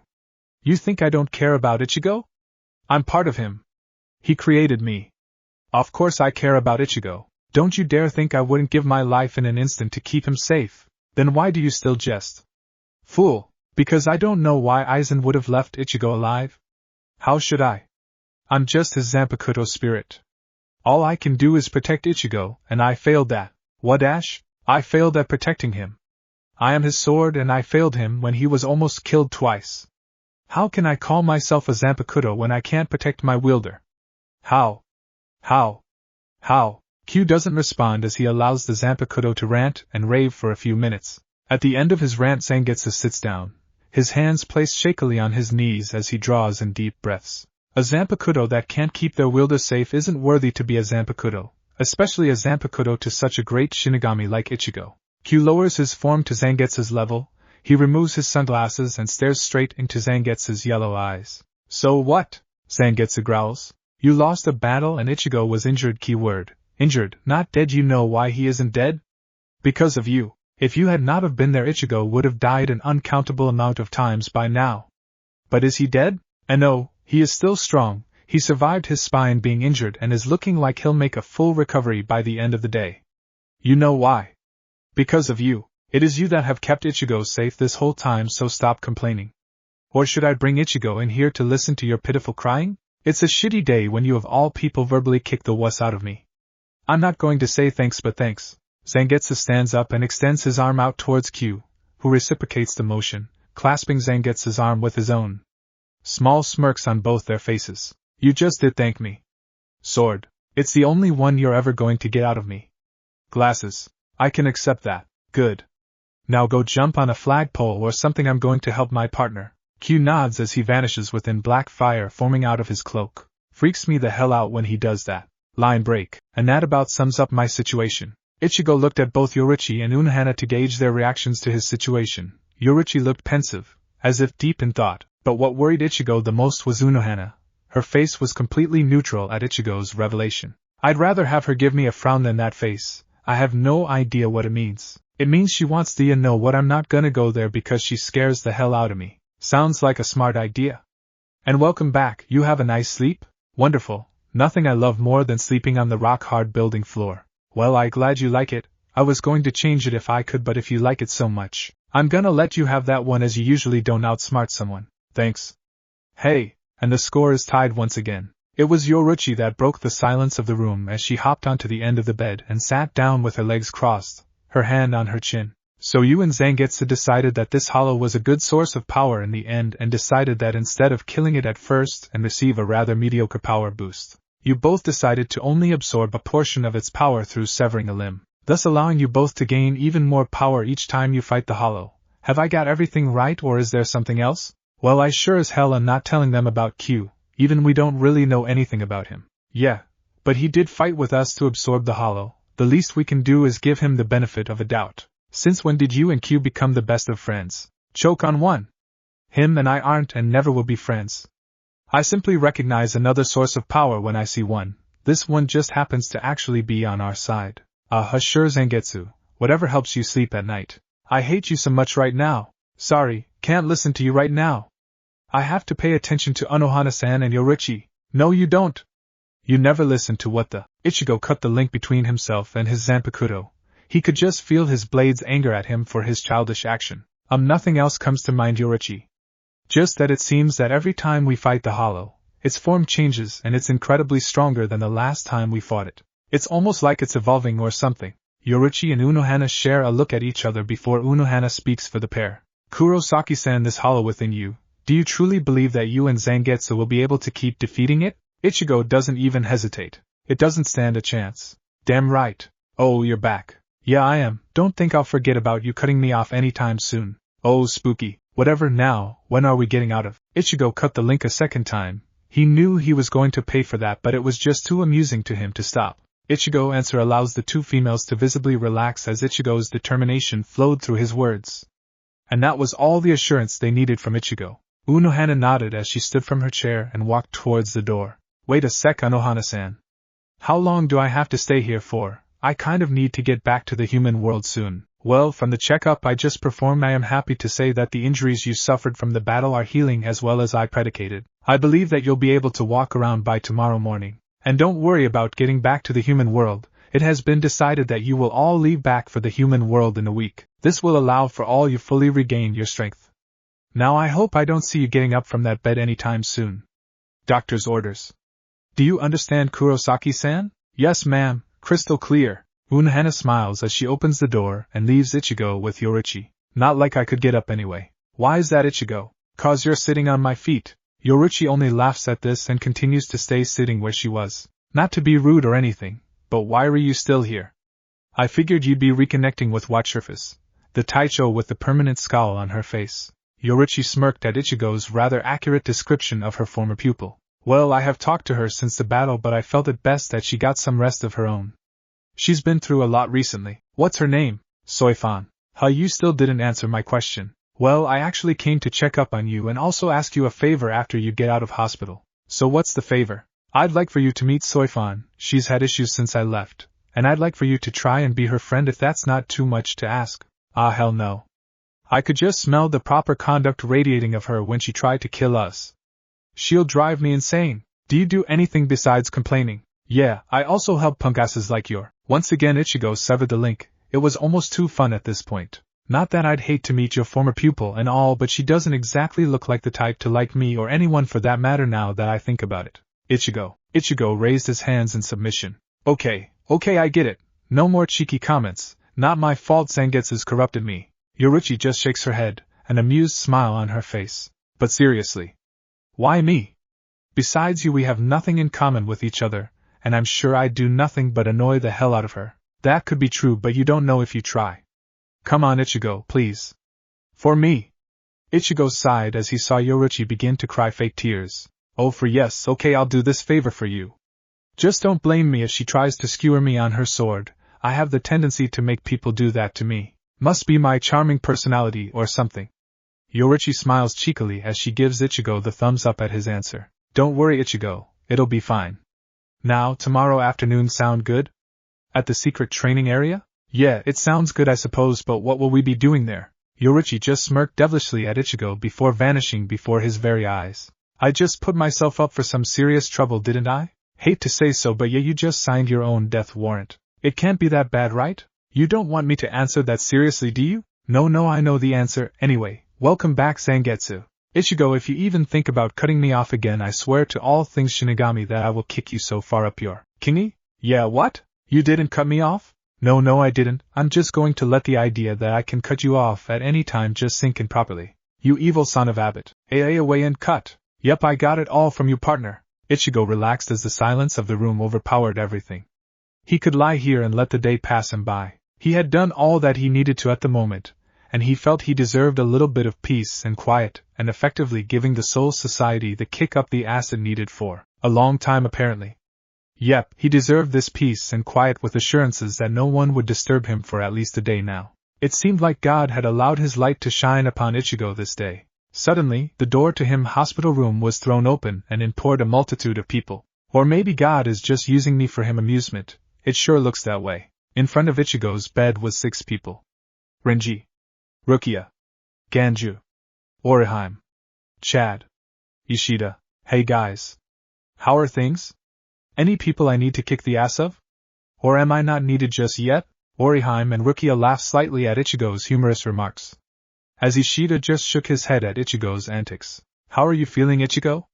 Rukia asked as she visually checked him over, looking for any damage that he might have. Well, I feel better than how Renji looks.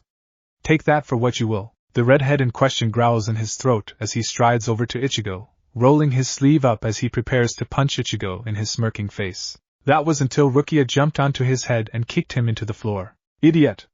He's still injured. Don't you dare aggravate his injuries. Ichigo chuckles as he watched Rukia continue to stomp Renji into the ground. Orihime moves over to the pair and begins to wave her arms in circles as she tried to calm Rukia down from making Renji's face leaving an imprint in the floor. As much as I enjoy this sight, I gotta ask, what you are all doing here? I thought Unohana-san said that I would be receiving no visitors so that I could heal quietly? Ichigo's question caused Rukia to stop stomping on poor Renji and return to the end of the bed, adjusting her shahakusho, to regain her dignified look. Well, Unohana Taisha said that visitors are now allowed to see you and we just happened to be nearby when she told us. You've all been waiting outside my room for hours, haven't you? The silence was all Ichigo needed as an answer to his question. He sighed as he rubbed his forehead. So how is everything? Everyone okay? Once again Rukia answered his question. Well, everyone's recovered with Unohana Taisha's and Orihime's healing. Only you and Nisama are still in hospital. Oh come on, what about your brother? How is the emotionless tool? Rukia's left eye twitched as she managed to stop herself from throttling Ichigo at his comment. Ni-sama is fine, he is just recovering, just like you. That's good. I'd be pissed if that guy got out of hospital before me after the beating I gave him. King, you do realize that you just said that in front of Rukia, right? Shit. Before Ichigo could stop Rukia, she had already punched him in the stomach hard. ARGH, you freaking midget. What was that for? I'm still injured here. If you're injured enough to badmouth Ni-sama, then you're healthy enough to take a punch from me. Ichigo rubbed his stomach, a scowl on his face as Renji chortled behind Rukia's form. Ishida took this moment to speak. Kurosaki-san, how did you manage to beat Kuchiki-san? Your power is admirable, I admit. But how did you manage to defeat a Taicho of all people? This is where Ganju interjected. What do you mean, how did he beat a Taicho? Ichigo had already beaten a Taicho before that Kuchiki guy. Rukia's head turned so fast to Ganju, you'd swear you heard a crack. What? Ichigo beat another Taicho besides Ni-sama? Who? It was that Kenpachi guy. You know, the idiot who likes fighting. Rukia's head turns back to Ichigo, a surprised look on her face. What? How did you manage to do that?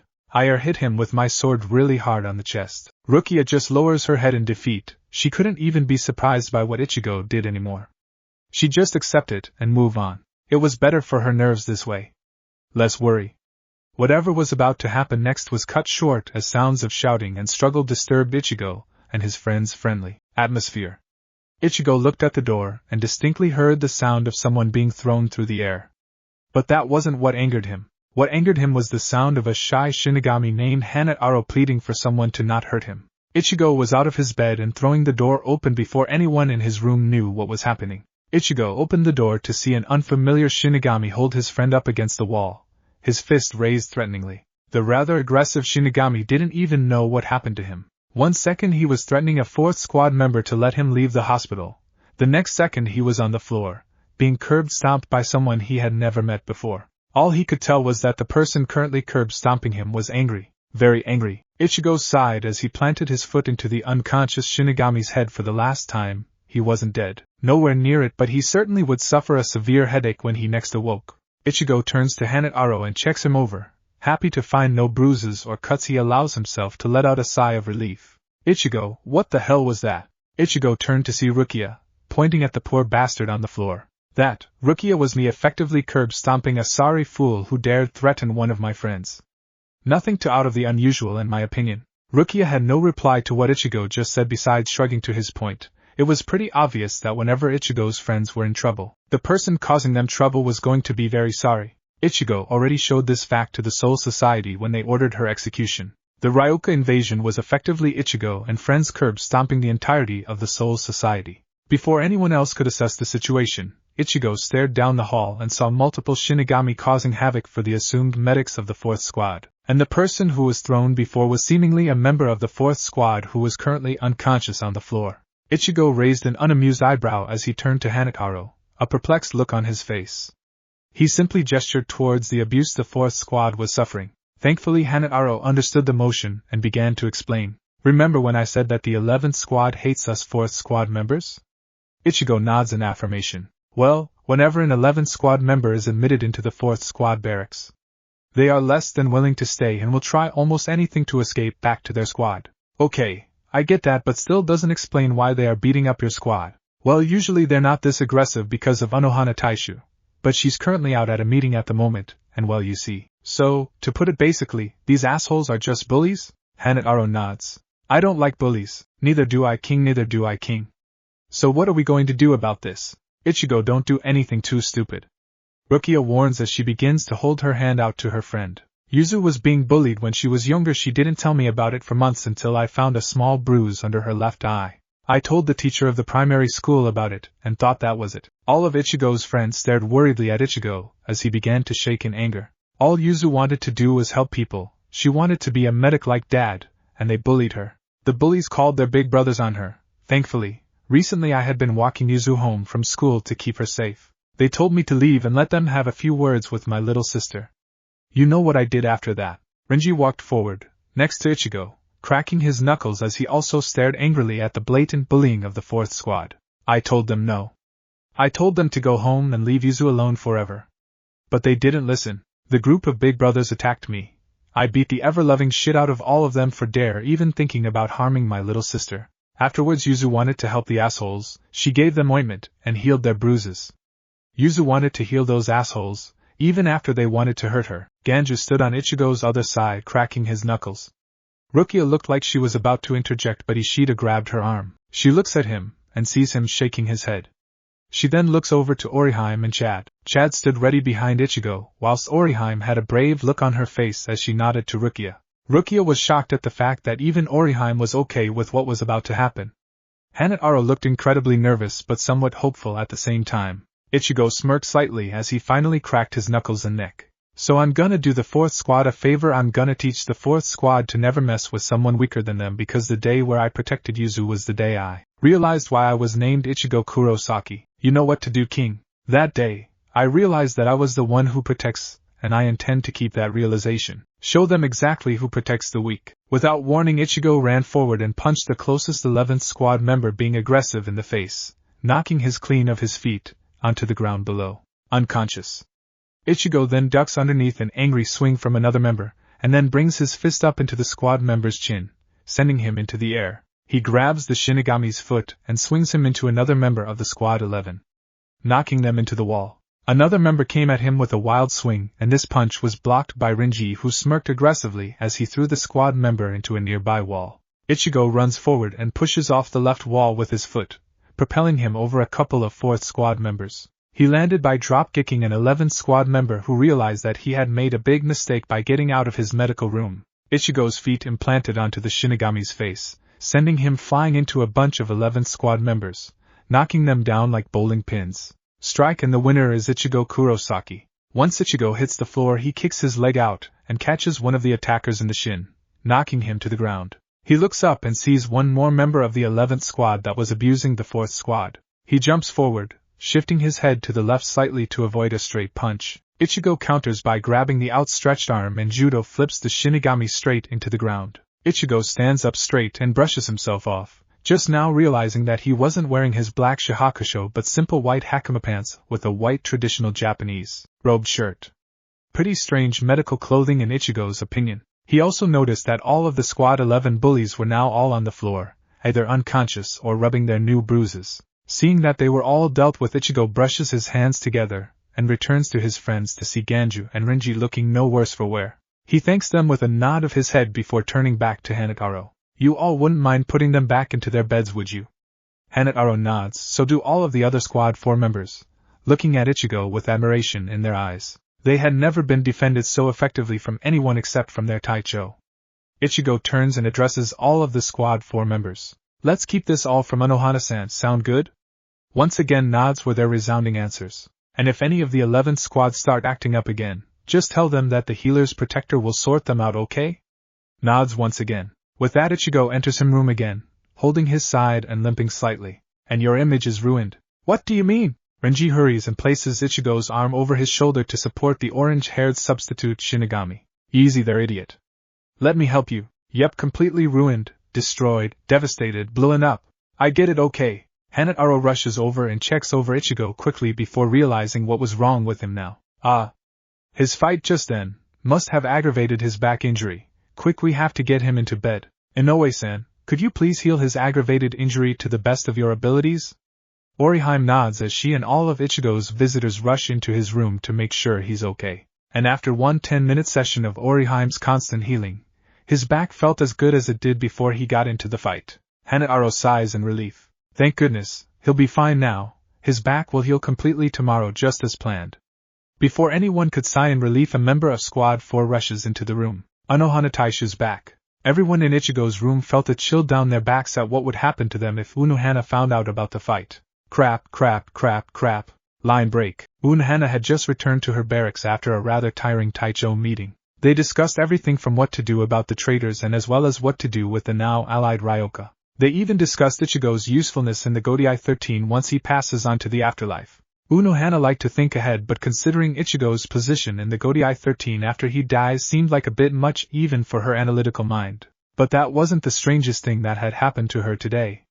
The strangest thing was when she entered her barracks and noticed that it was quiet within the halls. A little too quiet, At this point she would have at least had to have stopped one member of the 11th squad from harming her subordinates. But none of them were around. She even quickly peered into one of the rooms to see an 11th squad member lying in his bed, awake. This shocked Unohana somewhat, as almost every 11th squad member would have tried to escape as soon as they opened their eyes. Very strange, Unohana thought as she closed the patient's door and continued down the hallway. She reached Ichigo's room and knocked softly on the door. "Come in." Unohana obliged and opened the door to reveal Ichigo lying in bed, hands behind his head, simply relaxing as he looked at the ceiling. He smiles at her when she enters. "Unohana-san, to what do I owe the pleasure?" he asked curiously. Unohana looks around before asking, "Your friends have left already?" "Yeah, Rukia went to see her tool of a brother. Renji went back to his squad as acting Taicho until the tool gets out of hospital. Ganju went back to his sisters and Chad, and Inoue-san and Ishida went with him." Unohana lets out a small laugh at Ichigo's remark about Byakuya. "You wouldn't happen to know why Squad 4 is so quiet?" "Nope, why is it usually loud at this time?" "No, it's just that. Unohana Taishu, you're back." Unohana turns to see her Fuka Taishu smiling at her. "Hello, Eizen-chan. Do you have need of me?" Unfortunately, a few of the 11th squad members hurt themselves fighting with each other as they tried to escape. "I was hoping you could help me check up on them." Unohana sighs as her Fuka Taishu basically explained why the halls were so quiet to begin with. She nods her head at Ichigo before turning to Eizen and walking out the room. Eizen followed, but not before winking at Ichigo, who returned the gesture with a thumbs up. The door closed and Ichigo relaxed into the medical bed, a relieved sigh leaving his mouth. "King, yes Zangetsu? I really don't want to annoy Unohana at all like ever. She scares the hell out of me too, buddy. But I guess that's just part of her charm." Kind smile, scary as hell eyes. "Not going to like Kingy, but that's kinda why in a way." "I'm not hearing this. Hey, what you got against a woman who can scare the crap out of you?" The fact that she's around hundreds upon hundreds of years old, maybe even over 1,000 for all I know. PSH age means nothing when it comes to the good stuff. I am actually not hearing this, I just don't. I bet Yoruichi has loads of experience. Oh my god! What are you even saying? I'm saying that there are loads of attractive women all over the place in Soul Society, and that you might have a chance snagging one. Whoa, just whoa, I've never wanted to punch you more than I do right now. Hey! I'm just saying. You might as well get to know a few of the women around here and see if any of them are single. Okay, I have two main reasons why that is probably the most stupid plan you've ever had. Okay, what are they, Spolsport? 1. I have a better chance of Orihime admitting she fancies me than getting with anyone in the Soul Society. And 2. I'm not that kind of man. What? You know Orihime has the hots for you and you've said nothing to her. Why should I? I don't feel the same way that she does about me. The best I can say is that I like her more as a sister than anything. Wow, and here I just thought you were just that much of an idiot you couldn't see the obvious. And here I thought you weren't this much of a perverted scumbag. Hey. I'm just saying that there are a lot of attractive females here. I'm not saying to go around groping them. I'm not that kind of sword, and also, that'd be very, very stupid when all of the women here could kick our ass 6 ways to Sunday. And I'm saying that there is no point in even trying to snag one of the women here. It's disrespectful. Ugh, you freaking gentlemanly attitude is such a killjoy. Whatever you said, Zangetsu. You seem lost in thought, Ichigo. Ichigo shakes his head to clear his mind and sees the Shihuan heir standing across the room, leaning against the wall just like before. Yoruichi? What are you doing here? I'd thought you'd go see Soifan. After asking me the favor, Yoruichi nods slightly as she walks over to the end of the bed and places her hands on the metal bars, which made the end of the bed. She leans onto the bed. I did go see her, and I told her to meet me at the training ground tomorrow afternoon. I just came back to check up on you once again. Ichigo gave a quizzical look at her explanation. Why would she need to check up on him twice in the course of only a couple of hours at most? Not that I don't appreciate the gesture and all, but why? You just checked up on me a couple of hours ago, and I'm not feeling any pain anymore. Yoruichi pushed off from the bar she was leaning on and moved to the nearby window. She pulls open the curtains to allow the sight of the sun slowly disappearing from view. It's dusk now. Guess I don't have too long before I can leave this place. But you still didn't answer my question, Yoruichi. What's up? Yoruichi stared out the window for a few moments before turning around and looking at Ichigo, a worried look on her face. Ichigo, what do you remember after you were stabbed by Tozen? Well, I remember feeling a sword in my chest after that. Not much, to be honest. I was tired, so I fell asleep after that. Well, I say fell asleep. Unohana-san says I passed out from blood loss, but is there really any difference? Ichigo joked as he scratched his head to rid an itch he had. Yoruichi laughed at Ichigo's humor. It seemed like since Ichigo had gained his Shinigami powers, He had become more open and carefree-like. After you fell asleep, Ichigo, the Saitama said that all charges against Rukia and the Ryoka have been dropped. Yeah, I pretty much guessed that since I'm still alive at the moment, or not in a cell. Well, smarty pants. Did you know that after you passed out, the first thing the Women's Shinigami's Association did after the betrayal was make a whole article about you and how you look and attitude? I'm sorry, but what the hell is a Women's Shinigami's Association? Yoruichi just smirked as she winked at Ichigo. You'll just have to find out after you get out of here. But trust me, you'll either laugh your ass off or be left really angry. Joy, why is the land of the Shinigami such a weird place? It's like only insane people can become Shinigamis. Anyway, since I'll have to wait to find out what you mean by an article of me, what happened after that, as I'm sensing that it's something bad knowing my luck. Yoruichi sighs as she sits herself down on the edge of Ichigo's hospital bed. Before Aizen left, he said a few things. Things that are not that great. Oh, I know, I'm just going to live with these things. If you like these things, you'd be an idiot. What are these things? Aizen has murdered the Central 46. Oh no, not those guys. I totally feel bad about the assholes who condemned Rukia to death. Yeah, I'm not that bothered about them. To be honest, I can't really argue with that, Ichigo. Anyway, the second thing he said was that he was impressed with your performance. Ichigo just stares at Yoruichi for a moment. What the hell does that even mean? Has he been stalking us or something? I really don't want to talk about this anymore. That creepy bastard freaks me out. Okay, I'm just going to pretend I didn't hear that, and I really don't want to think about it.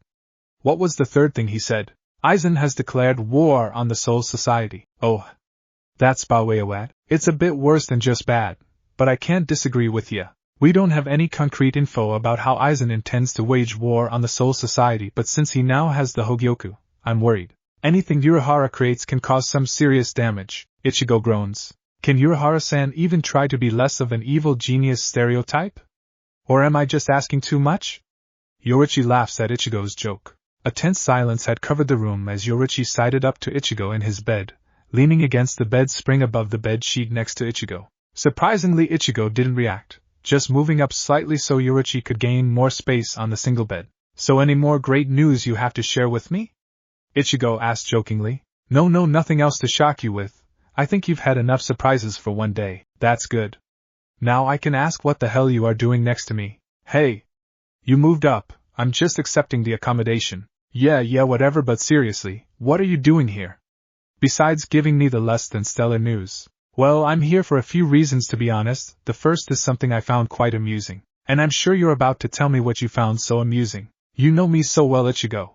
Unfortunately. Yoruichi just laughed at Ichigo's attitude. It's probably the reason she liked hanging around him. His I don't care attitude was a refreshing change from Urahara's everything's fine attitude. She loved her friend, but she believed Kasuke definitely needed her boot up his ass at some point in the near future. Well then, go on and tell me what you found so amusing then. Okay then. Well, I was taking a stroll around 4th Squad, not really heading anywhere in particular. I heard a pretty loud disturbance. So being the curious cat that I am, I decided to investigate. My dear widow pupil is currently recovering from such a serious injury in there, and I couldn't in good conscience no protect him. Ichigo stares at Yoruichi lying next to him, his right eyebrow raised, his eyes giving her a what are you on about? Look, well, I come to the barracks corridor to see said injured pupil currently stamping his foot into the back of an 11th Squad member's head. You wouldn't know anything about that, would you? I can neither confirm nor deny anything about anything. That didn't basically say you know anything at all. Shut up. Okay. I get it. I won't say a thing, Ichigo. But there is one thing I'd like to know. Shoot! Why'd you do it? Ichigo slumped his shoulders slightly as a reminiscent look crossed his face, as he recalled the reason as to why exactly he did what he did before. As I said before, Yuzu was being bullied and I dealt with it. But I suppose it wasn't the whole story. I said that Yuzu healed the bullies' brothers I beat up for threatening her, and then we left after she felt she had done enough. I'd like to say that as the last Yuzu had to deal with bullying at her school, but Ichigo clenched his fists tightly, anger rising at the memory he was recalling. It's okay, King, it's all in the past, just let it go. I have. But just the thought of my sisters being in danger enrages me. I know, King, I know. Yoruichi places her hand on Ichigo's shoulder, reassuring him, and urging him to continue. Ichigo nods his head, takes a shaky breath as his fists unclench and relax. Flossback, 6 months ago, Kurosaki Clinic. A figure shuffled under his bed sheets as he tried to gain a more comfortable position for his unwell being. Hacking coughs escaped from his mouth as he held his chest in pain. The coughing lasted for a few moments before leaving. allowing the orange-haired Kurosaki to once again relax in his bed. Goddamn cough! Ichigo Kurosaki turned to his side from his back to see if changing his resting position would leave him feeling better than on his back. It seemed to work at first, but Ichigo knew in his mind that recovering from an illness wasn't as easy as that. He lived in a clinic after all. I told Kigo to stay the hell away from me with his cough. I swear, when I get better I'm going to teach him a lesson. Ichigo continued to lie in his bed, wishing that his cough would just disappear. He wasn't usually someone to get ill. The last time he had been ill was back when he was a kid. I hope Dad gets back with that cough medicine soon. Can't believe that a clinic of all places had no cough medicine at all. Suddenly Ichigo heard the front door open and assumed it to be his father getting back from the chemist. So he waited for his dad to come upstairs. He waited for a few minutes before growing impatient. To hell with this. Ichigo pushes himself up from his bed and puts his feet onto the ground. He shakily tests his balance as he stands up fully. He wobbles for a moment before regaining his balance. Assured that he wasn't about to collapse, he moves towards his door and opens it. He walks wearily to the stairs before descending them.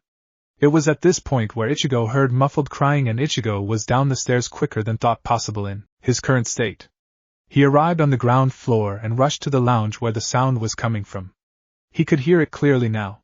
Someone was definitely crying in there. Walking in, Ichigo's blood goes cold at what he saw. Yuzu Kurosaki, one of Ichigo's dear sisters, was currently bawling her eyes out into one of the couch cushions. Yuzu! Ichigo exclaims as he is by his sister's side in seconds. Said sister looks up from her crying to see her brother, looking incredibly worried in front of her. She quickly turns her head away from him. Ichigo is frozen in place. He couldn't believe what he just saw. It couldn't be real. Hesitantly, Ichigo reaches for his sister's cheek and gently turns her head to face him, and his rage explodes. Lying on his innocent little sister's face was blood, her blood. Ichigo sits himself down next to his sister and hugs her to his chest. Yuzu is more than happy to accommodate as she weeps into her older brother's pajama top. Ichigo continues to comfort his sister by rubbing her head gently. Yuzu. Ichigo's voice chokes as he fearfully begins his question. Yuzu, what happened to you? Yuzu simply continued to weep into Ichigo's. Yuzu, tell me. Please. Ichigo pushes Yuzu away from his slightly to see her face, feeling sick all over again at seeing the bleeding scrape on her right cheek. Once again he hugs her close to his chest, making doubly sure to not aggravate the wound. I was in the schoolyard and Yuzu stops mid-sentence. Her tears overcome her. Ichigo didn't know what to think. He was angry at who did this, but at the same time, he was incredibly panicked and worried at seeing Yuzu in pain. But he also knew that he needed to clean her scrape. So with as much care as possible, Ichigo picks up Yuzu and carries her to the medical room. Once inside he placed Yuzu down gently onto a medical bed and looks into her eyes. Okay Yuzu, I'm going to have to disinfect the wound, clean it and dress it. But you'd already know that, being the smart girl you are, right? Yuzu managed a strained smile at her brother's lame attempt to smile. Ichigo places a brave face on as he heads towards the nearby drawers, picking up the hidden key nearby for the drawers. Unlocking the drawer, Ichigo picks up disinfectant, a cotton dub and a large plaster. Closing the drawer and locking it, Ichigo rushes back over to his little sister, placing the medical ingredients onto a nearby desk. Okay, Yuzu, can you tell me what happened whilst I clean the wound?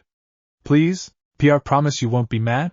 Ichigo picks up the disinfectant and pours a slight amount onto the cotton bud. How can I be mad at you, Yuzu? You're nothing but a kind-hearted soul. No, I mean be mad at them. Please tell me what happened, Yuzu. Ichigo began to clean the scrape, looking very sorry as she winced from the contact of the disinfectant. He continued to gently dab the cotton bud onto the wound for a few more moments, taking extra care to clean every inch of the wound, and get rid of the blood as well. Having finished, Ichigo was able to gain a better look at the wound. Fortunately the scrape wasn't as bad as he initially thought. I was in the schoolyard, waiting for Karen to get out of pee, when suddenly I was pushed onto the ground and hit my face onto the floor. It had hurt. I heard them laughing at me. Ichigo frowned as he unstuck the plaster from its seal and gently as possible, covers the wound with the plaster. Yuzu cries out in slight pain and Ichigo looks sympathetic at his sister's pain. Who was laughing at Yuzu? Ichigo picks up the medical supplies and takes them back to the drawer, unlocking and relocking it. It was the bullies from before. Ichigo stops in front of Yuzu, an unreadable look on his face. Ichigo, please don't be angry at them, please. Ichigo continues to have an unreadable expression for a few moments longer before smiling gently at his little sister. Leaning down, he places a kiss on Yuzu's head. Yuzu blushes in embarrassment. Okay, I won't, Yuzu, I promise. Yuzu smiles widely and hugs her brother tightly in response. Ichigo holds his sister, his face hidden from his sister, as it once again had an unreadable expression on his face. Shortly before coughing. Ah shit, I forgot about the cough. End flashback. What happened then, Ichigo? I'd rather not continue if that's okay with you. Basically, seeing Yuzu still willing to give those bullies a chance inspired me that day to protect my family even more. And when I saw Hanataro in danger then, I saw Yuzu for a moment. And then I just remembered how much I hated bullies. So one thing led to another, and before I knew it, I just said I was the healer's protector, and that's that, I suppose. Yoruichi stays silent, contemplating what Ichigo had told her. This news revaluated her already high opinion of him. I'd like to be left alone now, if that's okay, Yoruichi. Don't worry, I'm still up whatever that thing is with you and the frigid Taicho tomorrow. Yoruichi chuckled at Ichigo's comment before nodding. Getting up from the bed, she stretches her arms to rid herself of any cricks in them. She turns to the window to leave before stopping dead. Suddenly she turns around and shunpos next to Ichigo, and hugs him tightly. Ichigo jolts in shock and stays completely motionless, unsure as to what to do in this situation. You're a good person, Ichigo. Trust me. And the next thing he knew, Yoruichi was gone. Ichigo stares at the window, which he assumed is where she left through. What the hell was that? That, my king, is called a chick wanting the D. I swear, Zangetsu, my foot.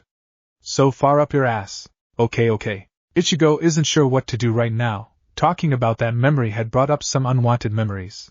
But he needed to sleep to be ready for whatever Yoruichi had ready for him tomorrow. Because knowing her, it was going to be a pain in the ass. So, Ichigo lies down to sleep. Thinking of the past.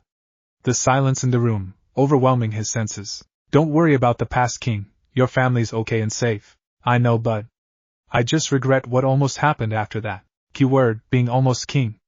Almost. I know. But it doesn't change the fact that I almost hurt her even more than they did. Just forget about it, king. Just go to sleep and leave the past in the past. I'll try, Zangetsu. I'll try. Ichigo closed his eyes and drifted off to sleep, his dreams turning to nightmares of that day. However, something neither Ichigo nor Yoruichi knew about during Ichigo's recalling of the past was on the other side of the door. A certain healing Taicho stood in front of the door, an unreadable expression on her face. She stares at the door for a few moments before turning around and heading back to her private quarters.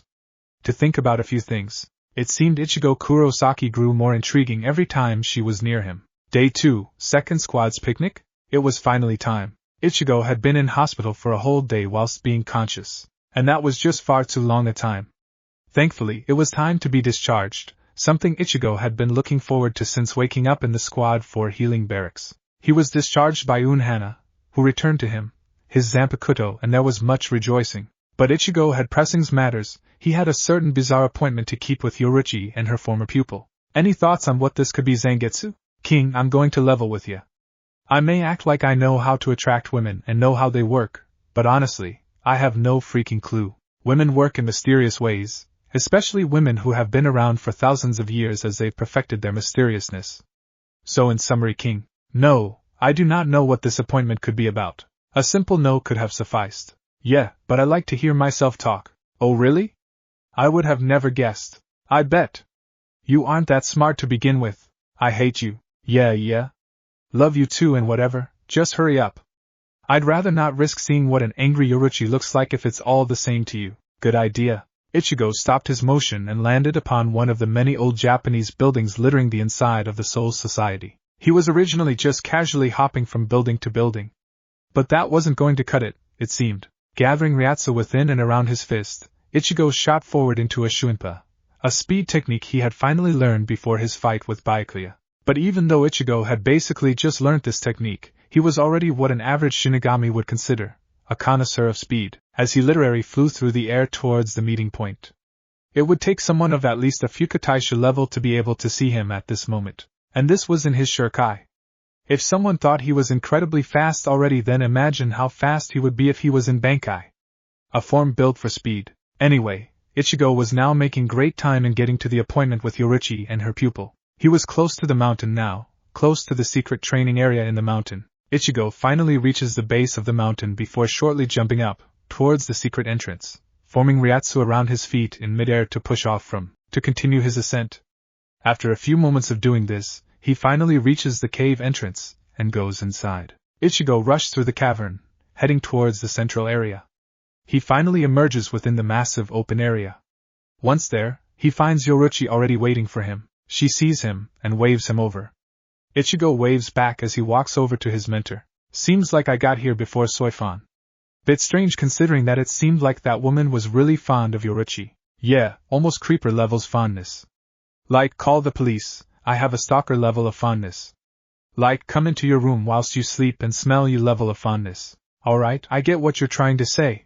Just stop. Sport. Hey Yoruichi. Hi Ichigo, glad you could make it.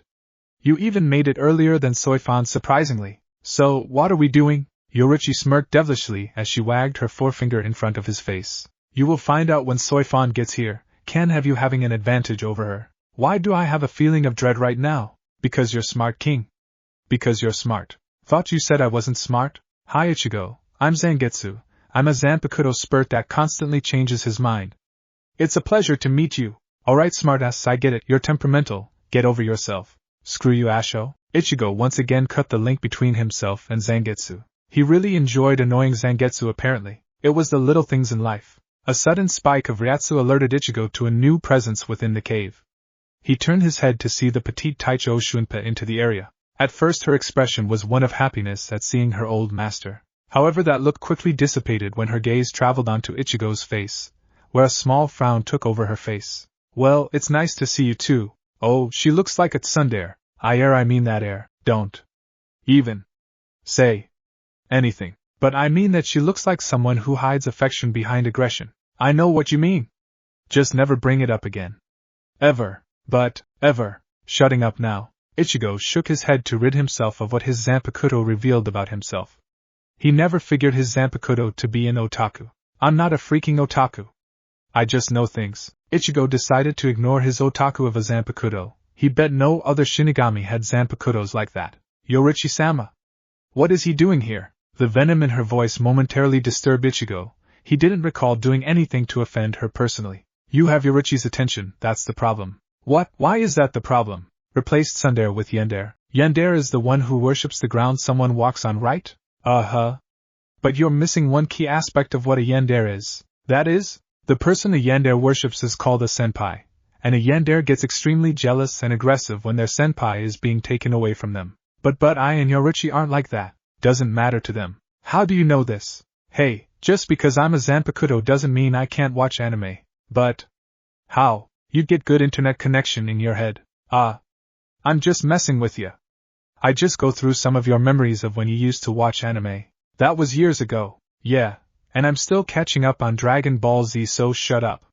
Who thought 300 episodes was a good thing? Don't watch Naruto then. Why? An initial 300 episodes and now they're starting a new sequel series. I am not watching that. Don't you dare start. Wasn't planning to. I want to have a life to live after all. If Soifan's a yandere, you won't have much of a life to live anyway. Was that your original point about her? She's a yandere, and you're stealing her senpai in her eyes. She's gonna kill me. She's gonna kill you. Well, Soifan, I invited him here to make a little wager between the two of you. Soifan instantly turns her attention back to her master as soon as Yoruichi spoke, her eyes glued to her face like a lovesick puppy. Ichigo just looked from Soifan and then to Yoruichi in sighs. So much for the strong independent woman persona she was emitting initially. Definite yandere, you're screwed, King. Gee, thanks for your insightful knowledge, asshole. What's the bet, Yoruichi? Ichigo asks, only to duck at the last second as a vicious snap kick schemes over his head, delivered by Soifan, who shunpoed over the moment Ichigo called Yoruichi informally. You will address Yoruichi-sama appropriately, swine. Ichigo mentally frowned. He was regretting coming to this meeting now. He just finished storming a stronghold. He wasn't really feeling like fighting another Taicho, especially for a stupid reason. Ichigo leaps backwards, to gain some distance between him and his attacker. She told me to call her that. He shouts to clear the air. Soifan stops dead as she looks towards her mentor to see the dark-skinned woman nod, confirming Ichigo's statement. The petite Taicho has the decency to blush as she bows her head at Ichigo in forgiveness. Ichigo reciprocates the gesture and returns next Yoruichi, always making sure to have the flash goddess in between him and the harsh Taicho. Always better to be safe than sorry, Ichigo believed. So I repeat, what is the wager, Yoruichi? Ichigo tenses slightly as he sees Soifan clench her fist when Ichigo called her mentor by her first name. But he relaxes once he sees her unclench them. Well, I'm glad you asked, Ichigo. I'd like all three of us to have a little race around the Siriidii. Soifan is the first to respond with outcry. Not that I'm unhappy about the idea of us two racing. Why does the orange fool deserve the honor? Excuse me, damn. She's quick to judge someone by how they look. Let me think of a nickname for her. Oh wait. I don't have to. She's what I will call a bitch. However, Yorichi doesn't even bat an eyelash at Soifan's rude referral to Ichigo, and simply smirks devilishly. Ichigo gets to race with us because I want to make the wager. What is this wager? Ichigo exclaims, finally being sick of being in the dark of what the wager was. Both of you will race against me. If either of you win, you get to go on a date with me. Ichigo just stares at his mentor for a moment before, waiting for the punchline to this joke to come. He waits for a few seconds before noticing that Soifan had a dreamy look on her face. That's when Ichigo realized that it wasn't a joke. Why? Why not? Surely a young strapping lad like yourself would beg for a chance to go on a date with someone as beautiful as me? This is actually the dumbest thing I have ever heard or seen in my life. Dumber than that time your dad dressed up like you and pretended to be you for a day? This is actually the second dumbest thing I have ever heard or seen in my life. That's better, and King, if you don't accept, I will never respect you ever again. What? Why? Because Yorichi the feline fatality has given you a chance at a date, and you don't just say no to that. But, no buts. You accept that deal, Ichigo sighs. And what do you win if you win? I'm glad you asked, Ichigo. If I win, then my two cute little students have to go on a date instead. Oh, to hell with that. I'd still give it a shot. I mean, bitch isn't too bad on the eyes. But she'd rather kill me than go on a date with me. That is true. I'm sorry, Yorichi, but I don't think I'm gonna accept. At this point all I want to do is relax before I get back to the human world and not have anything to worry about. And a date is definitely something to worry about. Ichigo turns to walk away but is stopped by Yorichi's next words. If you don't compete, then Soifan can't compete. Ichigo didn't even have to feel her coming. He just moved his head to the side and allowed the devastating kick from Soifan to pass on by. What the hell? She does realize that we have to win for her to get a date with Yorichi, right? Yeah, but all she sees is an opportunity for her senpai to notice her. I honestly can't believe you managed to get a notice me senpai joke in here. I know, I surprise myself sometimes. Okay, I accept. Just stop trying to kill me. Just don't complain when we lose. Soifan says nothing as she shimpers back to Yorichi, who is smirking like a Cheshire cat. I suggest you go Bankai, Ichigo, otherwise you don't stand a chance. I don't stand a chance either way. But Ichigo complied as he transformed into his Bankai form, the upper right chest part missing still. Soifan gives it an analytical look before brushing it off. Yorichi smirks as she draws line in the dirt where the race would start. The first one at the south gate wins, and she was off. Soifan desperately chasing behind her. Ichigo sighed as he sped off as well, keeping up with Soifan and tailing behind Yorichi. We are so gonna lose it's not even funny. 20 minutes later. We lost so hard it wasn't even funny. Don't remind me. That was so embarrassing. Don't remind me. I mean, I think Yorichi slowed down most times, just to pass by us again. Don't remind me. And now we have to go on a date with the Ice Queen. Ah shit. Don't worry. Just don't do absolutely anything that could annoy her. And with her personality, anything you say or do is liable to annoy her. Ugh. An arm wrapped around my neck, as well as Soifan's. Ichigo turned to see the Queen of Shunpa herself smirking devilishly at him. Ichigo simply continued to glare at her, irritation practically oozing from his form. So now, my little pupils, I will arrange everything for tonight. Ichigo, I want you to arrive at the second squad barracks at exactly 8 p.m., not a second later. Once you arrive and Soifan is ready, I will give you the location. Oh, and Ichigo, go see Unohana-san, she'll give you the clothes for the date, and I heard she wanted to talk to you anyway.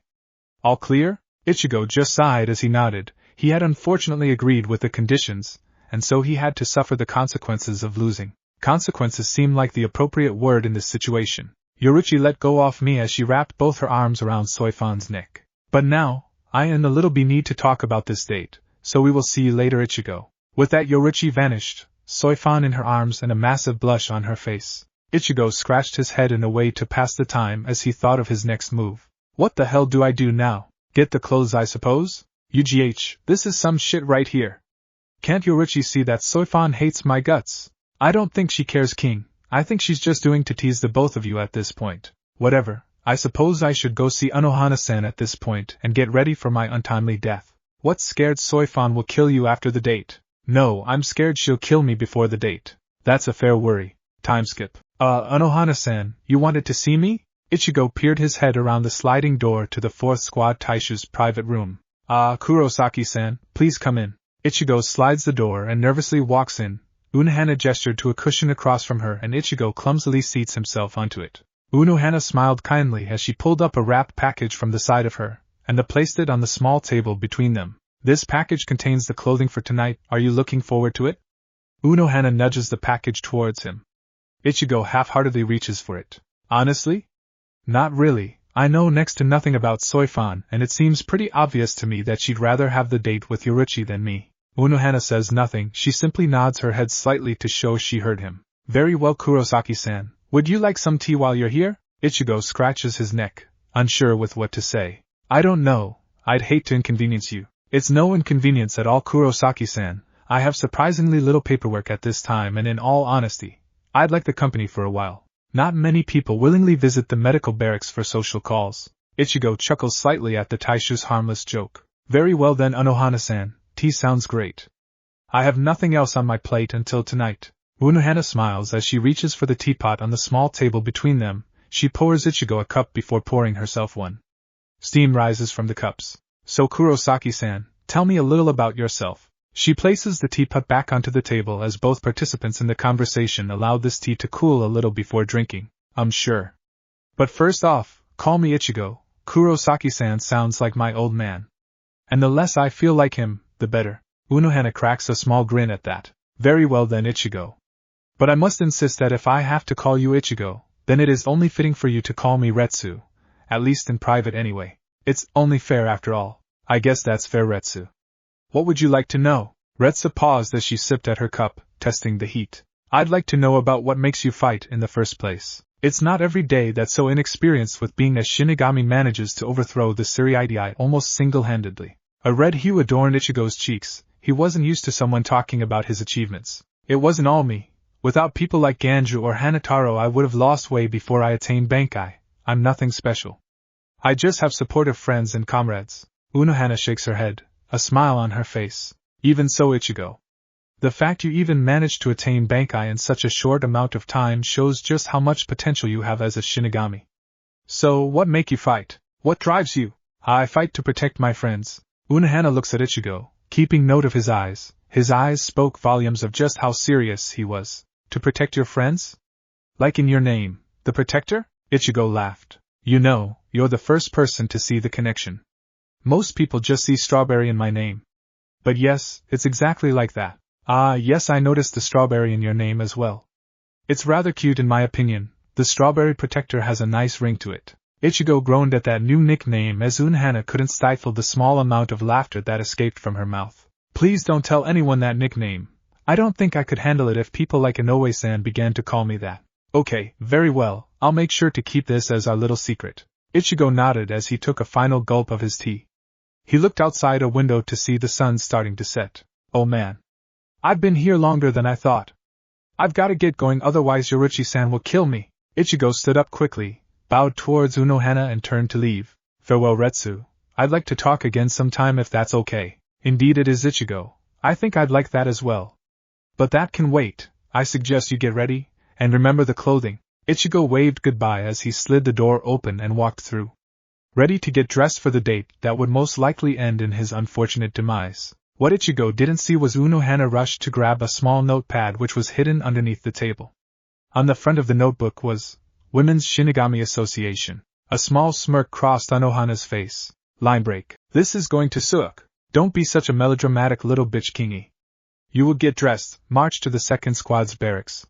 And you will get laid. What the hell, man? Don't say crap like that. It's creepy. Sorry, King. It was too much of a good opportunity to make the joke. Sorry. Just, never say that again. We both know tonight will suck. Yeah, I was saying that Soifan did look pretty good. But I think you're right, she would rather kill you than date you. Ichigo sighed as he walked into his hospital room, which was where he was assigned to stay until the week was up. Something about Unohana wanting to make absolutely sure that he was healthy. He wouldn't complain. The company was nice and he could just take a short walk and have a nice conversation with the Taicho. He dressed himself in the package's clothing, which consisted of dark orange kimono with an intricate flower pattern design on the back, colored in a bright yellow. Ichigo cringed at the clothing, gaudy wasn't strong enough off a word for what he was wearing. He sighed as he looked within the package for anything else. He saw something and pulled out a black haori to go with the kimono.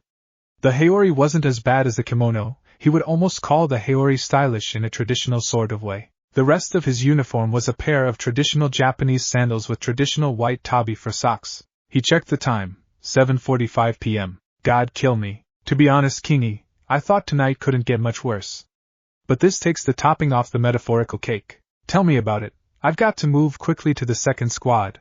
I do not want anyone to see me in this. Yeah, I don't want to be attached to a wielder who wears something like that by others. Gee, thanks. But what about you? I can't exactly bring you with me to the date. Well, just leave me in the room. If you for some reason end up needing me, just get here as fast as you can and grab me. It's the best we can do. Well, might as well get going. Have fun.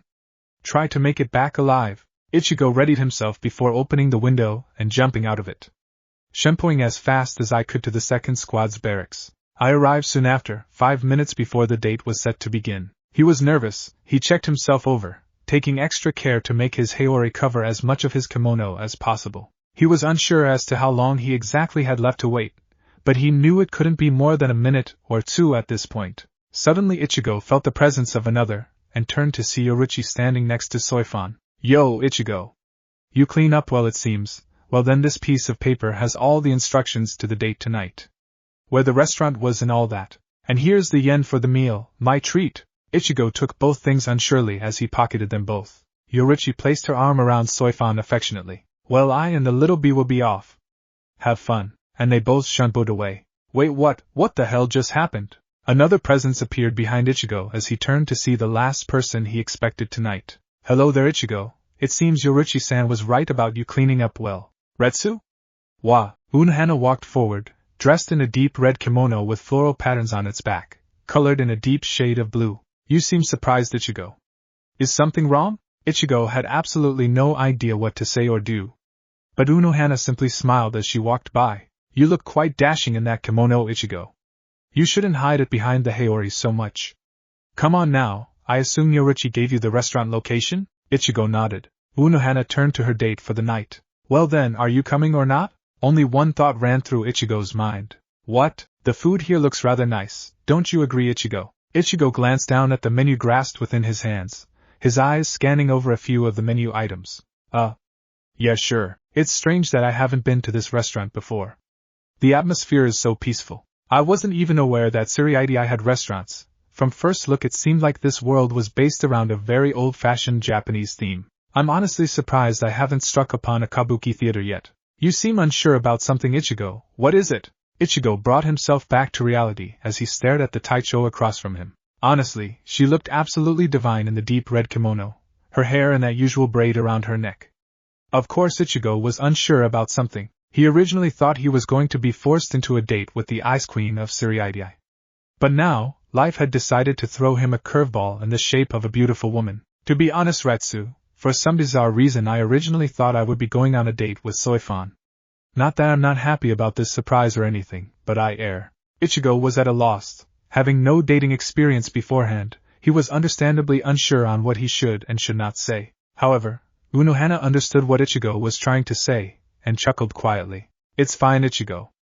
I'd be surprised myself if I was made to go on a date with one person but ended up on one with a different person entirely. I'm sure you're wondering what, why and how this all actually transpired. Ichigo couldn't nod any quicker. Well, let's order food first and then I'll tell you. Sound good, Ichigo? Another nod. Unohana mused upon this situation. She found it quite amusing, really. The young man who had almost single-handedly invaded the Suriidai and spoke his mind in almost every situation, was rendered almost completely speechless due to the date he found himself on. It was certainly a sight Yoruichi would tease about relentlessly if she was here instead of herself. Soon, a waiter came over, dressed in traditional kimono. Unohana ordered what she wanted precisely, whilst Ichigo fumbled over his words as he made his order. The waiter smiled as he noted down the order efficiently. Once finished he took the menus and bowed. It'll take around 5 to 10 minutes for the food to arrive. We hope you enjoy your time here on your date. With that, he turned and walked away. Ichigo was about to interrupt to correct the mistake the waiter made, when he stopped and thought, what is this? What actually is this meal we're having? I would have called the date I was going to have with Soifan, more of a battle of wills than a real date. But this? I know it's barely started, but I'm not having a bad time. Oh God, I wish I could talk to someone for advice. Ichigo's mind wandered to his father, and what he would say in this situation. Remember, son? When you eventually manage to prove to me you're not gay and find a girl that you can make grandchildren for me, I want you to always remember one thing when going on a date with said girl. Wine is expensive, water is cheap. Especially when it's tap water. On second thought, maybe Ichigo would have a better chance with this date without anyone's help. His father was an idiot anyway. Ichigo, with nothing else to do, began to twiddle with his thumbs in an attempt to keep calm. He had never been in a situation like this before, and had no real understanding on how to act. What was he to say? What was he to do? Compliments? Compliments sounded like a good idea. All dates began with a compliment, right? Ichigo glanced at his date, taking a look at what she looked like tonight. What do you compliment about? Face? Eyes? Clothing? All of the above? All of the above sounded good, but how do you word the compliment? Your face looks good? Your clothing enhances the beauty of your eyes. You look hot. What do you say? All Ichigo could hope was that Unohana didn't notice his inner turmoil. Ichigo. Is something wrong? Oh God. She noticed. Sweat began to pour down Ichigo's face. His kimono suddenly felt unnecessarily restrictive. Was it hot in here? It felt too hot in here. Ichigo managed a quick look at his date's face. Her lips were curved downwards, a small frown marring her face. Her eyes looked perturbed. Crap. Ichigo was ruining this date. He had to say something. He was a man. Something like this would not defeat him. Come on, Ichigo, you're better than this. Just open your mouth and compliment her. Yuri-zara beautiful. Ichigo spoke so quickly that his words became jumbled, but from Unohana's eyes widening slightly told him enough. Oh God. I screwed up. You fool. Ichigo's mind crumbling was halted by a gentle laughter. He looked at Unohana to see her hiding her mouth with her hand, her body shaking slightly in laughter. Ichigo was baffled. Had he not ruined this date with his stupidity? Did he still have a chance at not messing everything up?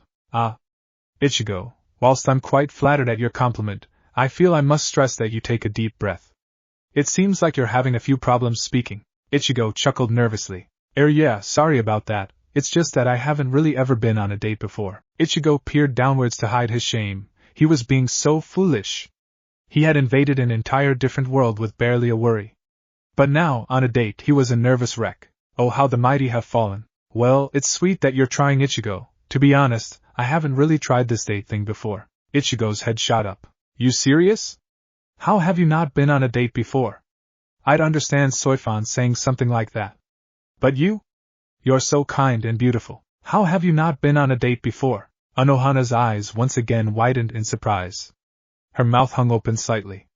This made Ichigo realize what he had just said. Think before you speak, dumbass. You just creeped her out. But Ichigo was wrong, he had not creeped the healing Taicho. Thank you for your compliments, Ichigo. I'm happy you think so well of me. But indeed I haven't been on a date before. I'd like to blame it on work really, but I'm pretty sure it was because of another reason. What reason would that be? Unohana's eyes cast downwards. An unsure look crossed her face for only a split second. It went by so fast that Ichigo wondered if what he saw actually happened or not. I'd rather not discuss that if possible. Ichigo, maybe one day I'll tell you. Okay, it's okay. I mean, this is only the first date anyway. It's not like we have to tell each other everything about ourselves. Retsu was glad to have Ichigo's understanding, but the wording he used amused her greatly. First date? My, Ichigo, already decided there'll be a second date, have you? Ichigo never thought his cheeks could turn so red. Unohana's continued teasing was stopped as the same waiter returned to their table with their food. Here you are, ma'am, sir. Please enjoy your meals. The waiter bowed before going back to work. Ichigo didn't need any time to dig in. Anything to hide his embarrassment at this point. Unohana smiled as she herself began to eat. It was kind of cute to see the young man who stormed the Siriidii looking so flushed. She doubted that many people have seen Ichigo like this at all. Ichigo nervously poked at his food, unsure on how to go about eating it. Should he take his time, eating one piece at a time? Or should he scoff it down so he could excuse himself? He so wished he was doing anything else at this point. Hell, he'd fight Kenpachi again instead of having this awkward feeling in the pit of his stomach. He wanted out, and he wanted it now. What do you mean I'm not allowed in here? Ichigo's neck snapped to the source of the noise so quickly you could have sworn there was a crack. However, he did not care about that. this as an excuse, a reason to leave. He just hoped it was something he could help with. Ichigo's eyes sunk into his skull as he witnessed the 11th captain of the Soul Society exclaiming at one of the restaurant's staff as they meekly tried to turn the brutish captain away. I wasn't being serious, I don't want to fight him again. Oh, it seems Kenpachi-san is looking for someone. Who could that be, I wonder? Ichigo's gaze shot back to the captain sat across from him, his brows sweating as he noticed the devilish smirk adorning Unohana's face. Opening his mouth, he was about to speak when the worst occurred. There you are, Ichigo. Kenpachi's voice boomed throughout the restaurant as said mad captain charged towards the table Ichigo and Unohana was seated at. And that is my cue to leave. Looking across to his date, Ichigo shrugs shyly, murmuring, gotta go. Sorry to say, but maybe this sort of thing isn't for me. But I thank you for the food, Unohana-san. And with that, Ichigo flash stepped out of the restaurant, leaving an infuriated eye-patched captain and a chuckling healer. Unohana smiled. She was also thankful for Kenpachi's interruption. It seemed that this sort of thing was for her. Besides, she was far too busy making sure everyone in the Soul Society was fit and healthy. As the kind captain watched the imposing captain rush out of the restaurant, most likely going to find her date, a thought flowed through her head.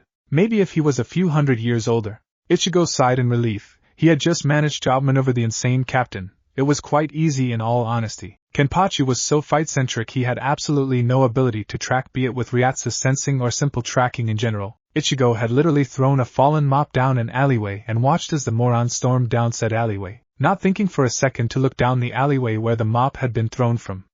That guy has some serious issues. I mean, how is meant to represent order in this place? All he cares about is fighting and that weird pink-haired kid Yoshi or something. Ichigo shook his mind clear as he turned back down his alley. If he remembered correctly, all he had to do was take a left at the end and now he was lost. Meanwhile, back at the room Ichigo had left Zangetsu. Inside the Blade's essence resided Ichigo's closest companions, keeping their promise at staying away from Ichigo's date. However, what would these two mysterious and complicated parts of Ichigo's souls be doing now? Got any fives? No, any twos? Go fish, cloak man. Damn. Hey, flagpole? You feel King's Ryatsu rising? Indeed. You're not going to go help him? Are you? Touché, flagpole. He's probably just panicking like a bitch cause of the date, or something. My thought exactly. Although to be brutally honest, I am getting so bored here. We've played at least 10 games of this. You mean you've lost 10 games of this? Screw you, flagpole. Shove it up your ass. Always with the ass with you, isn't it? What are you trying to say? Nothing at all. Whatever. But either way, I'm still bored here. And this is my problem. How? So we just walk through, right? That is so, Kurosaki-kun. Simply walk through the Senkamen and re-enter your world. Instructed a kind-looking, white-haired man, a small smile on his face as he pointed towards a traditional Japanese sliding door opening, revealing a white void behind it. Presumably this would return the Ryoka invaders back to the living realm. There's no trains this time, right? I really don't want to have to deal with that all over again, questioned Ichigo, his brow raised in annoyance at the memory of that blasted train. Despite the strange question asked, the white-haired man simply chuckled slightly before shaking his head. No, the cleaner does not operate within the Senkamen doors. No need to worry about any unexpected situations, Kurosaki-kun. Ichigo looked skeptical for a moment. He never trusted trans-dimensional doors, although to be fair he was not aware of such things until not long ago, so maybe they had a bad first impressions with him? Not all doors of that nature could be that bad, right? The orange-haired teen looked towards his group of friends that would be leaving with him, a proud feeling welling up inside his chest. They had all survived, not only survived, they had won. They stormed what could be considered the most dangerous place they could and saved Rukia with no fatalities. Truly his mother was smiling down on him. That thought caused Ichigo to pause. Wait, this is heaven, right? No, Ichigo, this is simply the Soul Society. Why do you ask? But where do all the souls of the dead go to then? They go here, dumbass. That's kind of the style around here, being dead and all that. But how come here you can die? What? What kind of a question is that? Well, we're where the dead go, right? Right. Then why can you die when you're already dead? That's because Why is that? Ichigo's eyes widened. He also assumed that Zangetsu's as well as Q's did as well. This place makes no sense. Suddenly Ichigo felt something impact against his head hard. He leaned forward, rubbing the back of his head in more annoyance than pain. His eyes scanned for the offending thing that struck him, and a small smile crossed his features at what hit him. It was Rukia Kachiki, the whole reason he had Shinigami powers in the first place. What was that for you, midget? Screamed Ichigo, not angry but playing along with the partnership the pair had developed between them. In response to Ichigo's height insult, Rukia growled in annoyance before she took a deep breath and smiled at him. Ichigo paused at that smile. Usually he'd end up with a hard smack across the jaw for a comment like that. So why was Rukia smiling dumbly? She's gone insane, King. I'm glad I was able to catch up before you went back. Rukia stated happily. Her eyes met Ichigo's and the orange-haired protector's voice hitched. Those eyes showed so much pure, raw emotion, her gratitude for saving her, her thankfulness for all he did for her. Her eyes showed how much she cared for him, not in a loving way but deeply cared for the souls she looked at. Ichigo, to his credit, only blushed slightly before moving his eyes away. He wasn't used to this much emotion through eye contact or any contact really. What did you want, Rukia? Muttered Ichigo, unsurely, his usual calm demure slipping slightly. I wanted to thank you all for saving me, and helping bring about the revelation of Eizen. Without all of you none of this would have happened. I would have. Ichigo stopped her there by placing his hand on top of her head. Her eyes managed to find his and they widened slightly. Ichigo stood in front of her, a beaming smile on his face, his eyes full of absolute gratitude to Rukia. I should be thanking you, Rukia. Rukia gasped at Ichigo's voice. You gave me the power to protect those I cared for in the first place. Without you I wouldn't have met with Zangetsu. Without you I would not have grown stronger to protect. Without you, Rukia Kachiki, I'd be nothing. Rukia's eyes threatened to allow tears to pass, but she held on strong instead, wrapping her arms around Ichigo's chest and hugging him tightly. Ichigo, surprised by the act of emotion, slowly followed suit by retuning the hug to the petite Shinigami. This is what Ichigo needed to do. He needed to tell Rukia all that he was grateful to her for. He needed it. And now that he finally expressed his gratitude, he had no regrets for her staying in the Soul Society. And now you bang her. And just like that. The moment was demolished. Ichigo growled inwardly before awkwardly releasing his hug and stepping back. Rukia doing the same. Don't you have some nicknames to make up about everyone? I have. Then leave me, I'll wait. You have nicknames for everyone? Well, everyone we've met. Ichigo knew he would regret it, but he had to ask. What's Rukia's nickname? Small bitch. That's less offensive than I imagined. Oh, that's the short version. The full version is Shorty McStump teeny tiny small bitch. You're a ing dumbass. Hey. It's better than Melon's full nickname. Don't even think about it. Okay, don't worry, King. I'll keep my mouth shut for now. Oh, Usanova. Ichigo was suddenly cut off from Zangetsu and his irritation reached its boiling point as he realized that Zangetsu had figured out how to mute him. Just like Ichigo could to Zangetsu, he just knew that was going to be annoying. Growling inwardly, Ichigo brought himself back to reality. So, you're really staying at Rukia? The brave young man inquired, already knowing the answer. Yeah, I'd like to come back, but I've got to stay in the Soul Society to regain all my lost rights. I'm not as strong as I used to be. Her eyes faded in brightness slightly at that last part. Ichigo frowned as he knew why. Whatever Eizen had done to her when he extracted that damn gem from her, it had damaged her, changed her. Just another reason why he also had to kick Eizen's ass as well. Well, he did also kind of stab us. That may be another reason. Oh, come on, I've been stabbed by most people I've met in this place. Yes, but none of them almost paralyzed you. Good point, good point. Ichigo lands his hand on top of Rukia's head and shook her slightly to annoy her, but mainly to bring her out of the small depressive mood she had just delved into. Don't worry, Rukia, I'll give that Eizen guy a kick from you, just believe me, yeah? Rukia's eyes looked at Ichigo, her annoyed look gone as she simply stared at her savior. She believed. After what Ichigo had shown her through saving her from execution, she'd believe in him wholeheartedly. She never voiced those thoughts though, and without warning Rukia jumped up and kicked Ichigo in the chin, causing him to stumble back. Idiot, how dare you think I need some kind of silly reassurance like that?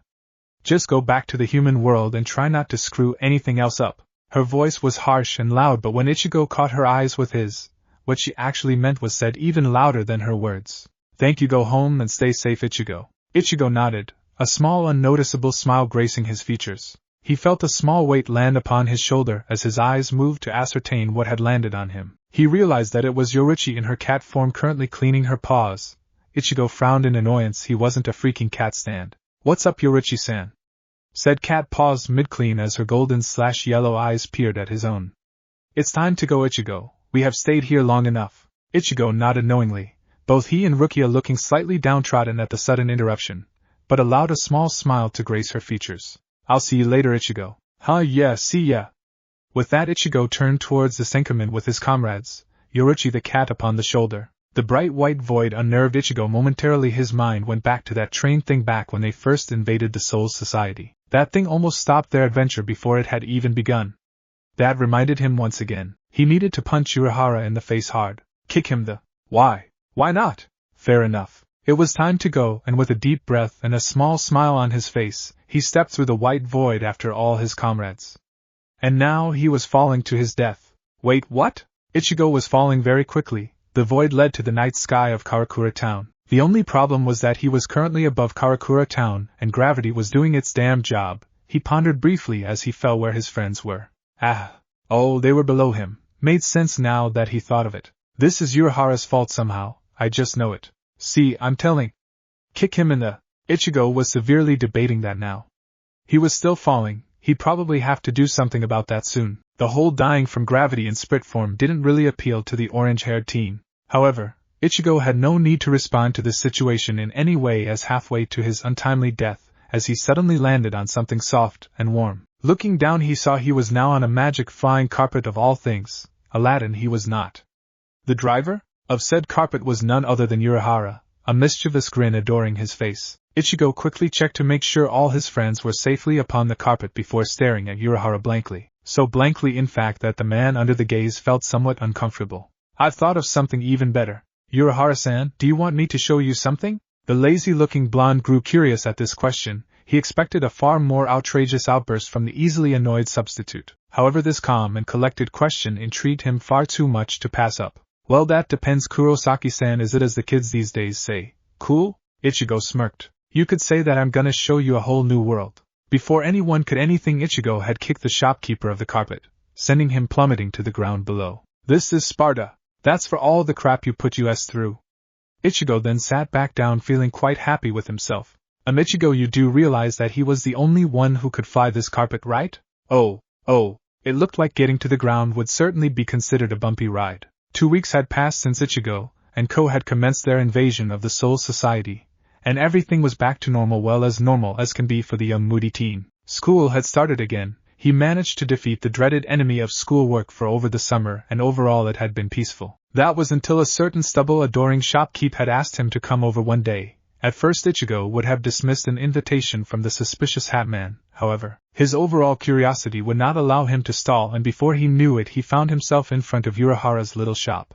Ichigo stared at the sliding door unmoving. He wasn't scared of going inside. It was more that he was overly anxious as to what awaited him, as whenever he entered this place, his whole world would end up being flipped upside down, and he wasn't sure if he was ready for another world-breaking phenomenon. Taking a deep breath, Ichigo stepped towards the door and slid it open. Kurosaki-san. Thank you for coming. Please come in, come in. The eccentric shopkeep was upon Ichigo in seconds, clasping his arm around Ichigo's shoulder, almost dragging the young teenager inside. I suddenly have a very bad feeling about this. You and me both, King. Ichigo was dragged into a large room which he knew functioned as the shop's living room. 3 people were already sat around the small table in the center, and Ichigo only recognized one of them, the familiar purple hair revealing Yoruichi straight away. The other 2 individuals caused Ichigo's brows to raise. One of them was a rather lanky man, a goofy bucktooth smile and blonde hair styled into a bowl cut. He was wearing an orange shirt with tie and slacks. In one word, he looked idiotic. The second one, whilst not dressed as stupidly, was just as bizarre looking as the first. She had to be the same size of Yuzu, blonde hair tied into pigtails, freckles adorned her small cheeks, and if Ichigo focused he could make out a small canine poking out of her closed mouth. She was wearing a red track jacket over a simple white shirt and red track pants. I'm already regretting coming here. Why does she hate fangs? The 3 individuals noticed the interruption of himself and Urahara. Yoruichi smiled at Ichigo, waving him over. Here he is now. Come sit next to me, Ichigo. Ichigo complied, anxiousness running through his entire form. Folding his legs and placing his hands onto his knees, he made himself as comfortable as possible whilst still being on complete alert. Urahara sat at the head of the table, his trademark fan waving in front of his face.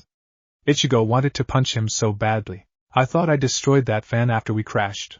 Is she a vampire or something? Now, Kurosaki-san, I'm sure you're wondering why I've asked you to my humble abode on this fateful day. He's doing his spiel again. I mean, does she dig that sort of stuff? My God, he's still talking. Why is he talking about his floor? I mean, if she does, that's hot. You forgot you heard this.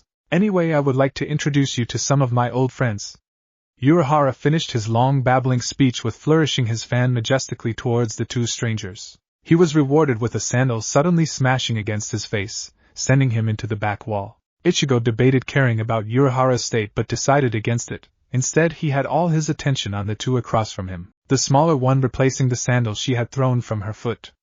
The goofy-looking man smiled widely, his impossibly white teeth almost blinding Ichigo. I hate my life sometimes. I hate your life to king. Screw you. GGGGY. Damn it, I thought we were over this crap. Hey there, Ichi. I can call you Ichi, right? No. Well then, Ichi.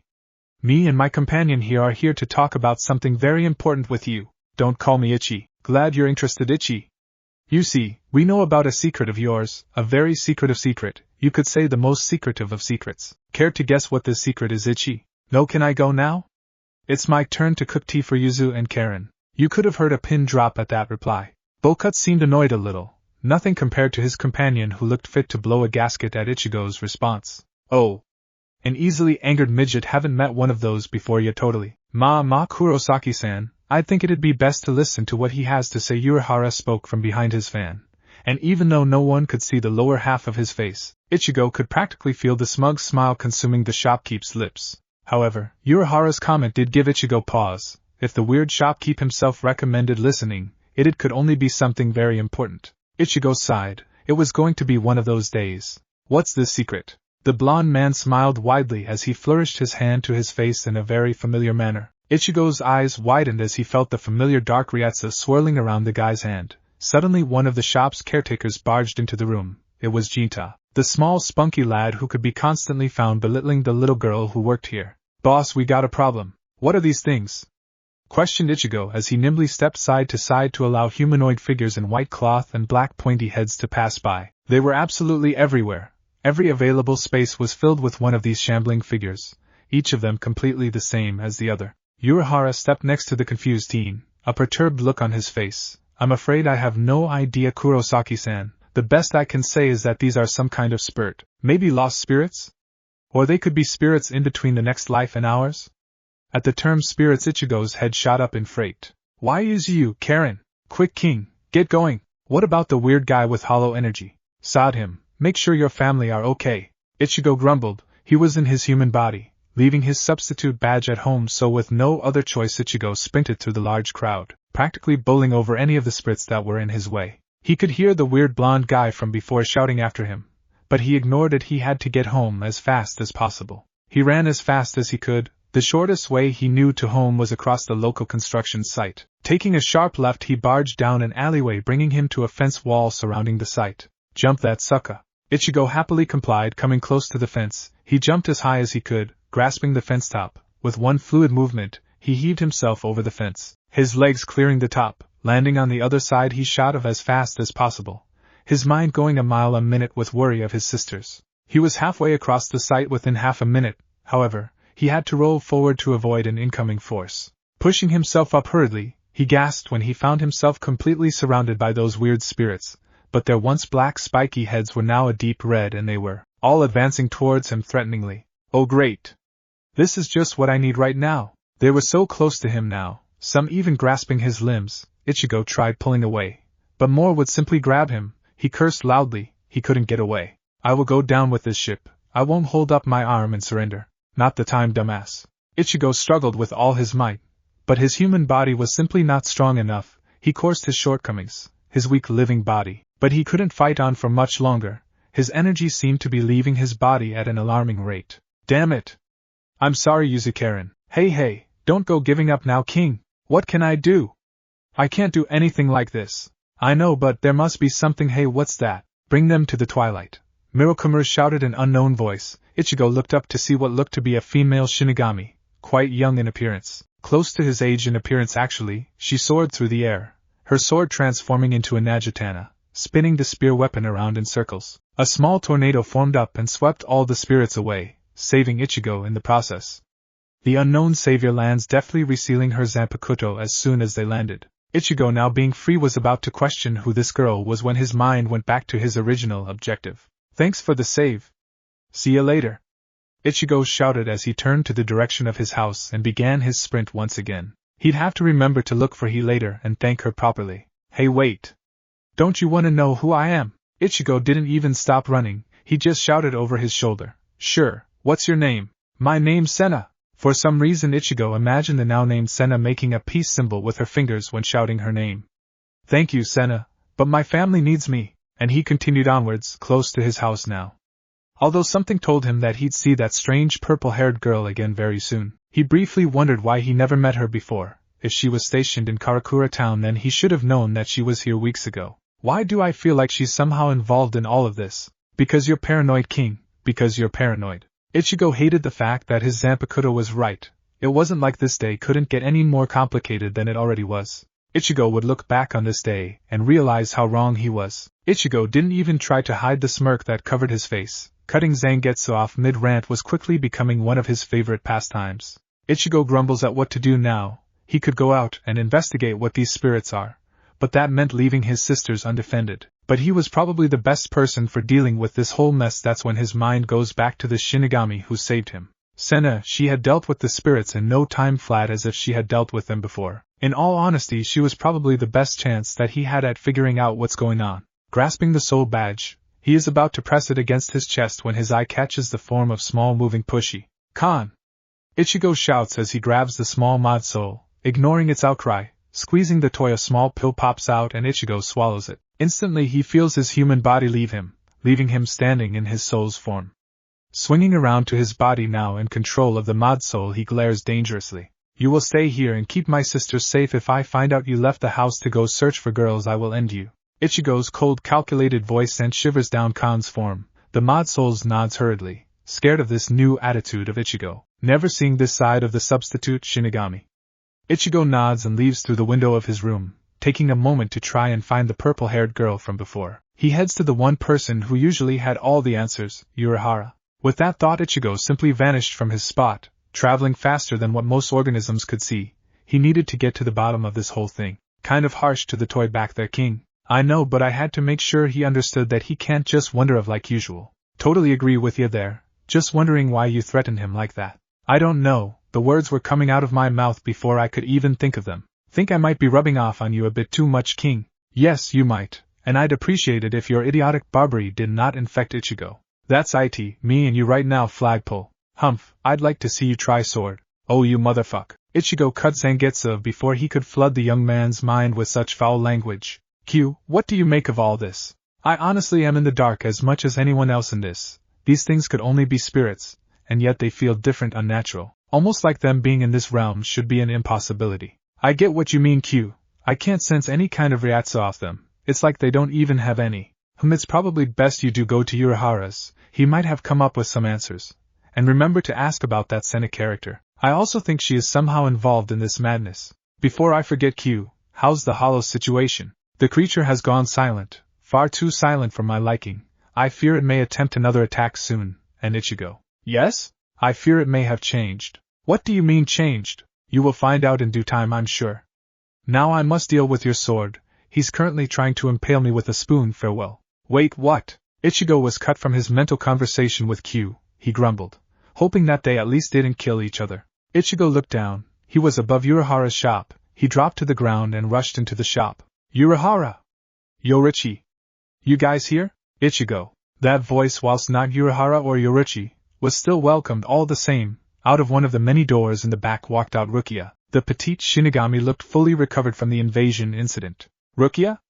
What are you doing here? I was sent back as I am the most familiar with Karakura town. I was supposed to rendezvous with Urahara-san and Yorichi-sama, but they're not here and there's all these unnatural spirits roaming around. Yeah, I came here hoping Urahara had figured something out, but maybe you could help me. Have you heard of Shinigami named Senna? Senna? I cannot say I have ever heard of her. What squad is she in? I didn't really ask. She has purple hair, and uses a Zanpakuto which when transformed into its shuriken is called Mirokumaru. I feel like she knows something about all of this, but I don't know where she is. Rukia thinks for a moment, considering all that Ichigo said.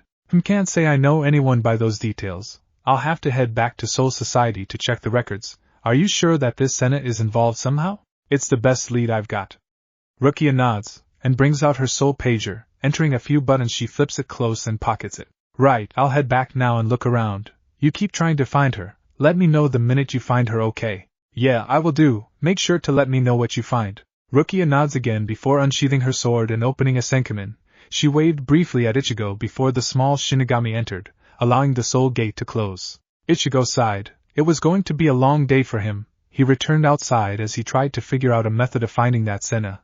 he could try to sense her Ryatsu. But he had no idea what it felt like in the first place. He could spend all day searching and still find nothing. He'd have to find her the old-fashioned way. He casually shoved one of the weird spirits to the side. Ichigo took mild amusement at it falling to the ground and jumped away. He had someone to find. Line break. He found himself wandering the nearby park, a large forest-filled park. He used to take his sisters here when they were younger. At that thought his mood soured. He hadn't spent nearly enough time with his little sisters recently. All this Shinigami business had practically taken over his life, and it had taken a visible toll on his relationship with his family. Ichigo had not even helped Yuzu cook a family meal once since he returned from the Soul Society. He hadn't even beaten his dad up in a whole week. He grumbled, life just had to be so complicated for him. He was more than happy just to be an average school student, but no, he had to go and become what essentially is a spirit with a talking sword. However, strangely he wouldn't have it any other way. The power he had been given has allowed him to do what was most important in his life, protect the weak and innocent, a way of life imparted to him from his late mother, and perhaps some kind of hero complex. Ichigo wasn't the best when it came to understanding oneself. He was more of act first, and think much later kind of person. Ichigo found himself a bench on the outskirts of the park, lowering himself upon it, taking care to maneuver Zangetsu into a more comfortable position. He stretched his arms out, allowing all the tension built up in his shoulders to dissipate.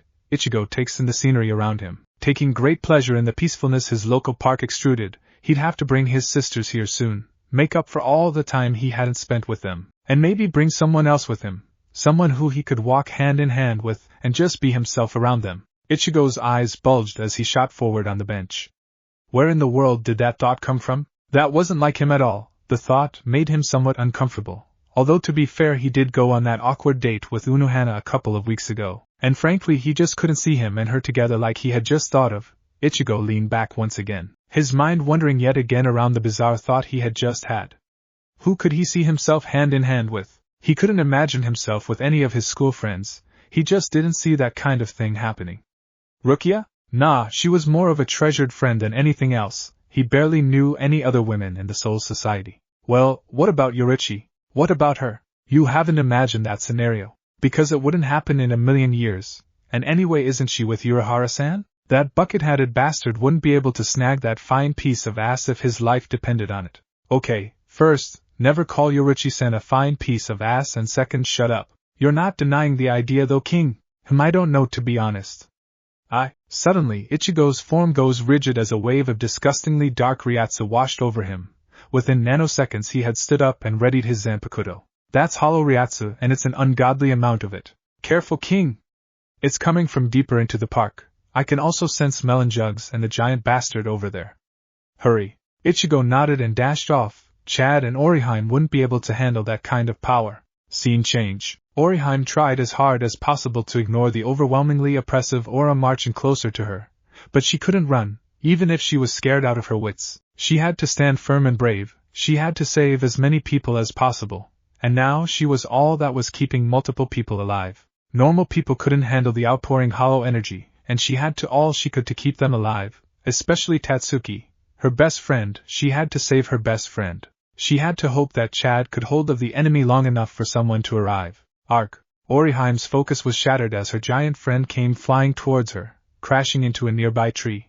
Her eyes widened at the sight of the usually calming friend. Blood. Nothing but pools and pools of blood where one of his arms used to be. Sasado. Oriheim had to save him. Tatsuki had received enough healing to survive for a few minutes, but Chad would die within moments without her help. Mustering up enough courage, she was about to rush over when a large shadow loomed over her. The kind ginger turned her head to stare at the owner of the shadow, and her courage died in her throat. This monster was humongous, grinning maliciously down at her, his large tongue licking his disgustingly large lips. Heh, little girl, you should be more worried about yourself than that moron over there. The only thought in her mind at this moment was simple. I don't want to die. A monstrous hand loomed closer, her entire form stricken with abject fear. She couldn't move, couldn't breathe. This was it. Death moved closer and closer. I guess I will see you soon, dear brother. Forcing her eyes shut, she waited for death. She only hoped it could be painless. Seconds passed by. She felt nothing, no pain, no agonizing death. She dared to open her eyes, and her sight shocked her. Someone had saved her, someone she had never seen before, although the hair color of her savior was very familiar, just on a different person. Purple hair that didn't belong to Yorichi. Instead, the person who saved her looked no older than herself, perhaps even younger. However, the familiar Shinigami uniform indicated that her savior was far older than her appearance may show. Argh, what the hell? Who are you, punk?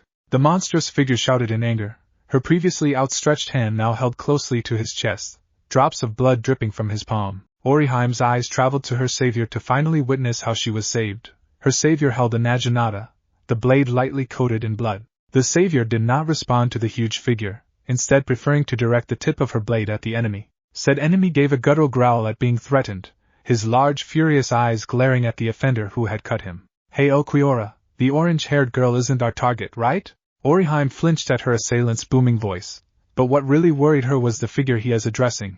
A lanky, pale figure stood some distance away, hands in his pockets, an uncaring look on his face. Oriheim shivered at the sight of this new assailant. His pale skin was far too pale to be alive. It was more comparable to alabaster than the common pinkish human skin color. However, what scared her the most was what was upon his head. It was an alabaster-colored horned helm that only covered half of his head. No, Yami, she is simply trash, same as your attacker. Then I guess I can finally have some real fun then. The huge figure known as Yami swerved his head towards his attacker, a disgustingly vicious smile plastered on his enormous face. You're gonna regret hurting me, bitch. Oh yeah. Well, come and make me then, asshole. Yami growled in annoyance as he charged forward, at a speed surprising for his overwhelming size. He appeared in front of the Shinigami and swung one of his giant fists towards her. Fortunately for Oriheim, her savior just managed to avoid the attack. Twisting her body to the side, the fist sails passed her by mere inches. In response, the Shinigami twirled her naginata in her right hand and sliced the blade down into the offending arm. In a surprising turn of events, the blade got jammed a few inches into the arm. A small spurt of blood was all that her attack was rewarded with. What? Ha!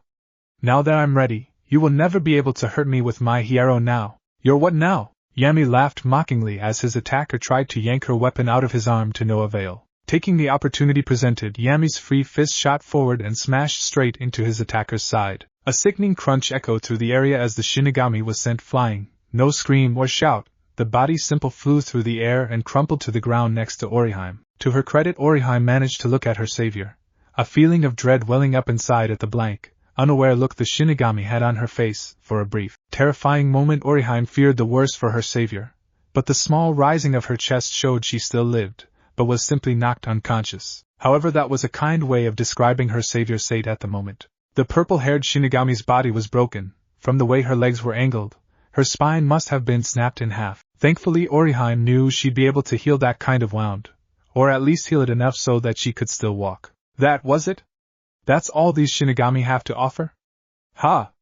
Aizen-sama wastes his time on crap like this. Yami bellowed in amusement. Oriheim froze at the mention of that name. She was informed and warned all about Aizen's actions. These people worked for him? That monster? Suddenly Oriheim realized just how much trouble she found herself in. Once again that huge shadow covered her form, as the massive monster once again reached a hand towards her. This was it, she assumed. Death once again stretched its hand out, ready to claim her soul for no understandable reason. I don't want to die, please someone save me, Kurosaki-kun, please save me. Oriheim lowered her head, tears threatening to escape. Please, time to die, kid, it's been fun. The hand inched ever closer. Kurosaki-kun. Oriheim could feel the heat from Yami's hand at this point. Please, Kurosaki-kun, save me. The hand reached Oriheim. Her life flashed by her eyes. Death had arrived for her. A sickening slicing sound echoed through the air, followed by a loud thump of something hitting the ground. Within moments a pain-engulfed scream broke the deafening silence, and it didn't belong to Oriheim. Would she dare open her eyes? Would she dare? She had to, though. Carefully opening her eyes, her heart began to beat a mile a minute. She had been saved. At the last possible second she had been saved. Kurosaki-kun. In front of her stood the familiar orange-haired substitute Shinigami, the massive familiar cleaver unsheathed and caked in fresh blood from the severed arm of Yami, who was currently clutching desperately at his new stump. Inoue-san. Oriheim shivered at the tone of Ichigo's voice, much colder than his usual tone. It scared her slightly. She had never heard him sound so deadly before. Kurosaki-san. Please heal everyone, Inoue-san. You're safe now, I'll deal with this scum. This time Oriheim visibly flinched at the venom in Ichigo's words, but nodded, and went about the process of healing everyone injured, starting with those who desperately needed healing first. However, as she turned to begin, her eyes caught sight of the monster raising a massive blade. Kurosaki-kun, look out! Yami swung his large blade downwards towards his new attacker in rage, intending to slice his attacker in half. Ichigo didn't even look, he simply brought his free hand up and grasped the blade. The sudden force of the blade stopping mid-swing sent wind flying everywhere, blowing clothes, hair and leaves about. A confused gasp left Yami's mouth, as his brain failed to understand what was currently occurring. That confusion soon turned into agonizing pain once again as another loud thump occurred, and once again Ichigo's blade was caked in fresh blood, and once again Yami's arm fell to the ground. Uhgargh. Yami screamed in agony as both of his arms had been severed from his body. Not waiting another second, Ichigo charged forward, fully intending to finish off this unknown creature. However, as soon as Ichigo was about to cleave his head off his shoulders, an intercepting force intervened. "You are Kurosaki Ichigo." It wasn't a question, it was a statement from a slender alabaster figure, blank, emotionless eyes staring into Ichigo's rage-filled eyes. The man had stopped Ichigo's shuriken blade with his palm. "Gonna be honest, I love it when we do that, but when someone does it to us, it's just infuriating." "Not now, Zangetsu." Ichigo pushed against the interceptor's hand, thankfully able to create some distance between him and this new person. "Who are you? What are you? How dare you attack these people?" The figure he shouted at simply stared back unblinking, as if staring at some trash he happened to come across. The look infuriated Zangetsu. "We have no reason to answer to trash. Aizen-sama asked me to investigate you, but I must wonder why he'd be interested in such trash." "Aizen, however, I must follow my orders. Come Ichigo Kurosaki, show me what you are made of." The pale figure stepped forward, hands in pockets, the most uninterested look possible, showing on his face. "What? If you do not intend to attack, I will simply go about cleaning up the trash around us, starting with that orange-haired trash behind you." You could have heard a pin drop at that threat. Orihime simply stared at Ichigo, worry etched on her face. "Kurosaki-kun, you'd attack my friends, I'd clean up trash." At this point Yami stepped closer to his comrade, pain etched onto his face. "Hey Okuiora, make sure to kill him from my arms." "Quiet Yami, killing would mean I dignify their existence as more than trash. I will simply clean up trash." Bankai. Ichigo's power exploded outwards in all directions. An uncontrollable twister or emotions overwhelmed all in close proximity. Orihime's breath hitched in her throat, worry for her dear friend overriding her thoughts. Yami began to feel a small amount of dread as the power simply continued to skyrocket, not stopping at all. And the alabaster-horned creature simply continued to stare unblinking. The only difference was that his usually bored-looking eyes had sharpened ever so slightly. The power kept expanding and increasing. There didn't seem to be stopping until quite suddenly, all of the power dissipated within nanoseconds. There was no final explosion of power, no final scream of rage, just a simple dissipation of energy. And all that was left in the center was Kurosaki Ichigo, Tensai Zangetsu in hand, black cloak on his body, and a cold menacing look in his eyes. "To hurt my friends, you'll have to go through me." Ichigo brought his Zanpakuto up, pointing it directly at Okuiora. "And I don't give up so easily." Black energy began to swirl around his blade. Anyone who had seen this energy knew what was coming next. "However, if you're so sure about hurting my friends..." The energy began to look unstable. Perhaps it represented Ichigo's unbridled anger at the moment of use. "I will not hesitate to kill you." Suddenly Ichigo vanished from where he stood. Only one person could even keep track of his speed, and his slightly sharpened eyes grew even sharper at this speed. He turned at the last moment to witness Ichigo's furious stare, blade poised to strike. Okuiora's eyes widened slightly. Getsuga Tenshu. Thanks for watching this video. If you really enjoy this video, like, subscribe, and comment down below, and turn on that bell notification. Don't forget to support and follow the Skeleturd for writing that awesome fanfic, and also make sure to comment on this story, link in the description. See you in the next video. Goodbye.